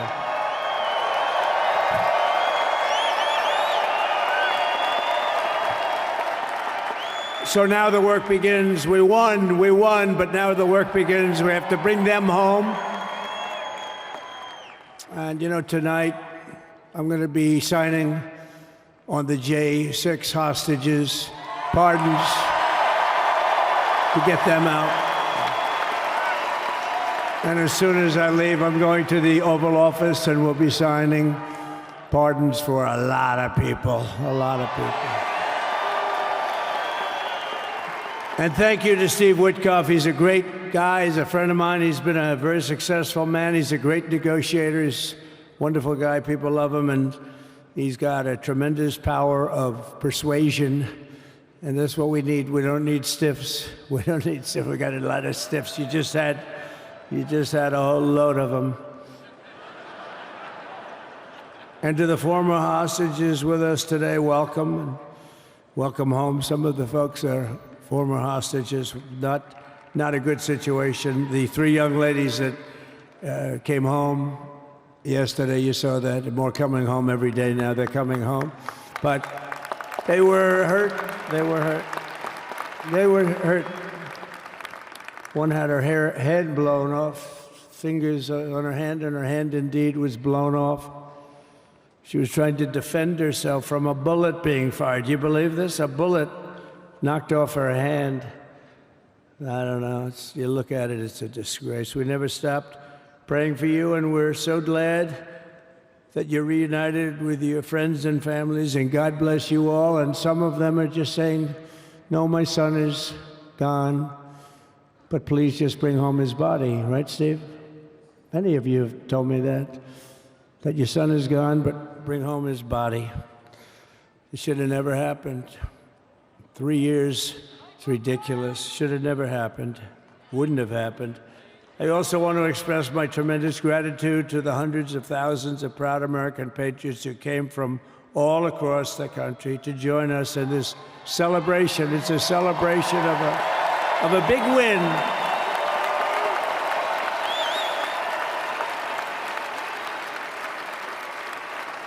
And you're witnessing the dawn of the golden age of America. That's what it's going to be. We're bringing it back. We're going to bring it back fast. We're going to bring it back fast. Let us also thank the incredible service members, National Guardsmen, Police, Secret Service, and law enforcement personnel who are keeping us all safe, even though, and they are great people. New York's finest. I grew up with New York's finest, and we got to give them their authority back. You won't have any crime.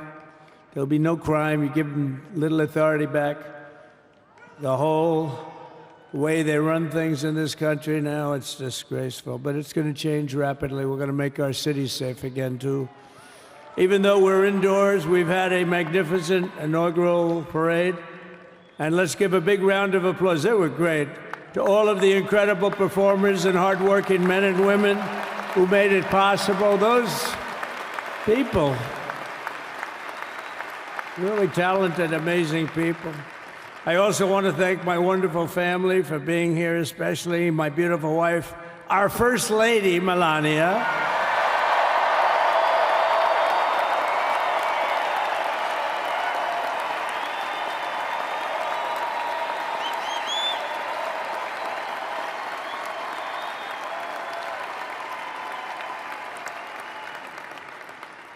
They love our First Lady. And also, JD. How good has JD been?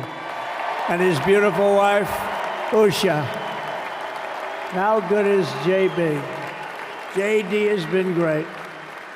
He's another good negotiator, Steve. He's a great negotiator, too. We need negotiators in this country. But so many of the people on the stage behind, not only family members, as an example, Lara Trump, the wife of Eric. She was the head of the Republican Party, along with my friend Michael. Stand up, the two of you. What a job. What a job they did. They worked so hard. They knew there'd be rigging, but they said, we're going to make it too big to rig, and we did. We made it too big to rig. We won every swing state by a lot. We won the popular vote by millions and millions of votes. We won the whole ball of wax. And now we're going to go and drill, baby, drill, and do all the things that we've wanted to do and bring your costs down, your prices down, and make our country safe.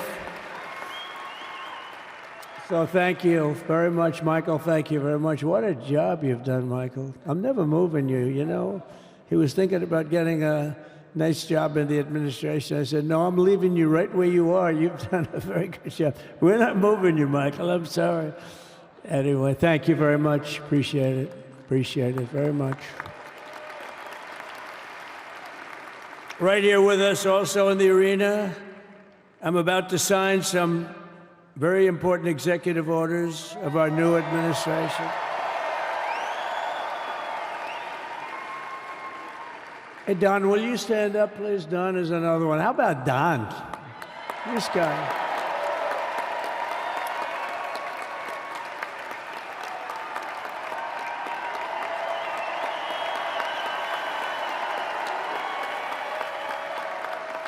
He's a popular one. He goes out and speaks. He gets a big crowd.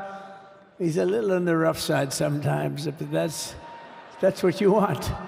He's done a fantastic job, and he loves our country. Thanks, Don. Great job. You've done a great job. And Ivanka.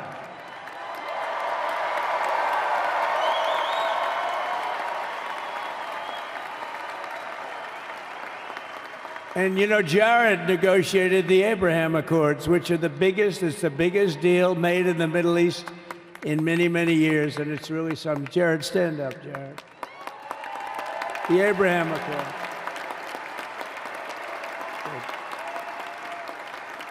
And Tiffany's going to have a little baby. And Michael.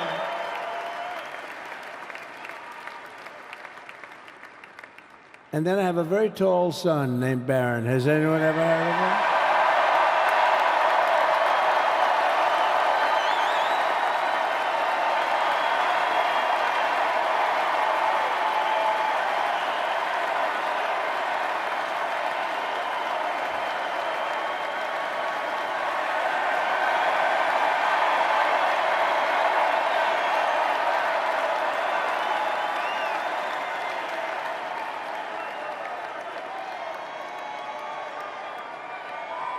Thank you.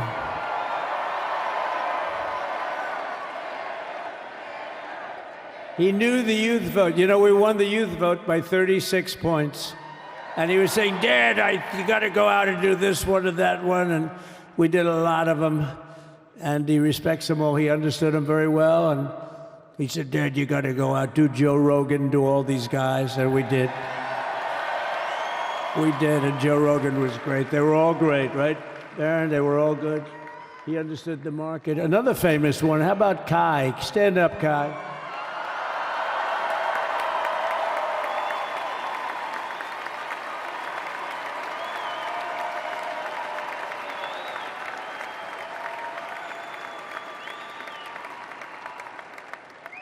Is that Byron Donalds back there? Stand up, Byron. Stand up. What a future this one has. What a future. That's great, Byron. Thank you very much. And how about Lutnick, Secretary of Commerce? He's going to take in more money than any country has ever even thought about. He's going to take in some money.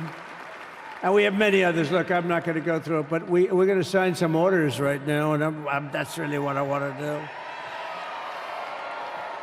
So we're going to sign executive orders. First, I'll revoke nearly 80 destructive and radical executive actions of the previous administration, one of the worst administrations in history. Maybe not one of them, the worst. Anybody that would allow millions of people to pour through our borders from jails, prisons, mental institutions, insane asylums, gang members to be taken off the streets of Venezuela and deposited in our country, and many, not just Venezuela. You know, crime in Venezuela is down 74% because they took their criminals and gave them to us through an open border policy of the previous administration.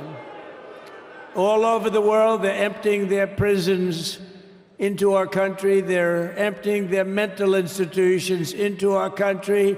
It stops as of 1 o'clock this afternoon, okay? It stops.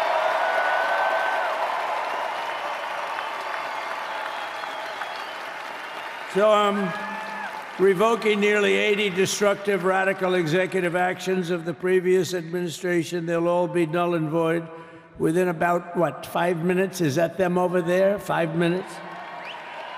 And next, to gain immediate control of the vast federal out-of-control bureaucracy, I will implement an immediate regulation freeze, which will stop Biden bureaucrats from continuing to regulate. Most of those bureaucrats are being fired. They're gone.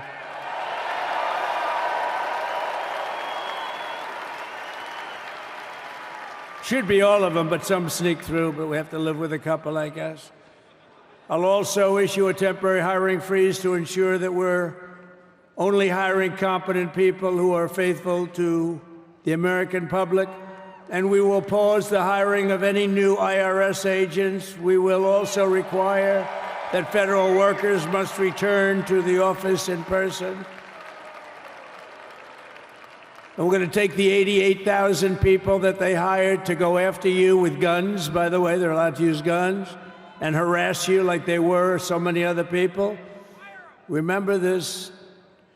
Okay, remember? Do you remember a little statement about tips? Does anybody remember that little statement? I think we won Nevada because of that statement. But they went out and harassed you over the tips. In other words, we are restoring control of our government to the people. We're going to take those 88,000. Let's see if they'd like to work on the border, because that's where we want them, really.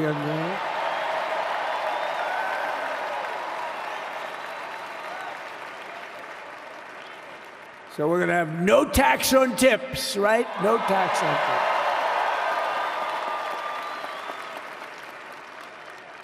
And we may have, like the Speaker of the House, is he here? He's done such a good job. Is Mike here? He's around here someplace. I saw him just a little while ago. Hello, fellas. Look at you guys. Yeah, I know it. He's great. He's doing great. They're all doing good. The Republican Party has never been unified like it is right now. They want to save our country. And we're going to more than save it. We're going to make it greater than it's ever been before by a lot. Next, I'm going to sign a presidential memorandum directing every member of my cabinet to marshal every power at their disposal to defeat inflation and rapidly bring down the cost of daily life, because your costs have gone through the roof in the last 4 years.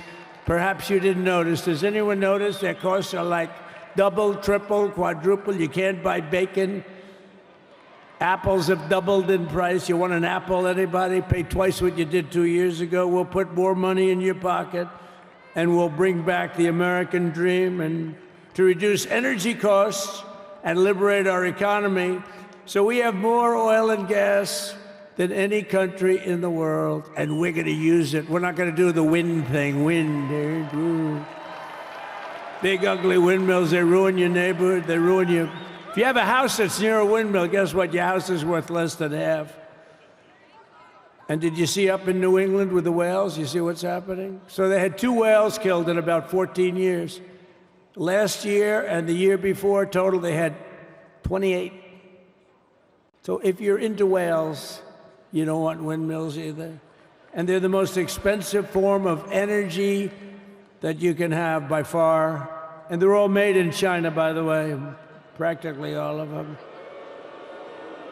And they kill your birds and they ruin your beautiful landscapes. But other than that, I think they're quite good, right? Now, remember when we used to joke and kid when we were kidding, but we don't kid anymore? They want to watch the debates on television. They want to watch your favorite president on television.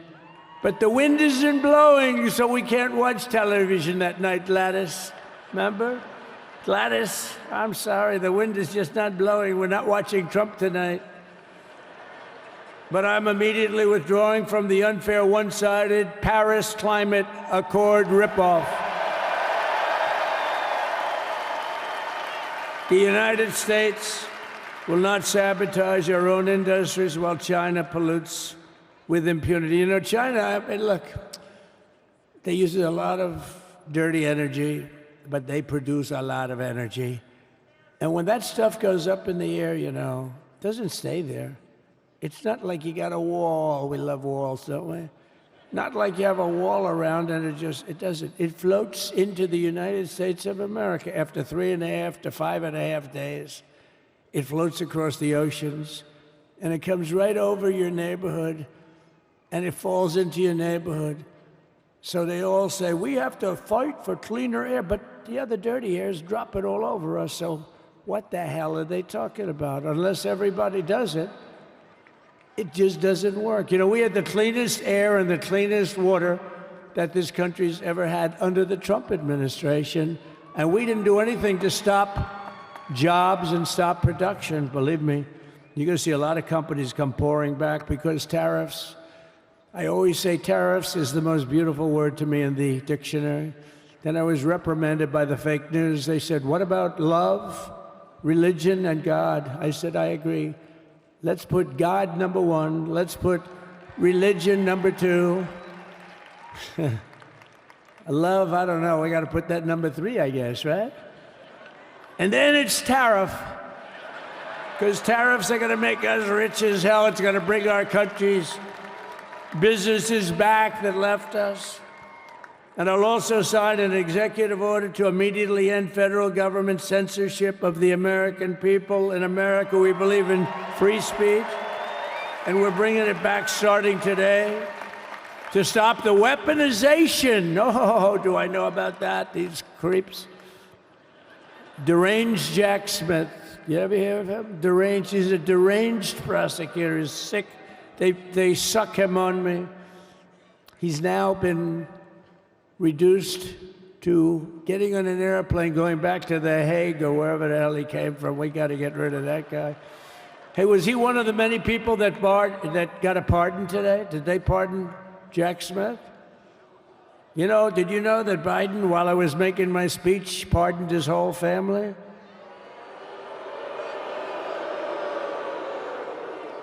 The brother, the whole deal was pardoned. Can you imagine that? While I was making my speech. Did everybody hear my speech?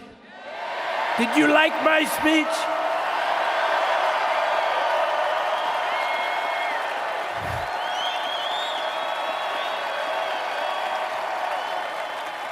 Thank you.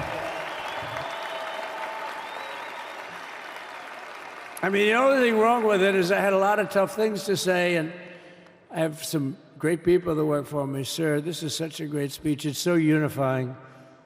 Don't talk about Biden with his pardons of his family. We want a unified country. They said, don't talk about the J6 hostages that you're going to be releasing today. Sir, don't put that in your speech, please. I said, but I want to put it in my speech. I said, sir, it won't be unified like it is. It's so beautiful the way it is. And it is getting great reviews. You know, if I put things like that in, I'll get terrible reviews. One little paragraph that's a little bit wrong, the fake news goes crazy, right? So I said, all right, I won't put it in my speech, but you know what? I'm speaking in front of a hell of a lot of people. at a place called Capital One Arena, and I'll talk about it there. So we're going to be going over the beautiful Oval Office, one of the great offices in history. Even if it wasn't beautiful, it's the Oval Office, but it is beautiful. And we love the Oval Office. It all starts with the wars start and end there. Everything starts and ends at the Oval Office. We love it. But we're going to go to the Oval Office. We're going to release our great hostages that didn't do, for the most part, they didn't do stuff wrong. You take a look at what went on, and look what happens in other parts of the country. In Portland, where they kill people, they destroy the city, nothing happens to them. In Seattle, where they took over a big chunk of the city, nothing happened. Minneapolis, where they burned down the city, nothing happened. Essentially nothing happened. All they want to do is go after the J6 hostages. A 76-year-old grandmother was arrested the other day because she was looking, I think because she was looking at the Capitol or something like that. No, we're not going to put up with that crap anymore.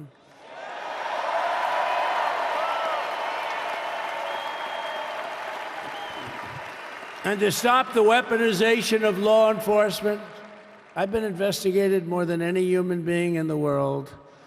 I believe I have the all-time record. Every day a subpoena. Every single day would get subpoenas. I was more than any person. Alphonse Capone, remember I used to talk about it?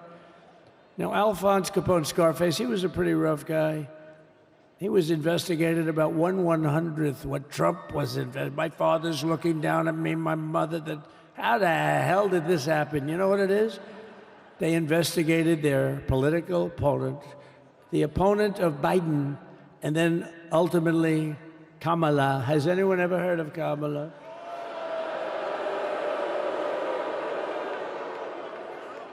We had to beat two opponents, you know? We had to beat Biden, then we beat him. Now he goes on top. The guy was like 39 points down. I think I could have beaten Trump. They should have left me in. I would have beaten. No, his debate performance wasn't the best, right? That's what killed him. And then they had to change, and that's like you get into a fight. The great Dana White spoke last night. We love Dana White, right? UFC. That's like he puts in two fighters. One of them's getting creamed, getting really beaten, and they say, all right, take him out. Let's put somebody else in to finish up the fight. That's what they did to us. They gave us somebody new, but we took care of both of them. So we beat actually two opponents. But to stop the weaponization of law enforcement and our government, I will also sign an order directing every federal agency to preserve all records pertaining to political persecutions under the last administration, of which there were many, and beginning the process of exposing any and all abuses of power, even though he's pardoned many of these people. Can you believe it? He's pardoned them. You know why he did it while I was speaking? Because that way I couldn't speak about it. I was speaking. I didn't know he did it. I finished my speech, and they said, sir, he pardoned his whole family. I said, oh, can I go back out there and talk about it? Somehow that wouldn't be very elegant. Our First Lady would say, please don't do that. But we have plenty of time to talk about it, and we will. We're doing all of this on our very first day in office. You know, don't forget, we've been in this position, really, where we won the primaries in record time. We were the fastest win of a primary ever in political history, which is a very nice thing. It's nice to know. Well, the second election was rigged, so we knew we were doing well. And if it wasn't, you know what? If it wasn't, I would have never run. But the third one was just a monster. Boy, was that a big one, huh? That was a big one. On the second one, we got like 10 or 12 million votes more than the first one. How about that? We did great on the first one. We did much better on the second one. But bad did we do well on the third one. So we're gonna have some fun. It's very simple. We're gonna make our country great. We're gonna make our country great again. We're gonna make America great again. How good a name is MAGA, though, right? You know? I was going to say keep America great, but unfortunately it wasn't great. Can't say keep it great. It will be great again, but CAG, keep America great, CAG, I don't think it's ever going to replace MAGA. Does anybody like CAG? I don't think so. It's never replacing MAGA. Nothing will ever replace MAGA. MAGA was the most successful political operation, political movement in the history of our country, maybe in the history of the world. Let's see what happens. Because we're not finished yet. We're not finished yet. We got a long way to go.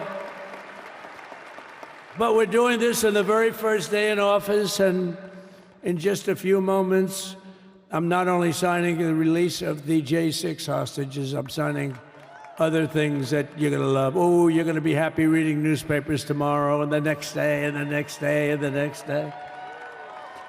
So I just want to thank, I mean, look at this place. It's full to the rafters. You don't have any. Look at those people up there. You don't have any empty seats. And by the way, the Capital One owners, they are so good. We got to root for their teams because they have been so great to MAGA, to us. And I just want to thank Ted and everybody. You guys have been fantastic. And the ice hockey team's doing great. Ovechkin's pretty good, right? They're doing great. So I want to thank them, Capital One arena owners. They have been absolutely fantastic. And thank you once again to everyone. And I can only tell you, you're going to be very happy. You're going to watch a lot of good things happen. We got to stop some wars that are happening and going on. Some stupid things are happening. The war with Ukraine would have never happened, and it has. As you know, Israel would have never been hit on October 7th, and none of you would be up here. None of you would even know anything about this tragedy that you're going through right now. But Iran was broke. Anybody that bought oil from Iran, they couldn't do any business with us. You're not going to do business with America. China passed. Everybody passed. They were broke. They didn't have money for Hamas. They didn't have money for Hezbollah. And your sons would be alive, and they certainly wouldn't be incarcerated like they are. It's a shame, but we're getting a lot of people out in a short period of time. So I'm going to go right over to here, and I'm going to sign in front of you. Is that okay? Good.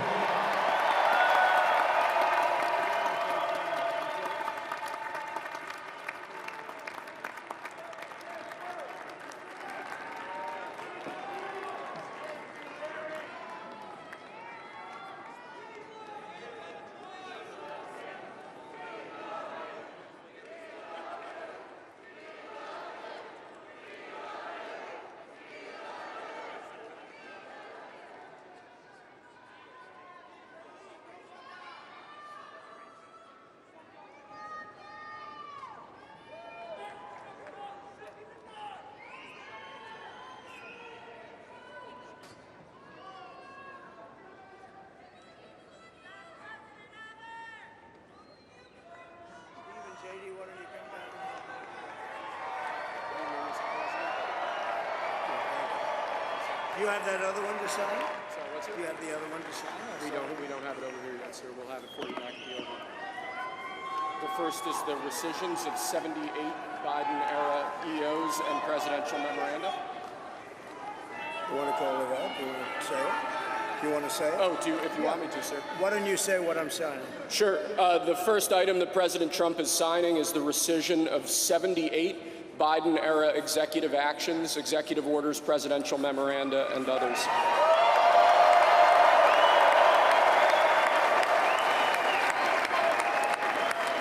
Thank you, sir.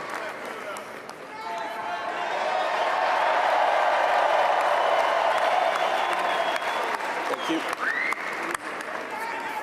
The second item, President Trump, is a regulatory freeze, as you announced in your speech, preventing bureaucrats from issuing any more regulations until we have full control of this, the government and this administration.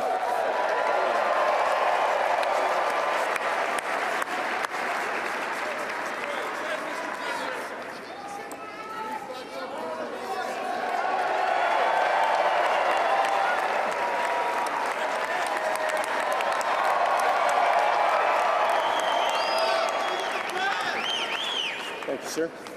Sir, can I have a pen? The next item, sir, is a freeze on all federal hiring, excepting the military and a number of other excluded categories, again, until full control of the government is achieved and we understand the objectives of government going forward.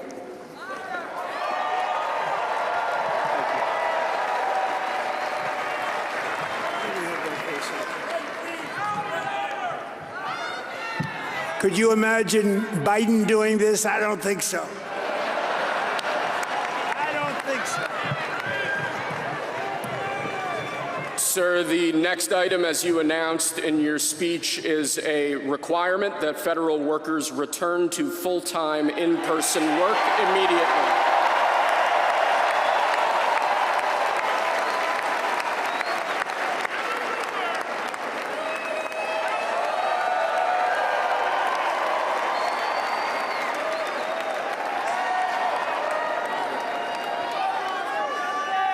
Thank you, sir. Next, we have a directive to every department and agency in the federal government to address the cost of living crisis that has cost Americans so dearly.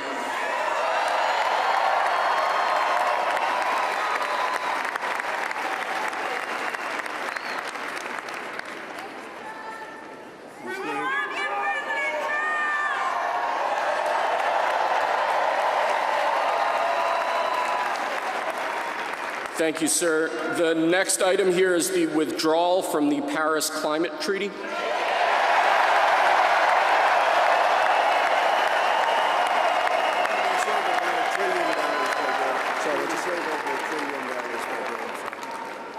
Yes, sir.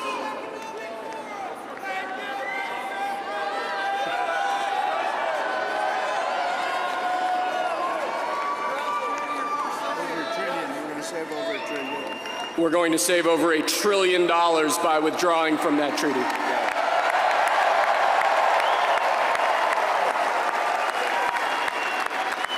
And the next item, sir, is a letter that will be transmitted to the United Nations explaining that we are withdrawing from the Paris Climate Treaty.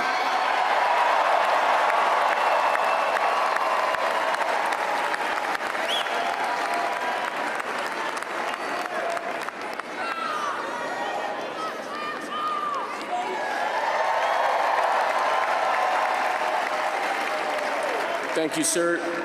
This next item is a directive to the federal government ordering the restoration of freedom of speech and preventing government censorship of free speech going forward.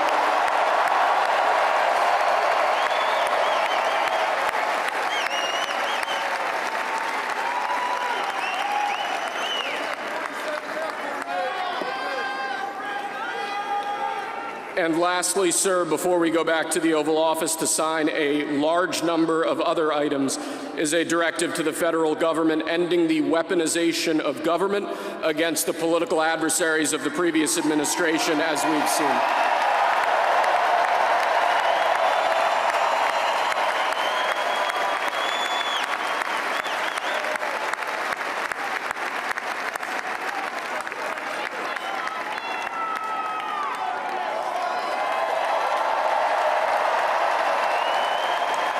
Thank you very much, sir. Appreciate it.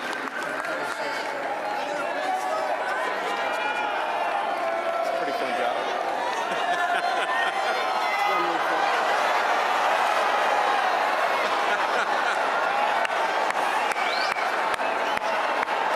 I'm gonna hightail it from over here.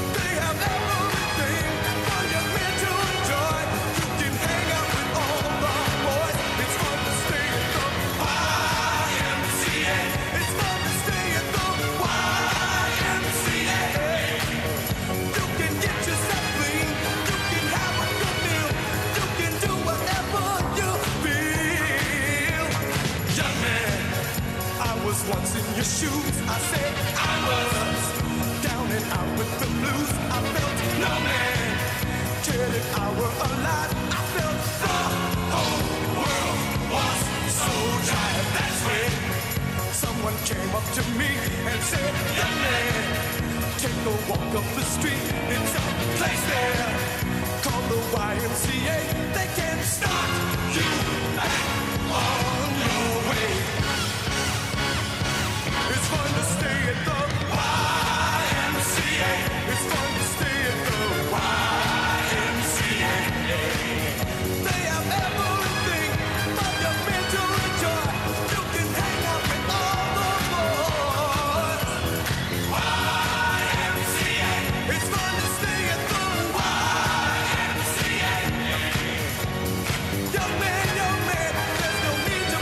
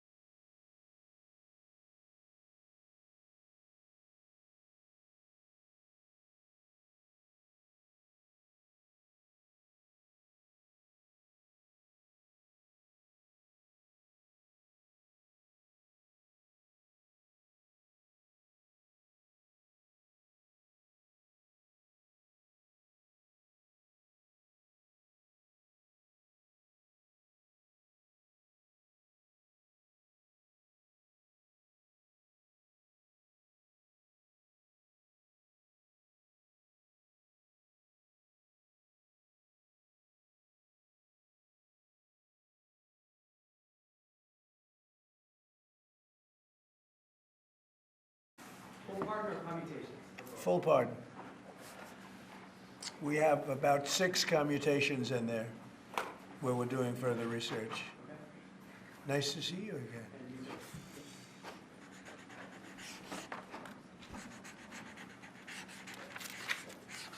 So this is a big one.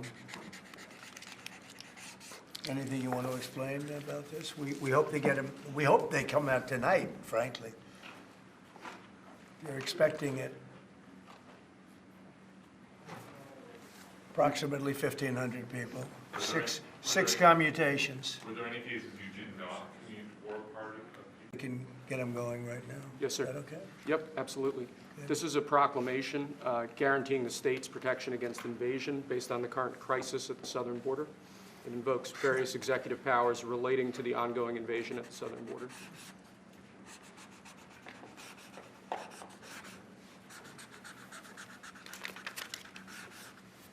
Mr. President, what makes you confident that those are not going to be blocked by the courts? I don't think they will. I don't think they can be.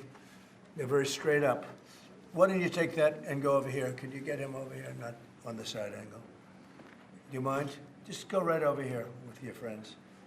Okay? Sir, this is an executive order realigning the United States refugee admission program to better align with American principles and American interests.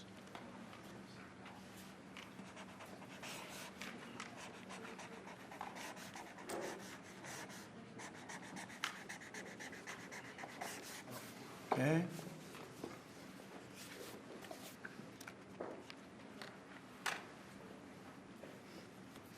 Thank you, sir. This next executive. President Trump, if cartels are now going to be seen as foreign terror organizations, would you think about ordering U.S. Special Forces into Mexico to take them out? Could happen. Stranger things have happened for a lot of reasons, and it's, boy, it was a great country 20 years ago, and now it's a mess, right? Sir, can we raids starting tomorrow in major cities? What does that mean? Can we expect ICE raids in major cities? I don't want to say when, but it's going to happen. Has to happen, or we're not going to have a country left. This is actually an executive order designating the cartels and other organizations to be foreign terrorist organizations. That's a big one. Yes, sir. People have wanted to do this for years. So they are now designated as terrorist organizations, foreign. And Mexico probably doesn't want that. But we have to do what's right. They're killing our people. They're killing 250, 300,000 American people a year. Not 100, like has been reported for 15 years. It's probably 300,000. This is an executive. So if Mexico doesn't want that, how are you going to deal with this? I don't know. You'll have to ask them. Sir, this is an executive order entitled Protecting the American People Against Invasion, which again deals with the southern border and the unprecedented admission of illegal aliens across the southern border. To keep America safe? Very simple. It's a big question, though. That's a very big question. Who is going to be the first foreign leader that you plan to meet, or who are you going to call tomorrow on your first day? I've already been meeting people. I've been meeting them. I've been talking to them. I met with Prime Minister Trudeau, who I call Governor Trudeau. I met with numerous foreign leaders. Go ahead. Sir, this next order relates to the definition of birthright citizenship under the 14th Amendment of the United States. Yeah, that's a good one. Birthright. That's a big one. What about that one in the courts? That one is likely to be Could be. For good grounds, but you could be right. I mean, you'll find out. It's ridiculous. We're the only country in the world that does this with birthright, as you know. And it's just absolutely ridiculous. But, you know, we'll see. We think we have very grounds. Sir, People have wanted to do this for decades. Sir, this is a proclamation declaring a national emergency at the southern border of the United States. That's a big one. A lot of big ones, huh? You know what that means, right? President Trump, did President Biden leave you a letter? He may have. Wait. Don't they leave it in the desk? I don't know. Oh, What's in there? thank you, Peter. It could have been years before we found it. Wow, thank you. What does it say on the outside? Maybe we should all read it together. Let's read it. Well, maybe I'll read it first and then make that That determination. sounds great. Peter, thank you very much. I may not have seen this for months. Happy to help with the passing of the torch. I did. I left him one in the desk just like this. What are you talking about, Emma? Unification of our country. You know, I didn't know that he gave a pardon to his family because he did it during my speech. He didn't tell you in the limo? No, he didn't tell me. No. He did it. They released it during my speech. I mean, during my speech. So all I could do was say, excuse me, I'd like to come back and speak some more. So, no, we were surprised by that. It's bad precedent, obviously. Where are you thinking on tariffs on Mexico, given these actions you're signing on the border? Well, we're thinking in terms of 25% on Mexico and Canada because they're allowing vast numbers of people. Canada's a very bad abuser also. Vast numbers of people to come in and fentanyl to come in. When do you think you would enact those? I think February 1st. Are you planning on giving notice of that? I think we'll do it February 1st. 25% on both, sir? Sir, On each. On each, yes. this is an executive order taking a large number of executive actions to secure our southern border. Okay. Sounds reasonable. President Trump, we remember 4 years ago, Barack Obama had told you that the top threat to the country was going to be North Korea. Did Joe Biden tell you what he thinks the top threat to the country is right now? No. Why not? I think we have a lot of them. Right now, I think we have a lot. I think North Korea turned out to be good. I was very friendly with him. He liked me. I liked him. We got along very well. They thought that was a tremendous threat. Now we power, but we got along. I think he'll be happy to see him coming back. And I think he has tremendous condo capability. He's got a lot of shoreline. Thank you, sir. Are you going to work with countries from South America to coordinate on immigration? About who? About immigration in general? This is an executive order. Sorry, sir. I'm fine with legal immigration. I like it. We need people, and I'm absolutely fine with it. We want to have it. We need it because we're going to have a lot of companies coming in to avoid tariffs. You know, if you don't want tariffs, all you have to do is build your plant in the U.S., so we're going to have a lot of workers coming in. But we have to have legal immigration. Do you have a date in mind for when you want to put in on the China tariffs that you talked about? Which one? 60%? No. You're talking about which? Say it again. The China tariffs, the broad Oh, China? tariffs? Well, as you know, I put on large tariffs on China, and they've really been forced to leave them. And if we didn't leave them, you wouldn't have one steel mill that's open in this country because they were dumping massive amounts of steel. We've taken in hundreds of billions of dollars from China because they were unable to terminate the tariffs I put on China because there was too much money and the budgets didn't work, and other reasons too. No, I mean, we're going to have meetings and calls with President Xi. I spoke to President Xi last week, as you know. Did you know that? I had a very good phone call. Where do you stand with NATO at this moment? Are you planning to meet your NATO allies? No, NATO has to pay more money. NATO has to pay 5%.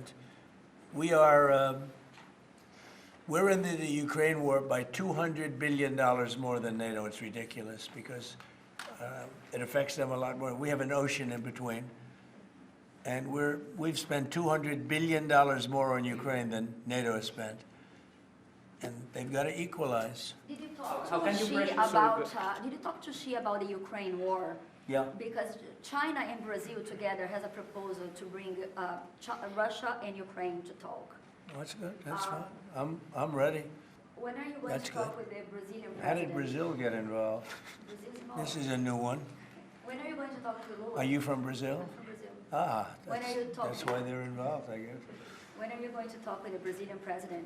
How do you see your relationship with Latin America and Brazil? Great.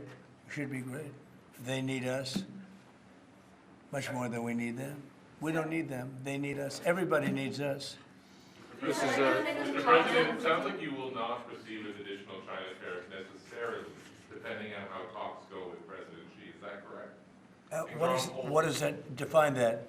Well, we are asking, you pledged in the campaign potentially a 10% tariff on China or as much as Because of 60%. fentanyl. Right, so I'm asking where you're. That's only because of fentanyl. There are other things too.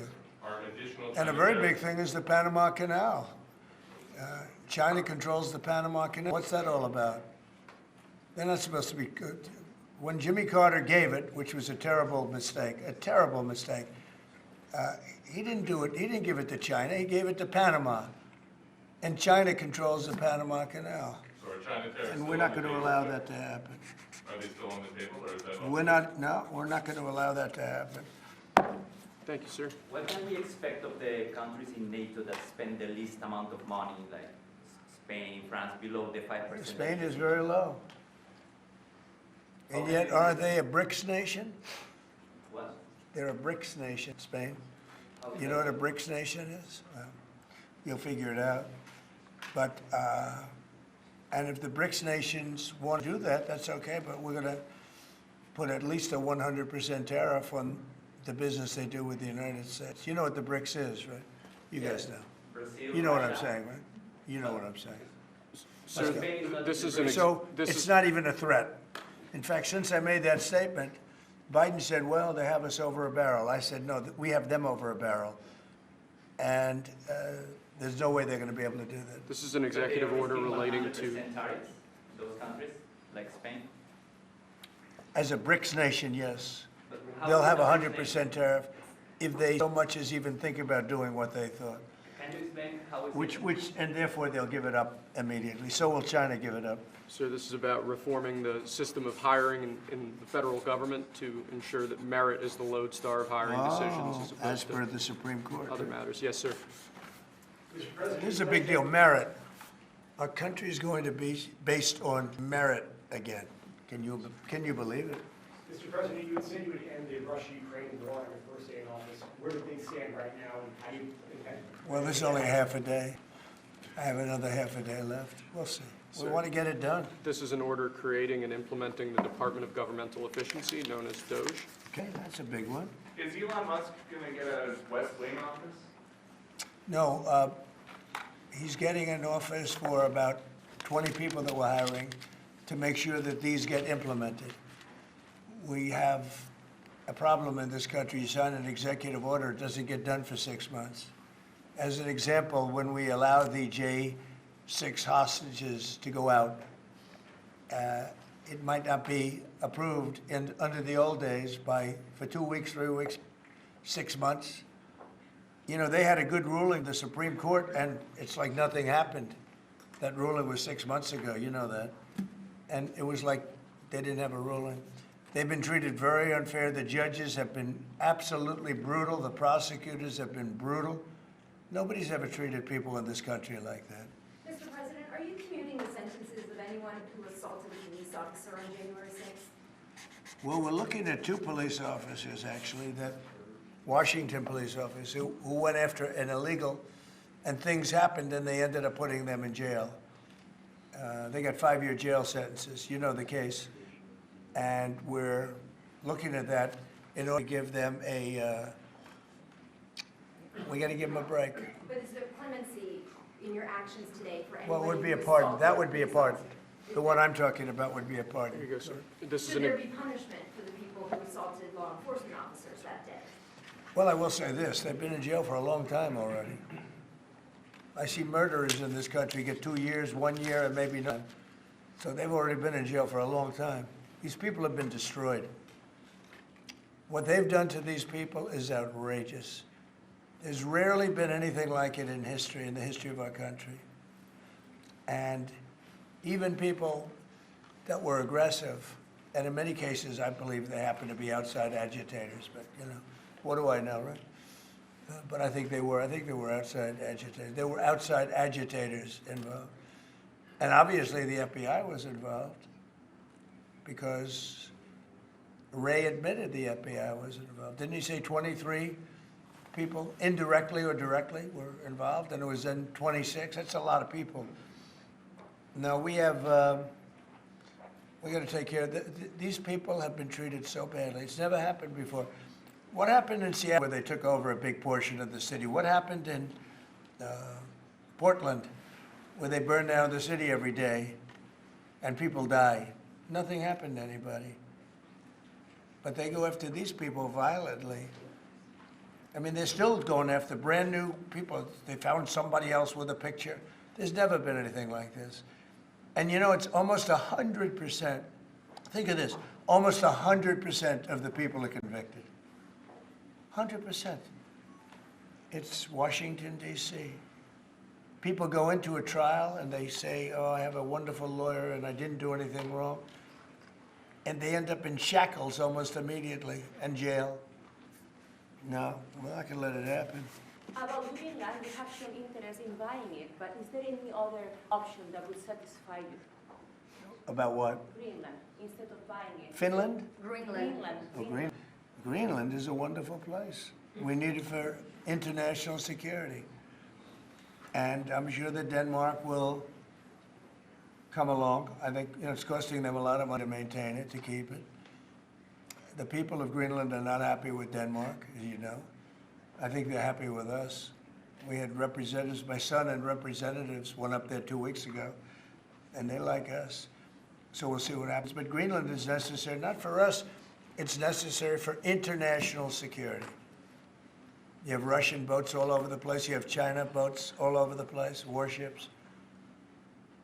And they can't maintain it. When are you going to be talking to Vladimir Putin? Who? Do you plan to meet President Putin, sir?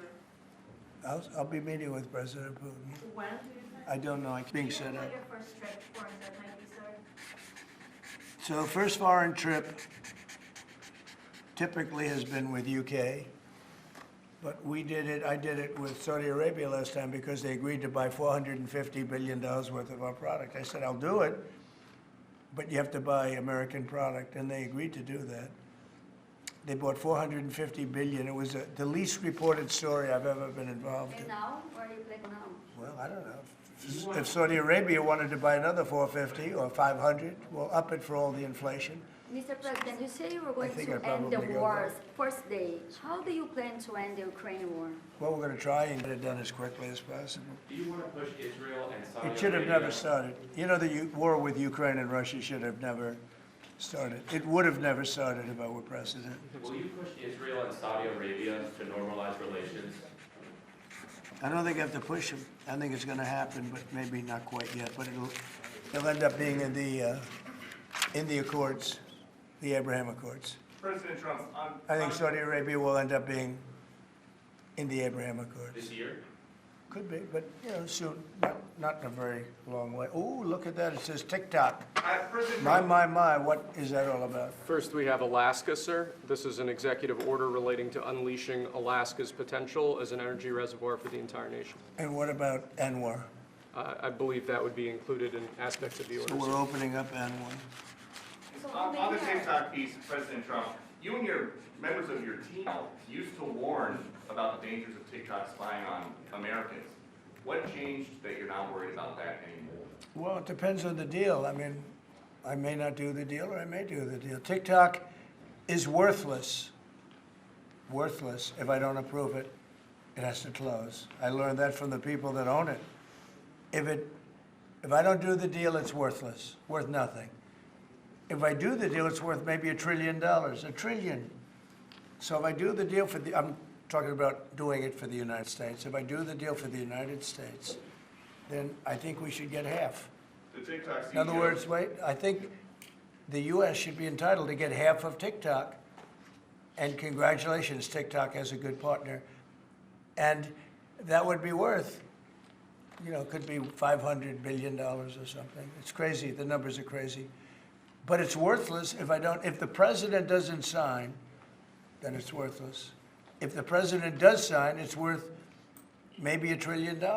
So I think, like a joint venture, I think we would have a joint venture with the people from TikTok. We'll see what happens. I mean, that's one of many ideas I've had. The CEO is around. Did he say that he's open to that idea? Who? The CEO of TikTok is around. Oh, I think he'd probably like it. Sorts of things in China, nobody ever complains about that. Here they're complaining about this. There's so many different products made in China, and nobody ever complained about it. The only one they complain about is TikTok. Products made in China, and nobody ever complained about it. The only one they complain about is TikTok. And TikTok is largely young people. I guess I have a warm spot for TikTok that I didn't have originally. But, you know, I went on TikTok, and I won young people up by 36%, Peter. And Republicans typically don't do too well with young people.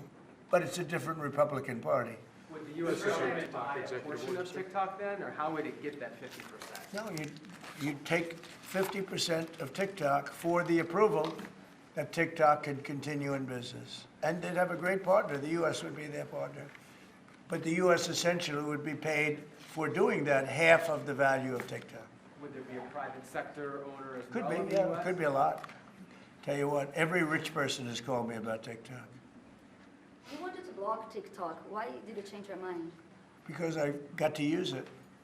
And remember, TikTok is largely about kids, young kids. If China's going to get information about young kids, I don't know. So if we create that value, why aren't we entitled to like half? Sir, if they don't come to you in 90 days, will you shut them down? Does Biden ever do news conferences like this? How many news conferences, Peter, has he done like this? Like this? None. 0. And it would be 0 for the next infinity. For infinity, it would be 0. Mr. President, when you plan to talk to President Musk, going to help implement the executive orders? I think you mentioned No. implementation in your Elon, no. Elon's very busy sending rocket ships up to various places with lots of satellites on them. What is your reaction to the confirmation of Marco Rubio, and what does it mean for America? Which one? Marco Rubio. Marco Rubio. You said Marco. Marco. Rubio. Yeah, I think he's great. I think Marco's doing a fantastic job. I think he's going to get a lot of votes. I think he's going to be at 90% or something. I mean, I'm hearing very good. People know him. They know him in the Senate. They know he's good. He's doing a good job. I don't know. I can't tell you. I don't know what's going to happen. He's got some very strong ideas, though, Marco. You signed the TikTok order, right? President? Did you sign the TikTok order? Yeah. Yes, that was just signed. President Marco Rubio's ideas is Just signed it. How many did still you sign? changing Are you going to Venezuela, sign? changing power. Are you still coming with Maduro leaving power in Venezuela? Well, we're going to find out about that, too, because we're going to probably stop buying oil from Venezuela. We don't need their oil. Another embargo like the first term? Well, it could be, but we don't want to buy, we don't have to buy their oil. We have plenty of oil for ourselves, so President Trump, that'll change Venezuela quite a bit. President Trump, there was a lot of concern about this during the campaign. A question that only works today. Are you a dictator on day one? No. I can't imagine even being called that. No, I believe in the sanctity of the vote. The Democrats didn't because they cheated like dogs, but I believe in the sanctity, and this was too big to rig. This last election was just too big to rig. Mr. President, But no, really the opposite. when do you plan to speak to President Putin? Could be very soon. And you talked a bit about Ukraine and Russia, but how long do you think it would take to end that conflict?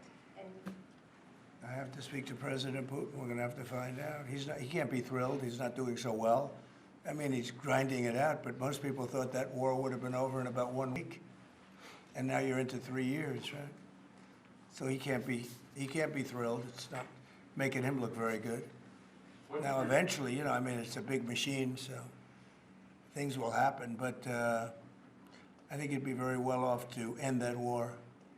We have numbers that almost 1 million Russian soldiers have been killed. About 700,000 Ukrainian soldiers are killed. Russia's bigger. They have more soldiers to lose. But that's no way to run a country. What did your TikTok order do, Mr. President? It just gave me the right to sell it or close it. Essentially with TikTok, I have the right to either sell it or close it.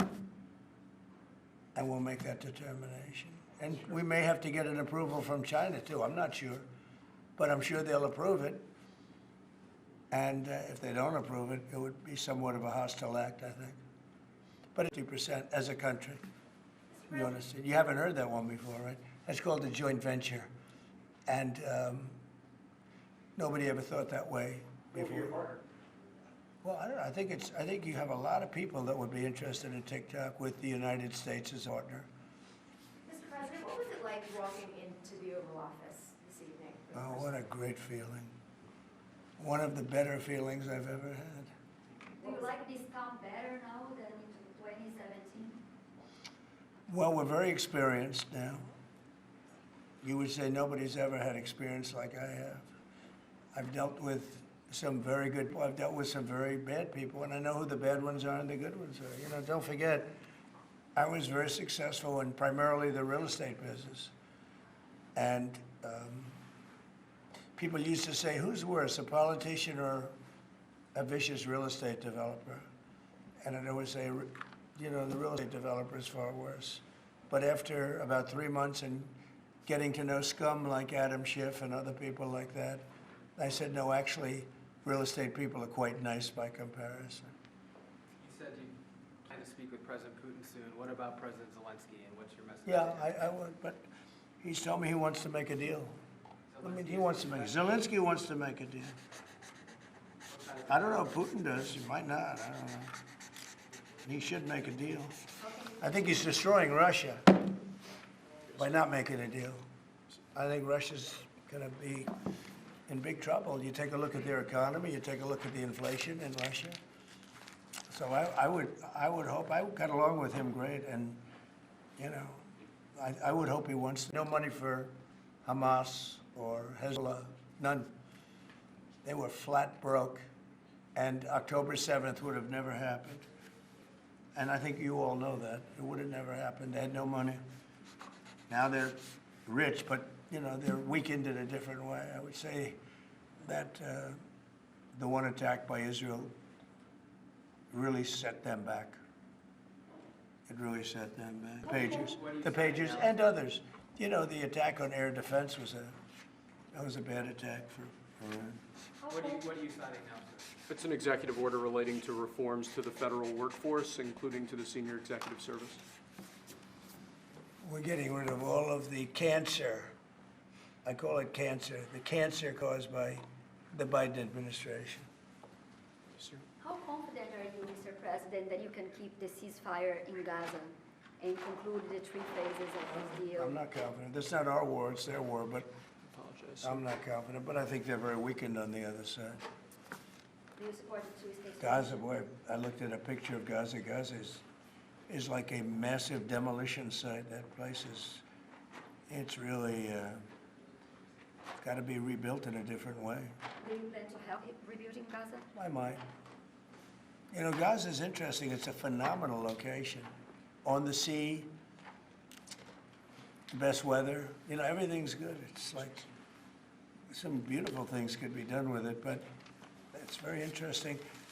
But some fantastic things could be done with Gaza. How do you see the future in governance for Gaza? Well, it depends. I can't imagine you could have, well, you certainly can't have the people that were there. Most of them are dead, by the way, right? Most of them are dead. But they didn't exactly run it well. Run viciously and badly. So you can't have that. Mr. President, on TikTok, sir, do you pause any decision on Chinese tariffs until you know what the resolution on TikTok will be? Are those things No, connected if at all? China didn't approve it, we could put tariffs on China. Don't forget, China charges us tariffs, and we charge them very little, except for what I did. I put a lot of, we took in hundreds of billions of dollars. But until I came along, China never paid 10 cents to this country. They ripped us off, and they never paid anything. But like, if we wanted to make a deal with TikTok, and it was a good deal, and China wouldn't approve it, then I think ultimately they'd approve it, because we'd put tariffs on China. Maybe. I'm not saying I would, but you certainly could do that. And if we said, well, if you're not going to approve it, then that's a certain hostility, and we'll put tariffs of 25, 30, 40, 50%, even 100%. And if we did that, I think they'd approve it. President Trump, you've seen the other living presidents a couple times in the last few months. If you ever had to call on one of them for advice about anything that's going on here, which one would you call? It's an interesting. Well, I thought Bill Clinton was a very good politician. I don't think he was used properly. I think they disrespected him. When Hillary was running, he came back and he said, you know, you better get up to Michigan and Wisconsin. You remember that, Peter. Every house has a Trump sign on it. And they all laughed at him because the Republicans hadn't won Michigan or Wisconsin for decades, long time. And they all laughed at Bill Clinton, like, the hell does he know? And he turned out to be right, because I won both of them. And then we just won both in this election, too. We won Wisconsin and Michigan and every other swing state. We won all the swing states, all 7. They talked about 7 swing states. We won them all. So, but Bill Clinton he had a great political sense, I think. You looked like you were having a good conversation with President Obama at President I Carter's was. funeral. And you'd like to know what it was? Everybody wants to know. I know, I wouldn't want to laugh. We were having some crazy conversation. Why do you asking a question like that? I don't think you want to know. You might not. Tell us what you just signed. You might be insulted. It's an executive order relating to holding former government officials accountable for unlawful disclosure of sensitive information. This next one, sir, is a declaration of a national energy emergency. So you also That's a big one. You know what that allows you to do? That means you can do whatever you have to do to get out of that problem. And we do have that kind of an emergency. President Trump, at some point will you use your powers of the presidency to tell Americans who are concerned about drones?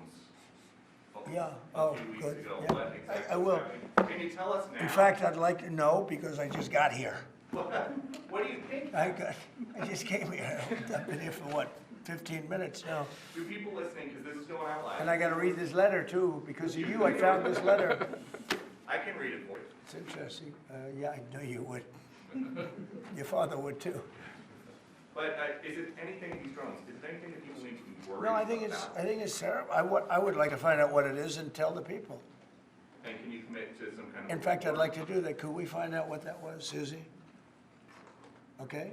Yeah, why don't we find out? Immediately. I mean, I can't imagine it's an enemy or there would have been, people would have gotten blown up all over. Maybe they were testing things.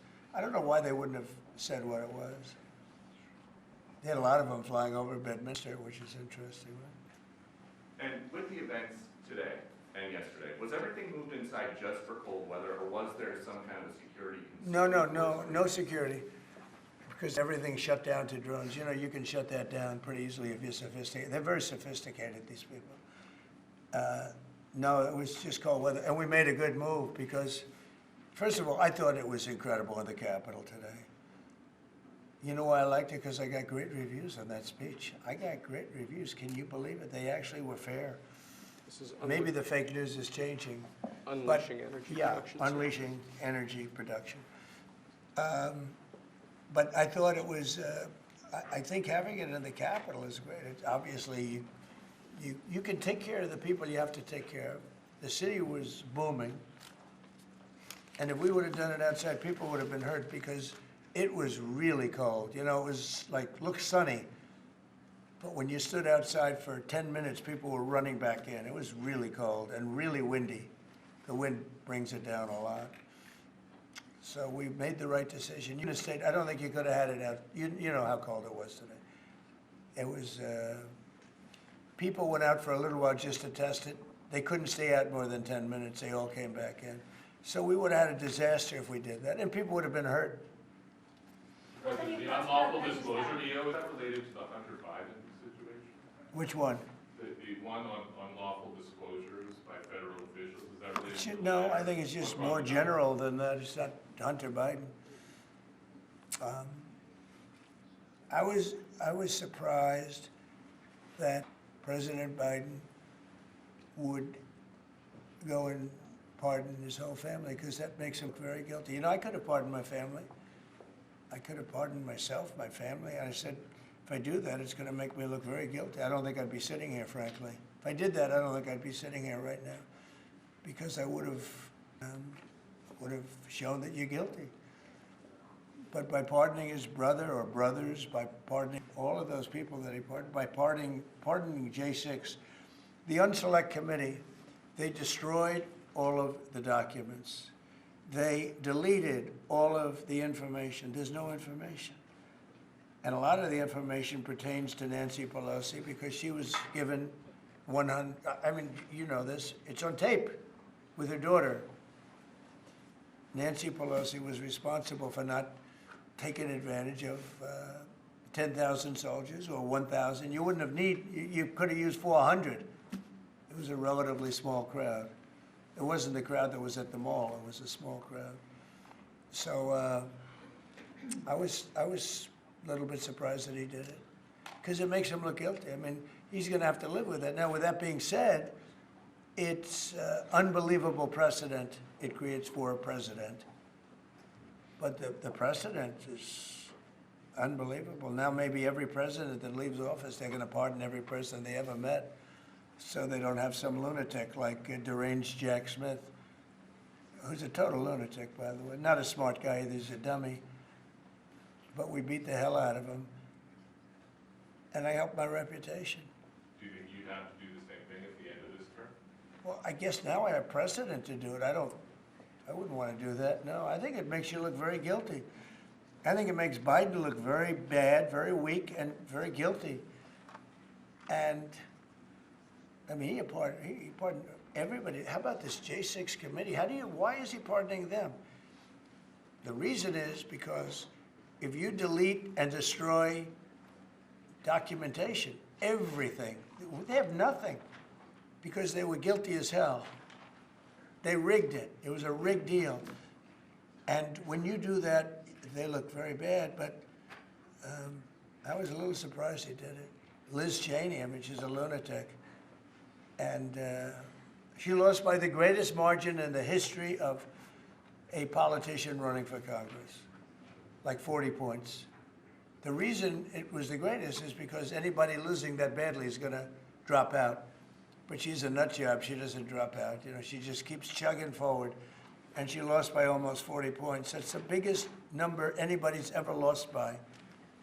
But why would Biden do that? He pardoned her and pardoned everybody. The reason is that they destroyed documents. And if you're even in a civil case, which this wouldn't be, I mean, people go to jail for a long time for doing that. What's this one? That's unleashing American energy, sir. It relates to easing permitting processes and other regulatory systems to ensure that we can produce energy efficiently to drive the American economy forward. President Trump, looking around the office, we noticed some changes from the way that Biden had it set up. Can you confirm that you have added back the Diet Coke play? I think this, first of all, I just got here. So my people came in. They have extraordinary decorator sense, right? Let me just see some of the pictures. That's a good one. I could live with him.